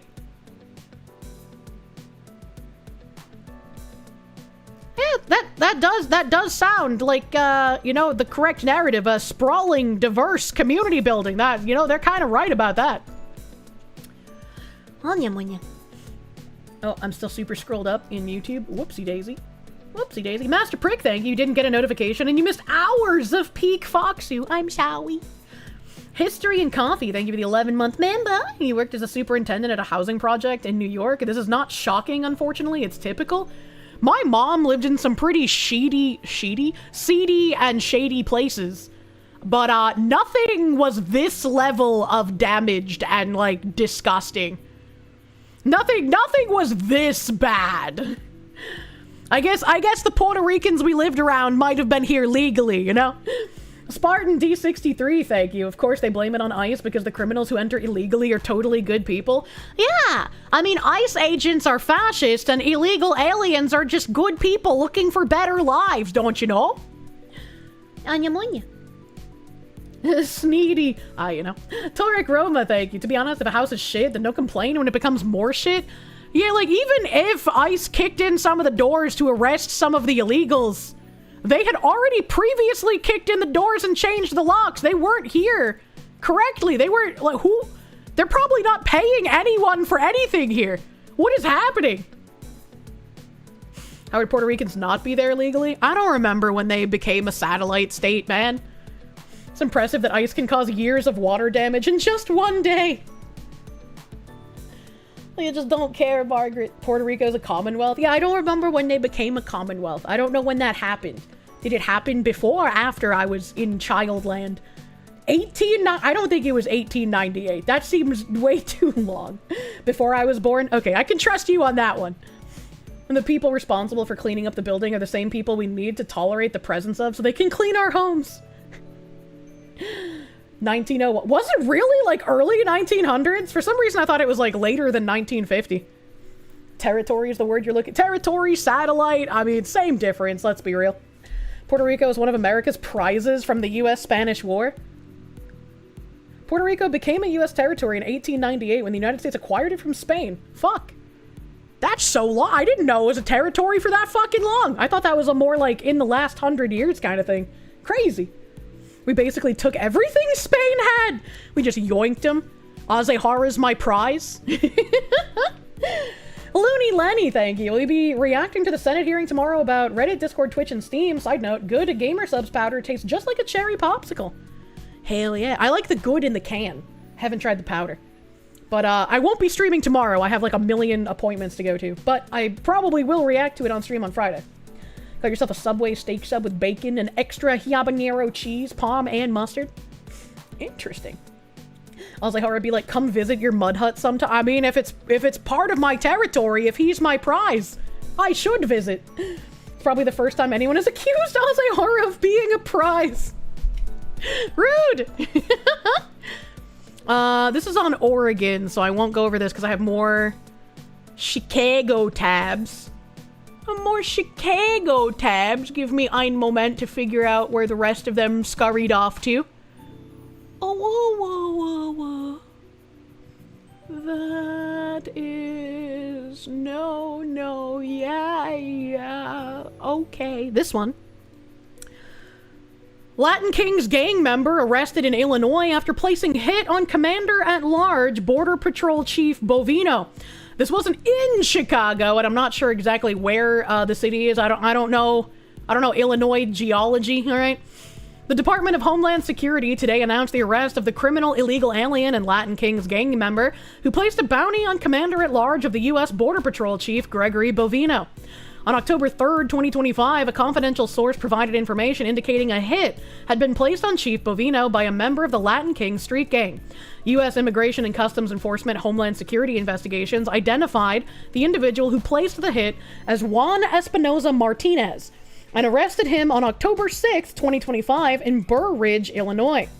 HSI Chicago received a screenshot of a Snapchat conversation from a user named Juan appearing to place a $2,000 bounty for information.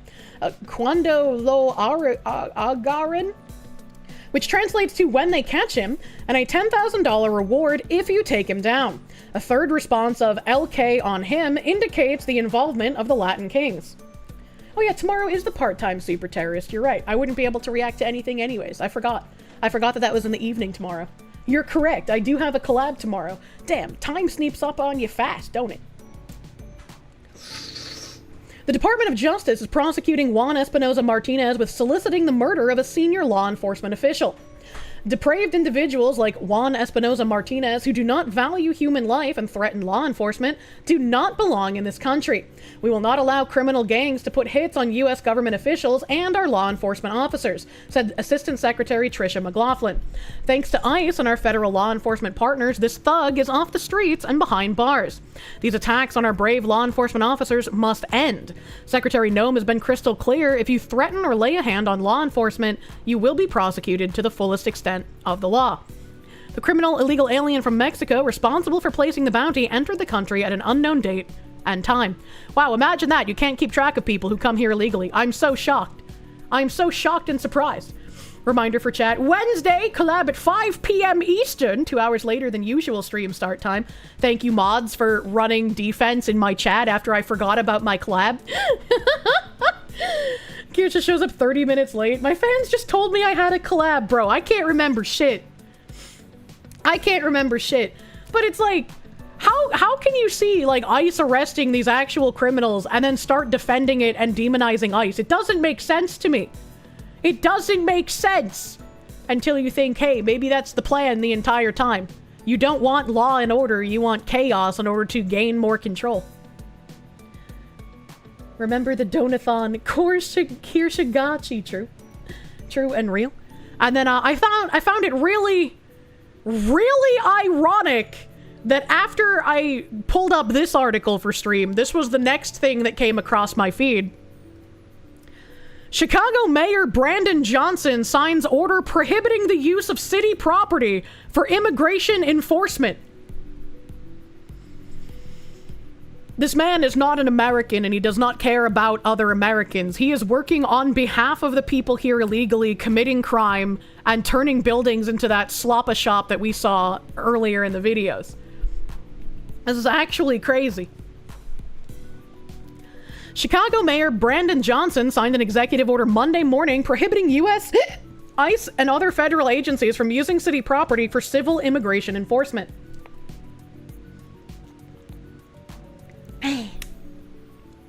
The order prohibits federal authorities from using city-owned or controlled parking lots, vacant lots, and garages as staging areas, processing locations, or operations bases for civil immigration enforcement activity.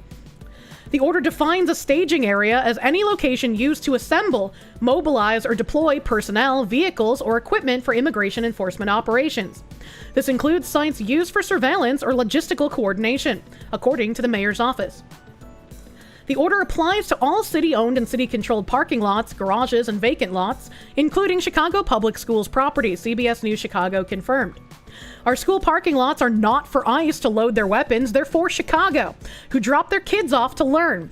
Our libraries are not for ICE to prepare for a raid, they're for Chicagoans to read and relax. How many people in Chicago are going to the fucking library? Come on now, dude. Our parks are not for ICE to set up checkpoints. They're for Chicagoans to play and enjoy. And get shot? Like, what? Do you remember where you're living? Additionally, the order supports private property owners, tenants, and institutions to deny access to ICE and other federal agents working on immigration enforcement unless they can produce a warrant. The city will design and distribute official signage that will be given out for free to any private landowner or tenant that can post on their property. The signage will clearly state no law enforcement official may enter for civil immigration enforcement or use the property as a staging area, processing location, or operations base. Doesn't this just make it easier for ICE? Like, they can set up their staging operation elsewhere and then find all these properties with these signs that are likely harboring illegals? Chirac is a third world country. It's astounding to me the lengths that these Democrats are going to not enact law and order in the places that they preside over. Remember, though, one of the highest taxes in the country. The mayor's office said participation by private entities is voluntary but encouraged. By extending this protection beyond city-owned land, the order builds a broad civic shield that limits the reach of harmful enforcement practices, strengthens neighborhood solidarity, and reaffirms Chicago's role as a welcoming city. The mayor's office wrote in a fact sheet about the order. Johnson's office said the order was prompted after federal agents used several city properties, including parking lots near Harrison and Kedzie and a vacant lot at 46th and Dobbin, as staging for immigration enforcement in recent weeks. The mayor's office said those actions undermine community trust and runs counter to Chicago's welcoming city ordinance, which ensures that all residents, regardless of immigration status, can live, work, and seek services without fear. Which again is a wild thing to say. If you are here illegally, you are not entitled to live, work, or seek services without fear. You should have fear of being deported. You should have that fear. You should not be here. This mayor's an actual retard. People were calling the gangs of youths attacking people a mob, and he said that they were likening them to the Italian mafia. Even the Italian mafia had standards, man. Come on. Toric Roma, thank you. Let's order these signs and then never use them. Bad latency, thank you. Federal law overrides all of these local laws anyway. Yeah. I don't really know what's gonna happen, but Chicago's gonna be an interesting thing to watch for the upcoming weeks, I feel. Under what authority is he going to usurp federal authority? We need our own activist judges to squash stupid shit like this? I mean, this is happening in in cities all over the country, right? You have the activist judges trying to place injunctions, trying to block federal orders, trying to block Trump sending in the Federal Reserve or ICE troops or whatever. It's just like, it just all feels like virtue signaling or like a way to slow him down from trying to protect actual American citizens. Please ampersand, the Democrats are protecting their voter base. Yeah. When the Democrats talk about their constituents, they're not talking about you, the American citizen. They're talking about the illegals and the criminals. Comfy riot streams. The city will also distribute Know Your Rights materials explaining the rights of landlords, employees, tenants, and security staff when approached by federal agents seeking access to a property.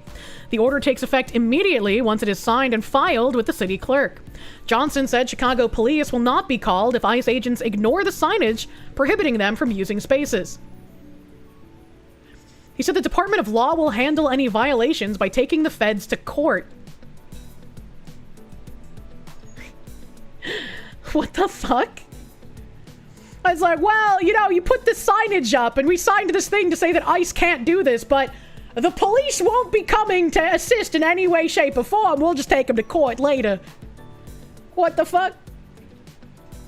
ARM 514V, thank you. All that is against the law as Fed supersedes the state. I have no idea how any of these even take hold to delay Trump in doing any of this. Like, right, if none of these can supersede federal law and they're just blatant virtue signaling, how does it even slow him down? It doesn't make sense. Candace Owens has announced HTI. I don't know what that means, and I also don't follow Candace Owens. And I feel like I shouldn't take stock in anything she said after being told by Nux that that dinosaurs were a Jewish psyop. What? They're protecting their system to rig the census and get more house seats. I wouldn't doubt it. We cannot allow them to rampage through our city without checks and balances, Johnson said. If Congress will not check this administration, then Chicago will. The White House responded to the executive order in a statement, saying in part, today, in a disgusting betrayal of every law-abiding citizen, Chicago Mayor Brandon Johnson declared city spaces as ICE-free zones. Johnson's pathetic excuse that enforcing our nation's immigration laws somehow undermines community trust exposes his true loyalty to criminal, alien, illegal predators and not the terrified families of Chicago. And the executive is spot fucking on. Nux, I want a dinosaur. That's what I'm saying. Nux, where's my fucking dinosaur? Where's my dino, man? Have you ever seen a Christian dinosaur? I think not. Candace Owens redeemed. I've seen Velocipasta. That's as good of evidence as any. I love the Jews for inventing dinosaurs. Truly our greatest ally. We need to find out who sent the meteor. Jordan, thank you. You believe they're passing these laws to make Trump look evil by ignoring it? It doesn't make him look evil to anyone with any functioning brain cells. It just makes them look retarded, you know? Their back massages. Johnson is also expected to speak at a media briefing with Governor J.B. Pritzker at 2 p.m. after Illinois Attorney General Kwame Raoul and the city of Chicago filed a lawsuit to stop the National Guard from coming to Illinois.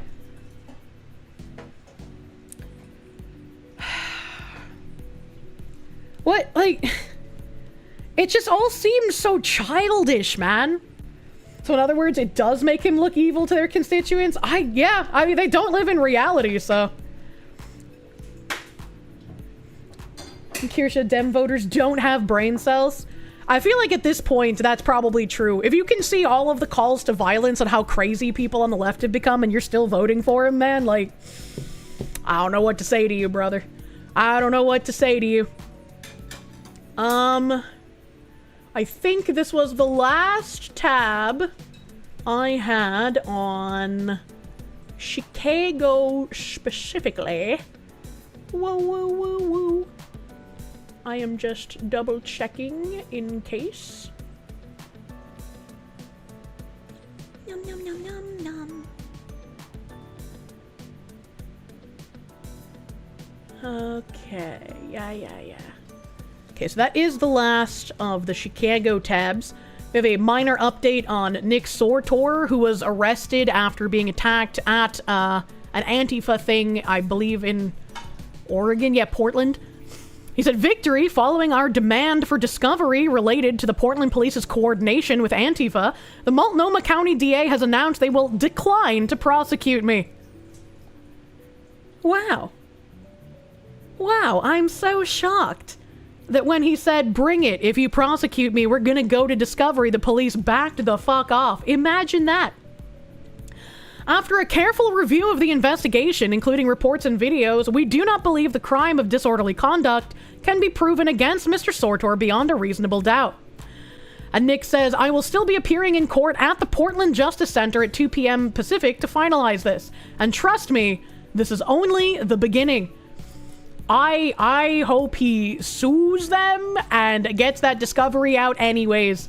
Because figuring out just how disgustingly entwined the Portland police might be with an actual terrorist organization will be very interesting to find out. Very interesting to find out. And this is the full statement from the Multnomah County District Attorney's Office. Declined to charge Nick Sortor with disorderly conduct for activities related to Thursday, October 2nd. The Multnomah County District Attorney's Office determined that the Portland police had probable cause to arrest Mr. Sortor at the demonstration at the ICE building that night based on the information that was available to them on scene.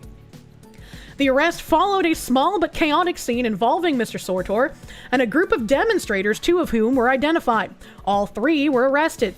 After a careful review of the investigation, including reports and video, we do not believe the crime of disorderly conduct can be proven against Mr. Sortor beyond a reasonable doubt. The 2 other individuals arrested for disorderly conduct October 2nd have been charged. We greatly appreciate the efforts of the Portland Police Bureau to manage the situation near the ICE building during this time of political unrest. The Multnomah County District Attorney's Office remains committed to a fair and impartial administration of justice. District Attorney Nathan Vasquez has repeatedly affirmed that free speech does not include the freedom to commit crimes. It does not matter if an individual is expressing ideology from the left, right, or center. What matters is whether or not there is evidence to prove a crime was committed. While the vast majority of protests in Portland are free of criminal behavior, I don't believe that. This office remains committed to prosecuting those individuals that engage in criminal behavior in and around political gatherings and protests. Each case will be reviewed on its individual merits. Oh, and there's a 8-minute ago update to this. God damn. We got new shit. Ziz has a KB update. KB has a KB update. Pause. Says, breaking, my attorney obtained the Portland prosecutor's internal memo declining to pursue the case against me. And even he admitted I committed no crime and acted in lawful self-defense. The truth's out, I was justified and I never should have been arrested. Any physical contact he had with any persons was defensive in nature, reasonable under the circumstances, and therefore justified by ORS 161.195. Sortor's conduct of attempting to video record and shine a bright light on the other side, while certainly provocative, is not criminal and does not give rise to any legally justifiable ability to respond with force. And this is the full paper here. This is the excerpt down at the bottom that we just read. Hot damn, that's crazy. Reason rejected, legal impediment. Oh my gorb. Look out of here, white guy. I'm walking down the street. I have a question. Did another white guy just say, get out of here, white guy, to a white guy? What is happening? What? Let me turn off my BGM so we can maybe hear that better. Fuck out of here, white boy. He did say fuck out of here, white boy. What the fuck, brother? I'm walking down the street. You're going nowhere. Get out of here. I'll fuck your ass up. I will fuck your ass up. Get out of here. Get out of here now. You're gonna get fucking pissed. Don't fucking touch me. Imagine being attacked by a mob like this, and then you getting arrested for disorderly conduct. That's wild.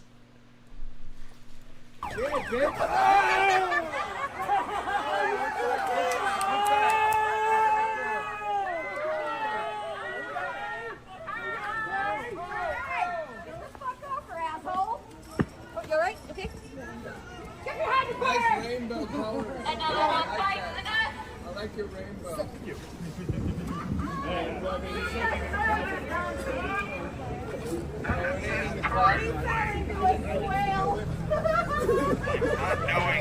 What the fuck?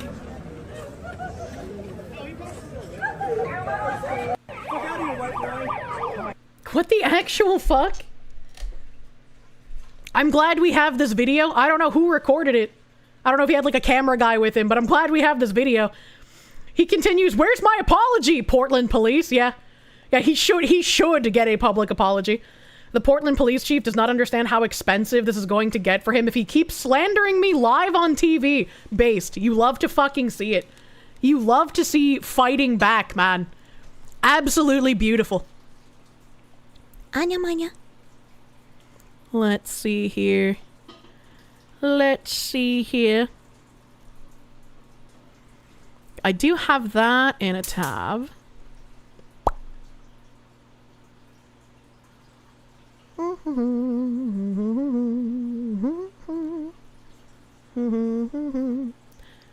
Relevant to current topic. Let's see. I guess this is also related to Chicago. We're gonna go back to Chicago for a second. We didn't get shot, but we're going back. They even laugh like gremlins, subhuman conduct, truly. Just imagine getting attacked by a group of beta males. Oh my god. She doesn't even notice the fried chicken noises anymore. What did he mean by this? Bandalore! Mr. Bandalore, thank you for those 5 gift blankets on cake. Thank you, Bandalore. Mr. Eric Heffelfinger, thank you. They want to point and scream about morals while standing on mountains of bodies across multiple countries due to their immigration policies. But they're the good guys, you know? You gotta crack a few eggs to make an omelet, Jack. I know. Caramel the Rabbit Person, thank you for the 19-month member, thank you. They don't care about them, for the work must be done. You feel for all the people who want out of this chaos? Yeah, true. Marcus Loshy, thank you. Candace Owens has pretty much gone fruity recently. I really don't know much about her because I've never really followed her, so the most I've heard about her was in relation to Nux talking about the dinosaur thing. Jordan, thank you. You believe they are passing these laws to make Trump look evil by ignoring it. I think I read that earlier, so thank you again. Thank you again. Yes, but where is the omelet? If you perceive the omelet, you're a bigot. Why are we in the Chicago area, said Commander Op at Large C.A. Gregory K. Bovino. Wow, I was like, what the fuck is this? It's the bovine guy. Every time I read his last name, I just think of cow. Bitch, I'm a cow. Why are we in the greater Chicago area to arrest bad people and bad things? Exhibit A, illegal alien from Mexico arrested by Office of Field Operations, Operation Midway Blitz. In addition to 9 previous arrests, including felony and misdemeanor convictions, his most recent arrest made national news when on March 30th, 2025, he allegedly posed as a rideshare driver in Chicago, Illinois, and sexually assaulted a woman inside his vehicle after picking her up outside a local nightclub. He was charged with aggravated criminal sexual assault, aggravated kidnapping with bodily harm, and unlawful restraint. He was released from detention 2 days after his arrest.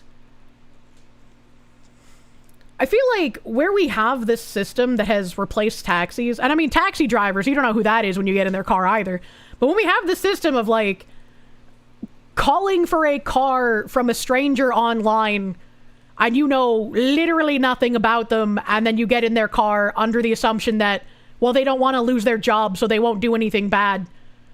I feel like it's a really bad idea to have this high trust necessary system in areas that are plagued by violent crime. Catch and release strikes again. Help.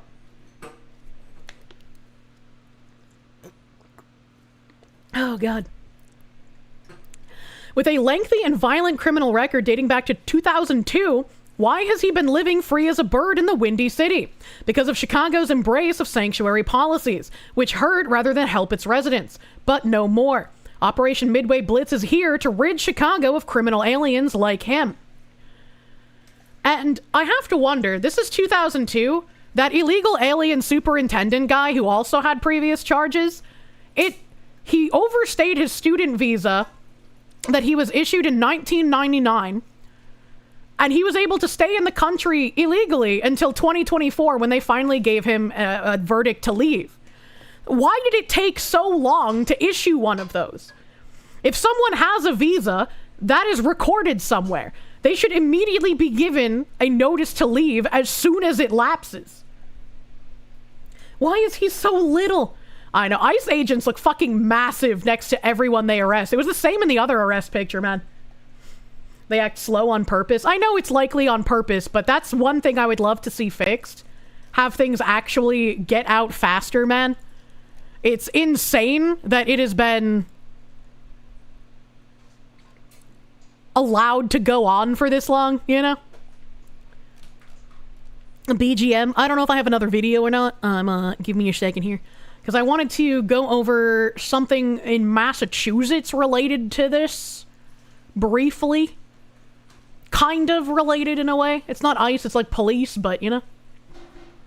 There was more than 100 people took over Boston's South End overnight, hurling fireworks, blocking traffic, and torching a police cruiser in a wild street riot that left 2 teens in cuffs and a patrol car in flames.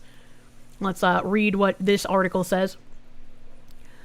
Have I ever noticed just how many protesters have the autism lisp? No.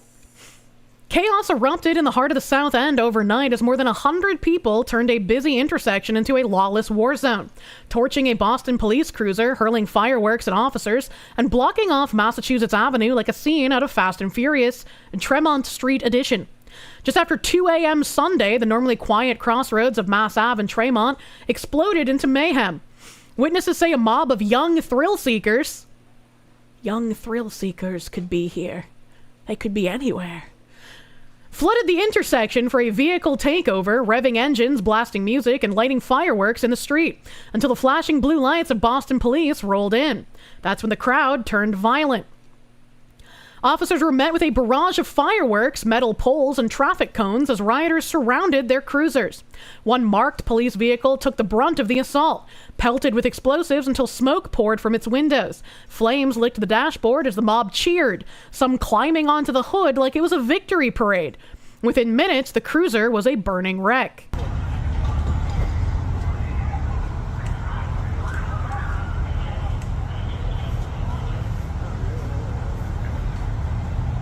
With ICE, you can deport anyone you want. Only 2 teens in cuffs? Yeah, it's wild that there's only 2 in cuffs. Boston Fire raced in to douse the inferno, but by then the damage was done. The cruiser was totaled, a smoldering symbol of a city losing control of its streets. That was us watching that car burning in the riot in LA a while back. 2 Rhode Island teenagers, 18-year-old Julian Bowers of Cumberland and 19-year-old William Cantwell of Warwick, were hauled off in cuffs after officers chased them down. Police say Bowers hurled objects at cruisers before bolting, while Cantwell allegedly beat another cruiser with an orange pole. When searched, Cantwell was found carrying 2 packs of marijuana edibles, apparently his party favors for the night. Oh. You really only get 2 packs of edibles for setting a police cruiser on fire? That doesn't really seem balanced, man. Unless those edibles are like 1,000 milligrams each, which, good luck, brother. You ain't coming down from that one. When do we finally start handing out domestic terrorism charges like candy to these degenerates? We should have been doing so years ago, but hopefully we can start now. Dude's on the reefer madness. Jacob Macknick, thank you. You okay, dog? Gotta catch the VoD later, but keep up the good work. Have I seen Space King? Hate Monger's educational presentation was your favorite joke. I've not seen Space King. I don't know what that is. A YouTube thing? That a movie? That a show? I don't know what that is. Here in New England, this is a phenomenon that has appeared here in the recent years. It's happened as far north as Maine. Yeah, that's why I love to see all the, like, New Hampshire reps on my timeline being like, we need to keep New Hampshire the way it is. Don't let these people have any influence here. It's fucking wonderful. That should have happened after Trump's 45 inauguration. Black Bloc was in full swing and maybe earlier. Yeah. Both now face a laundry list of charges, including assault and battery on a police officer, malicious destruction of property, disorderly conduct, and resisting arrest. Bowers and Cantwell are expected to be arraigned in Roxbury District Court. Police towed away the charred remains of the cruiser as detectives combed through the debris. Melted cones, spent fireworks, shattered glass, looking for clues. Crime scene and fire investigation units were called in as the city assessed yet another blow in what's become a summer of street anarchy. Authorities are now urging the public to come forward with photos or videos of the melee. And they have like tip lines and stuff here if you were somehow in the area and you want to report people. It's an animated series by Flashgits. I don't know what that is either. And then I have worse news. $500 bail for teen charged in setting Boston police car on fire. An 18-year-old man charged in connection with a South End street riot that has left a Boston police cruiser engulfed in flames was released on $500 bail. According to police, Julian Bowers was among more than 100 people who was gathered around Massachusetts Ave and Tremont Street early Sunday morning. The crowd blocked traffic, threw fireworks and debris at police, and climbed onto cruisers. One police cruiser caught fire and was destroyed. Caught fire? Don't you mean set on fire? This bro still suffering from acne, bro. Why are you out there destroying property? Get some moisturizer, get some help, get a woman. Bowers was arrested after allegedly throwing objects and resisting officers. He faces charges of malicious destruction of property over $1,200, assault and battery on a police officer, resisting arrest, and disorderly conduct.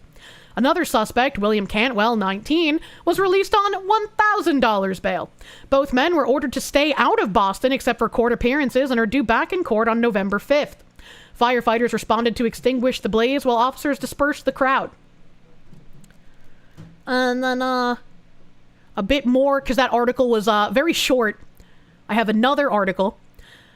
Julian Bowers, 18, was arrested during what police describe as a large-scale vehicle takeover in Boston's South End around 2 a.m. Saturday after a patrol car went up in flames and other vehicles were hit with objects and fireworks. Bowers was taken into custody along with William Cantwell, 19. They're both from Rhode Island and were the only two arrested in the hectic attack that involved more than 100 people. Why are there not more arrests? Like, I get they're asking for tips so that people can, I guess, say who else might have been there, but how did you only arrest 2 in the time? That doesn't make any sense. The police vehicle was completely destroyed by the fire. No officers were injured. The pair attended an arraignment hearing at Roxbury District Court on Monday as Bowers wore a simple white tank top, glasses, and handcuffs around his wrist as they stood behind a large glass window in the courtroom. He was seen fist-bumping Cantwell, who wore a black hoodie with white flowers on it after hearing the reduced bail amount set by the judge. Why are we doing this? Why are we letting these people get away with this shit? It just emboldens them to do it more. Prosecutors initially asked for a $15,000 cash bail for Bowers and $20,000 for Cantwell, but the judge lowered the amount to $500 for Bowers and $1,000 for Cantwell. Why is this judge still able to practice? This is an activist judge who does not protect the people of Boston. They are there to protect the criminals that are causing issues. The injustice system strikes again. Exactly. After being released on bail, Bowers was seen outside court with a green hoodie as several reporters gathered around him asking for comment. For most of the interaction, the 18-year-old ignored their questions, but at one point he said, "Nah, I don't want to say anything, man." In this image, he looks like a fucking dollar store Caleb Hammer. Boston will vote Dem even after death. There's gotta be something suspicious going on there, man. There ain't no way. There ain't no way. Both of them pleaded not guilty to numerous charges, including malicious destruction of property over $1,200 and assault and battery on a police officer. Bowers was seen throwing various objects at police cruisers before running on foot from the scene. Along with the other charges, he was slapped with disorderly conduct and resisting arrest, police said. Cantwell was seen repeatedly hitting a police car with an orange pole, and when officers searched him, they found 2 packages of marijuana edibles. I wanna remind people, right? Like I don't know like specifically how the laws work in Massachusetts, but it is legal to have marijuana in Massachusetts. They have dispensaries. So I don't really care that they found him with packages of marijuana edibles. It's legal there. It doesn't matter. Not when you're committing a crime. I mean, that's fair. But it's still like they keep saying it in a way where it's like, why are you focusing on this and not like the actual damage he's doing? I don't know. It seems weird. Pretty funny that out of the 100 people, these 2 were the ones are unable to run away. They were the most out of shape. How is it that 2 people from Rhode Island as well? That's so funny. Also, hello! Thank you for the raid, Smug Alana. Thank you for the raid. Welcome, Raiders! Welcome, Raiders. We've been talking about immigration and ICE and the dastardly conditions that illegals tend to live in, apparently. Welcome, Raiders! Welcome, Raiders. Would it be different if it was a 6-pack of beer? I don't think so, right? Like, having the packages of edibles, if it's legal, doesn't matter. Was he inebriated? Was he under the influence while doing it? That is what would matter.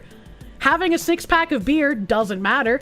Being drunk and having a 6-pack of beer while doing this would matter, in my opinion.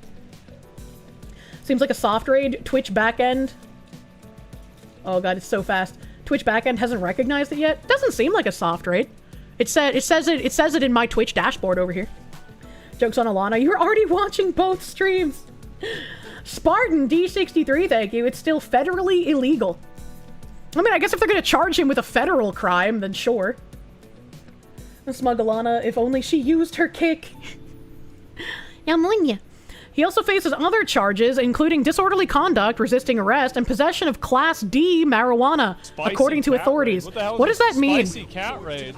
What does that mean? Again, I'm not like fucking super familiar about the laws there. So what is a Class D marijuana? What does that mean? Brandon Jaspers, thank you for the 9 months of Proom. Thank you for Prooming. Please enjoy a placenta lollipop, bro. Bro is dual wielding foxes, as you should. Chemist E-Man, the sad girl enjoyer, thank you for the 4-month mamba, thank you. You didn't know they had classes. You probably didn't have a license for the marijuana. You don't need a license. And by license, I mean like a medical card. It's just recreationally legal in Mass. It means Class D for destruction. It means his shit was mid. I don't think the marijuana is Class D. I'm thinking it's phrased as like a Class D infraction for marijuana, but I don't know what that means. For someone under 21, Rave Master J, you actually bring up a good point. Because I am over the age of 21, I've never paid attention to if there is an age limit. So it's true. That's a very good point. This guy is under 21 if you have to be 21 to enjoy the recreationally legal marijuanas. That would make sense why they keep mentioning it. It's apparently local. Class D like the SCP. No, we figured it out. We figured it out. My fucking little Twitch mod, you did it. Thank you. Thank you. This is true. Yeah, we figured it out. SIGs are 21 now anyway. So that makes sense. That makes sense they keep mentioning that he had the 2 packages of marijuanas on him. Because he's under 21. And you need to be 21 to buy it. Class D is a Fed version of saying bad dog. Hi, Kirsche. I just realized you're in Mythic like Asmon. Yeah, I've been in Mythic for a hot minute. They're pretty fun, pretty cool dudes. Patchouli, thank you. He was either under 21 or he probably had more than an ounce on him when caught. Cantwell is the one that was caught. I know both of them are under 21. Yeah, he was the one that's 19. Julian Bowers is 18. Cantwell is the 19-year-old, which is under 21, which makes sense. All right, fucking book him. He can't have the marijuanas. They were both released on bail in order to stay out of Boston. They're only allowed back in the city if they have to meet with their attorney or have to go to court. The next court appearance is scheduled for November 5th for a pretrial hearing. Bauer's attorney, Richard Gedeon, said his client was dealt a low blow. His client was tweeted with kid gloves, by the way. They should not have been reduced bail. That's wild, especially since they live out of state. Like, what the actual fuck, man? What the actual fuck? I doubt anything is gonna happen at this pretrial hearing as well. They're probably just gonna be let fucking go. Mr. Joe, thank you for the 16-month resub, thank you. Hey, cute Pineapple Fox, you've been celebrating a bunch of birthdays since last month, especially for your younger brother a couple of days ago. And your baby nephew last month. Also, on an unrelated note, the 2 donkeys you got of me arrived late last month. Hell yeah! I hope you enjoy them. I've been hearing other people very happy with the quality of their donkeys. And once again, there was some severe weather issues, so the mouse pads have a bit more of a delay if you have ordered a mouse pad with your order. I am sorry. I'm sorry for the shipping delays. They will hopefully have an update for me soon. Munya. Probably won't come back to mass, right? Oh boy. There were 100 people out there and 2 people picked, Gadion told WCVB. Yeah, I want more people arrested, not your 2 guys let go, man. He said he's not sure if police nabbed the right suspects. Shut the fuck up. I don't know that they did, but at this point in time, we need more information. According to Boston Police Patrolmen's Association President Larry Calderon, these street takeovers have become all too common recently. Calderon said the attacks are staged events that are meant to lure authorities in. This was a staged event where they closed off certain sectors of neighborhoods and streets. In our opinion, they lure police into a gauntlet and then attacked them, he continued. There's no tolerance in the city of Boston for that. Governor Maura Healey echoed Calderon's statement, adding, "Let me be perfectly clear. Anyone who targets police and destroys police property, or who comes to Massachusetts and engages in dangerous and destructive conduct, should be punished to the fullest extent of the law." And I agree, but I don't think that's going to happen, and I don't believe anything Maura fucking Healey says. No need to dry the fox. Booty will take it soaking. What the fuck? Which is not occurring. Yeah, Maura Healey is also someone who, like, designated quite a bit of money to illegal migrants. And it's just like, I can't remember specifically everything about it because it was back in the beginning of this year. Let me see, hold on.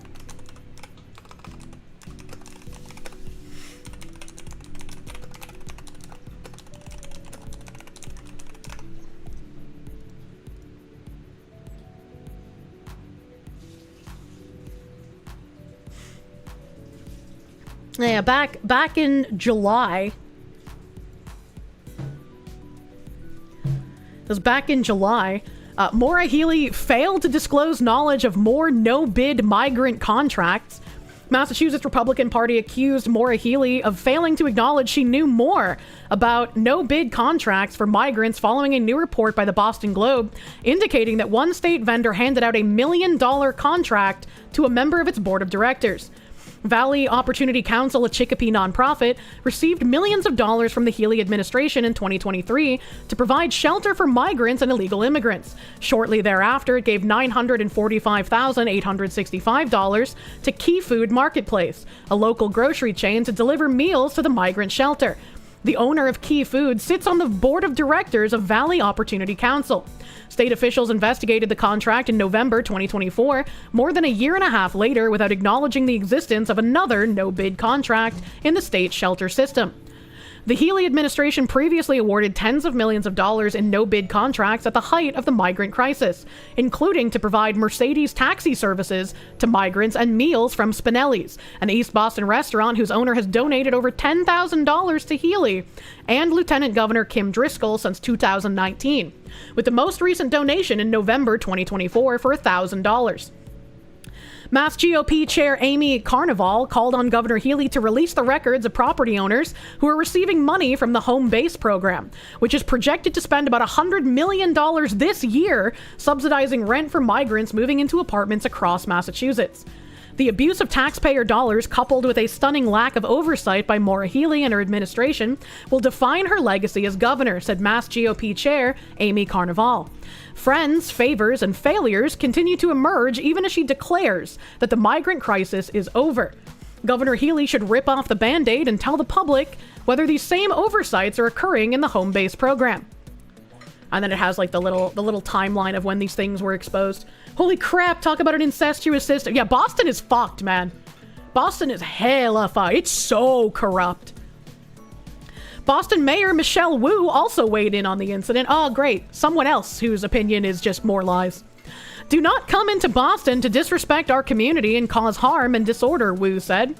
These outside groups are not welcome to come and treat our city this way. We'll hold these individuals accountable. I doubt it.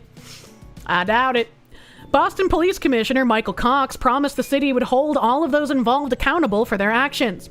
This is not to be tolerated, and we're going to do all we can to hold these folks accountable.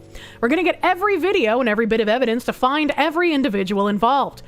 The street takeovers are orchestrated by large groups of people online who show up at various locations and use their cars to block off streets before performing street racing stunts, including burnouts and donuts, prosecutors said in court. These coordinated efforts are designed to overwhelm law enforcement and maximize online exposure. A deliberate disregard for public safety, prosecutor Leah DeCutis said, adding that participants often come from out of state. And we're going to have to check back in November after they've had their pre-trial hearing, which I imagine it will go exactly the way that I think it did. I imagine.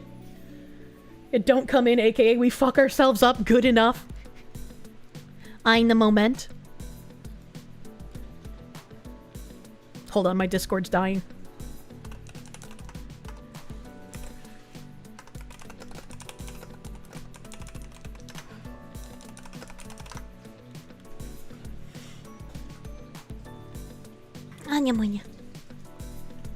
Now's my chance. Torek Roma, thank you. You get they hate America and our thieves, but what the fuck? I mean, when I read so many of these articles, it's like, what is there left to say? What else can I say that I haven't already said like 30,000 times today, you know? Every East Coast city is corrupt as fuck. Baltimore is a mess too. Yeah, even the places I like in New Hampshire, like they're not massive cities, you know? Micro Nightmare, thank you for the dongers, bro. Always nice to catch Foxy News in the morning. You gotta run, catch the full VOD later. Have a good day, my guy. Protect your donger. Protect your donger. And, real quick, while I'm waiting on an answer for something that I would like to show on stream. Would be great if I could, we'll see. Really quickly, a minute long here. It's very clear why he isn't streaming his own events, and the only footage is from people secretly recording. He's the actual stopgap for accelerating right-wing youth. And this is from one of, Brylan Sissy Hands, whatever the fuck his name is.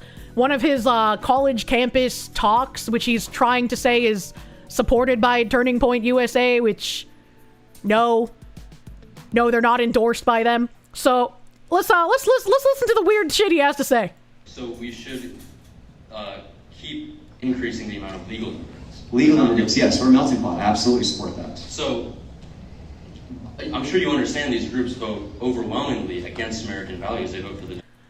Why would you say that we should increase legal immigration right now? Like, even as someone, in my opinion, legal immigration should be an okay thing to have as long as it is low and controlled. I think it's very obvious that right now we need an entire moratorium, however the fuck you pronounce that. We need a pause. We need a pause on immigration in general so we can fix what the fuck has been going on with our country, man. Democratic Party, so surely that's the death of the Republican Party, right? Yes, but we can't close our borders and have our nation where we don't accept anybody to come. We can't close our borders and have our nation. What did he mean by this? What did he mean? I feel like closing the borders is how you protect having your nation. What? And so I've been a very big proponent against... Plenty of countries do that. We can't just completely close our borders off and never allow somebody else to migrate into the country. Why not? Because that's how the country was started, as a melting pot. Like, we welcome people in. This country did not start as a melting pot. That term was invented in 1910 by Israel saying... You guys also get on to me for saying melting pot, but when I think of melting pot, I don't think of how well the experiment has worked. I think of how well people have been mishmashed into a blob that has terrorized neighborhoods and made it unsafe for literally everyone. It's surely a melting pot, but not the way that they envisioned it. You think of melty blood. I think somebody else said that a better analogy would be a salad, where like everybody has just been put together in this bowl and they segregate themselves. Little dude dropping the melting pot facts, truly. So the people that came over from England didn't melt into America. No, they started in America. They didn't melt in anything. Okay. I've been very clear that I'm against illegal immigration coming into this country and plaguing our generation from not getting jobs, making our streets unsecure, and... Okay, but legal immigration is also adding to the Americans not being able to get jobs. Look at all of the visa abuse. I'm not going to be able to get to it today, but I had an article about the visa lottery, man. Why do we have a lottery where we just go, oh, all you need is a high school education, man, and then you can get in? What the fuck is that? That's crazy.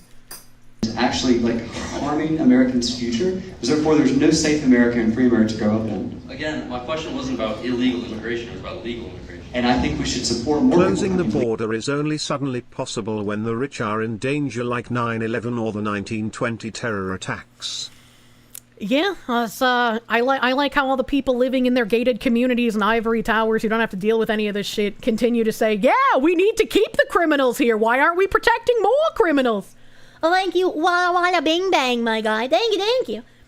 Viceroy, thank you for the 5-month member. A good week of your high school civics class each year was spent hammering the melting pot into us? Yeah. I mean, it's the same with, like, reverse racism, right? It took me years to, like, remove that from my lexicon, even though I knew that it was erroneous. There's no such thing as reverse racism or reverse discrimination, but we had been taught that that was a thing. It's hard to, like, remove certain aspects of programming. Your family helped sponsor cousins to get green cards so they could get into America. They're a perfect example of a family that came to America for America, but the fact that you had to basically tie our family to theirs in order to help them get into the country in the 90s in a timely manner is insane. A little bit. Patchouli, thank you. Did he just say melting pot was invented in 1910 by our greatest ally? Child, that country didn't exist until 1948. What do you mean?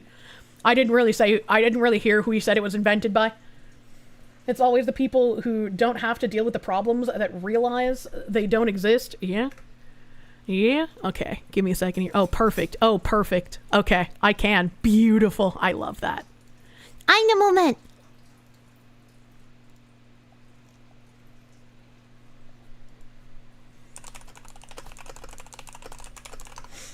Alright, so to cap off stream here, I want to bring up something pretty interesting.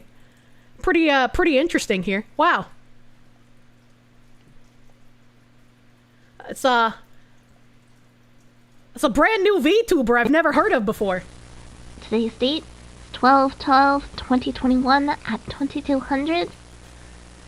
It appears that there is a form of a virtual war happening. There are opposing forces and I'm not too sure who or what they are fighting for. But I have decided to leave a message for those who can hear it. I am going to war. I don't know why anyone's fighting, but I think it's the best thing for me to be involved. I'm going to war, and I am going to fight everyone. Nothing will stand in my way. I will commit as many war crimes as possible, and I will be back to tell you guys all the stories. Thank you for understanding. I think it's really interesting. That's really interesting. We got an Amaris Yuri, a little video here. That's a name I haven't heard in a very long time. Wow. The Verstalin War Drums. Emperor Creatine, thank you. Brylan Hollyhand, that's his name, Sissy Hand, is the grandson of Old Money, old politics in Alabama. He's a Rhino Manchurian candidate, originally put up as the right-wing answer to Harry Sisson by former RNC chair Ronna McDaniel. That's a bad idea. Total squibby supremacy. I am going to be very interested to hear how this is happening. I don't know how Yuri is back, but I need to know more information. I have to. How did this happen? I wonder who this could be. Clueless. Clueless is a 7TV emote. Shut up, Ziz! Garuga, HMS, King of Heroes, thank you. Don't need lore. What do you mean? A leper resurrection? Yeah, they say Jesus died and resurrected for your sins, but what about a snow leopard? Why did they resurrect? Back in the sweatshop, Moonshine. She needs another figure. Don't make me get the whip. Oh god, that's right. Poor fucking Moonshine. Bravest J, thank you. I forgot how many times the rebrand has made him make new figures. Leper resurrected so we can sin more. We will commit the war crimes. I'm very interested. Very interested, because like we didn't really have all that much information publicly that was like surrounding stuff that had previously happened. So it's gonna be interesting to see what kind of information that we get. Why does she rebrand like once a year? This is less of a rebrand and more of a this was her previous IP. This is gonna be very interesting to see how this goes. Get back to work, Moonshine! If police arrest you carrying 2 snow leopards, they consider you a dealer because it's more than 1 ounce. Yeah, probably. That's why you have to stuff one of them up your ass so they don't notice it. Obviously, amateur. Toric Roma, thank you. Who is this? Why should you care about them? Why is he claiming partnership with TP USA when he doesn't? Because he's very clearly an industry plant. It was very grody. I did a segment on him, I want to say like a week ago or so. But I did a segment on him recently with all of the like weird shit that was coming out with him after Charlie Kirk's assassination. Kiba rebrands are to help Moonshine with his figure business, true. No, seriously, who's Yuri? You've never heard of her? This is deep lore for old friends, but this was someone who was previously in phase. Please, I'm so out of the loop. Is that the bunny person who showed their gross shredded foot skin? Excuse me, I think you mean delicious shredded foot skin cereal. You have no idea what happened, but you're happy. Everyone's happy. It's been multiple years. So I am very much looking forward to what kind of information can be shared. Again, you can't believe this is happening. It was Fura Yuri, though. It was Amaris Yuri, and then it rebranded into... Well, I say it, but not... She rebranded into Fura. So Amaris is coming back, because she was Amaris Yuri before phase.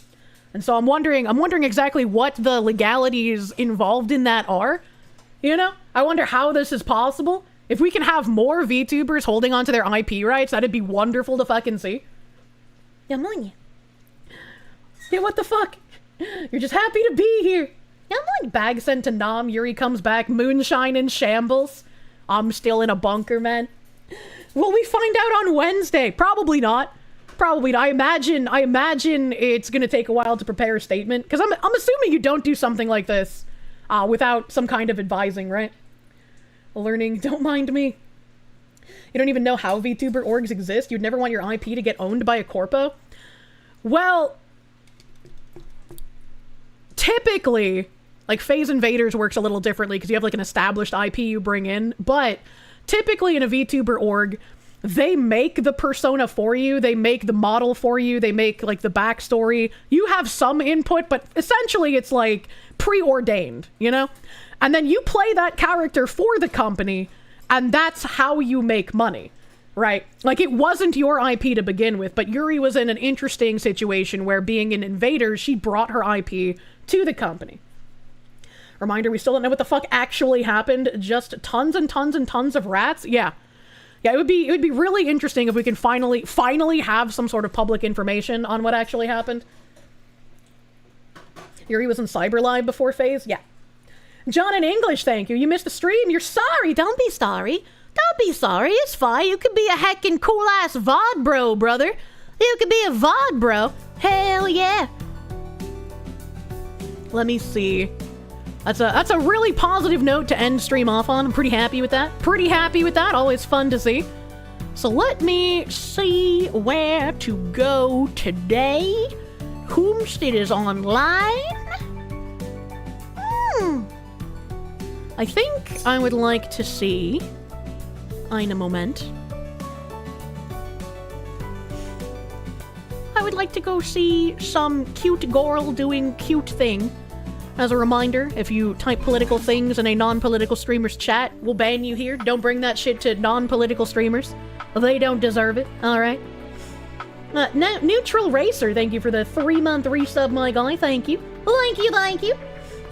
We're gonna go right over into Henya. She's on a BRB screen right now. Maybe she'll be back by the time I finish my end of stream yapping. Maybe.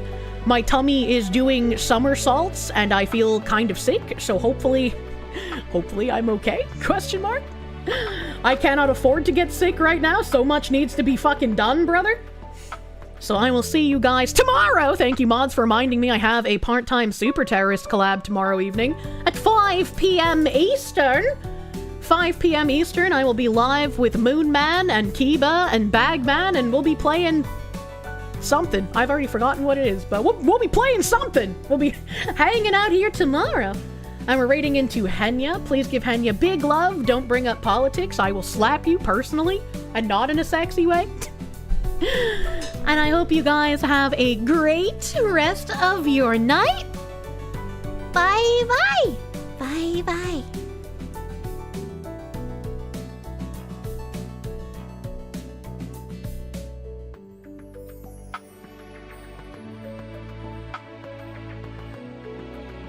Oh my god, her model for this game is so cute!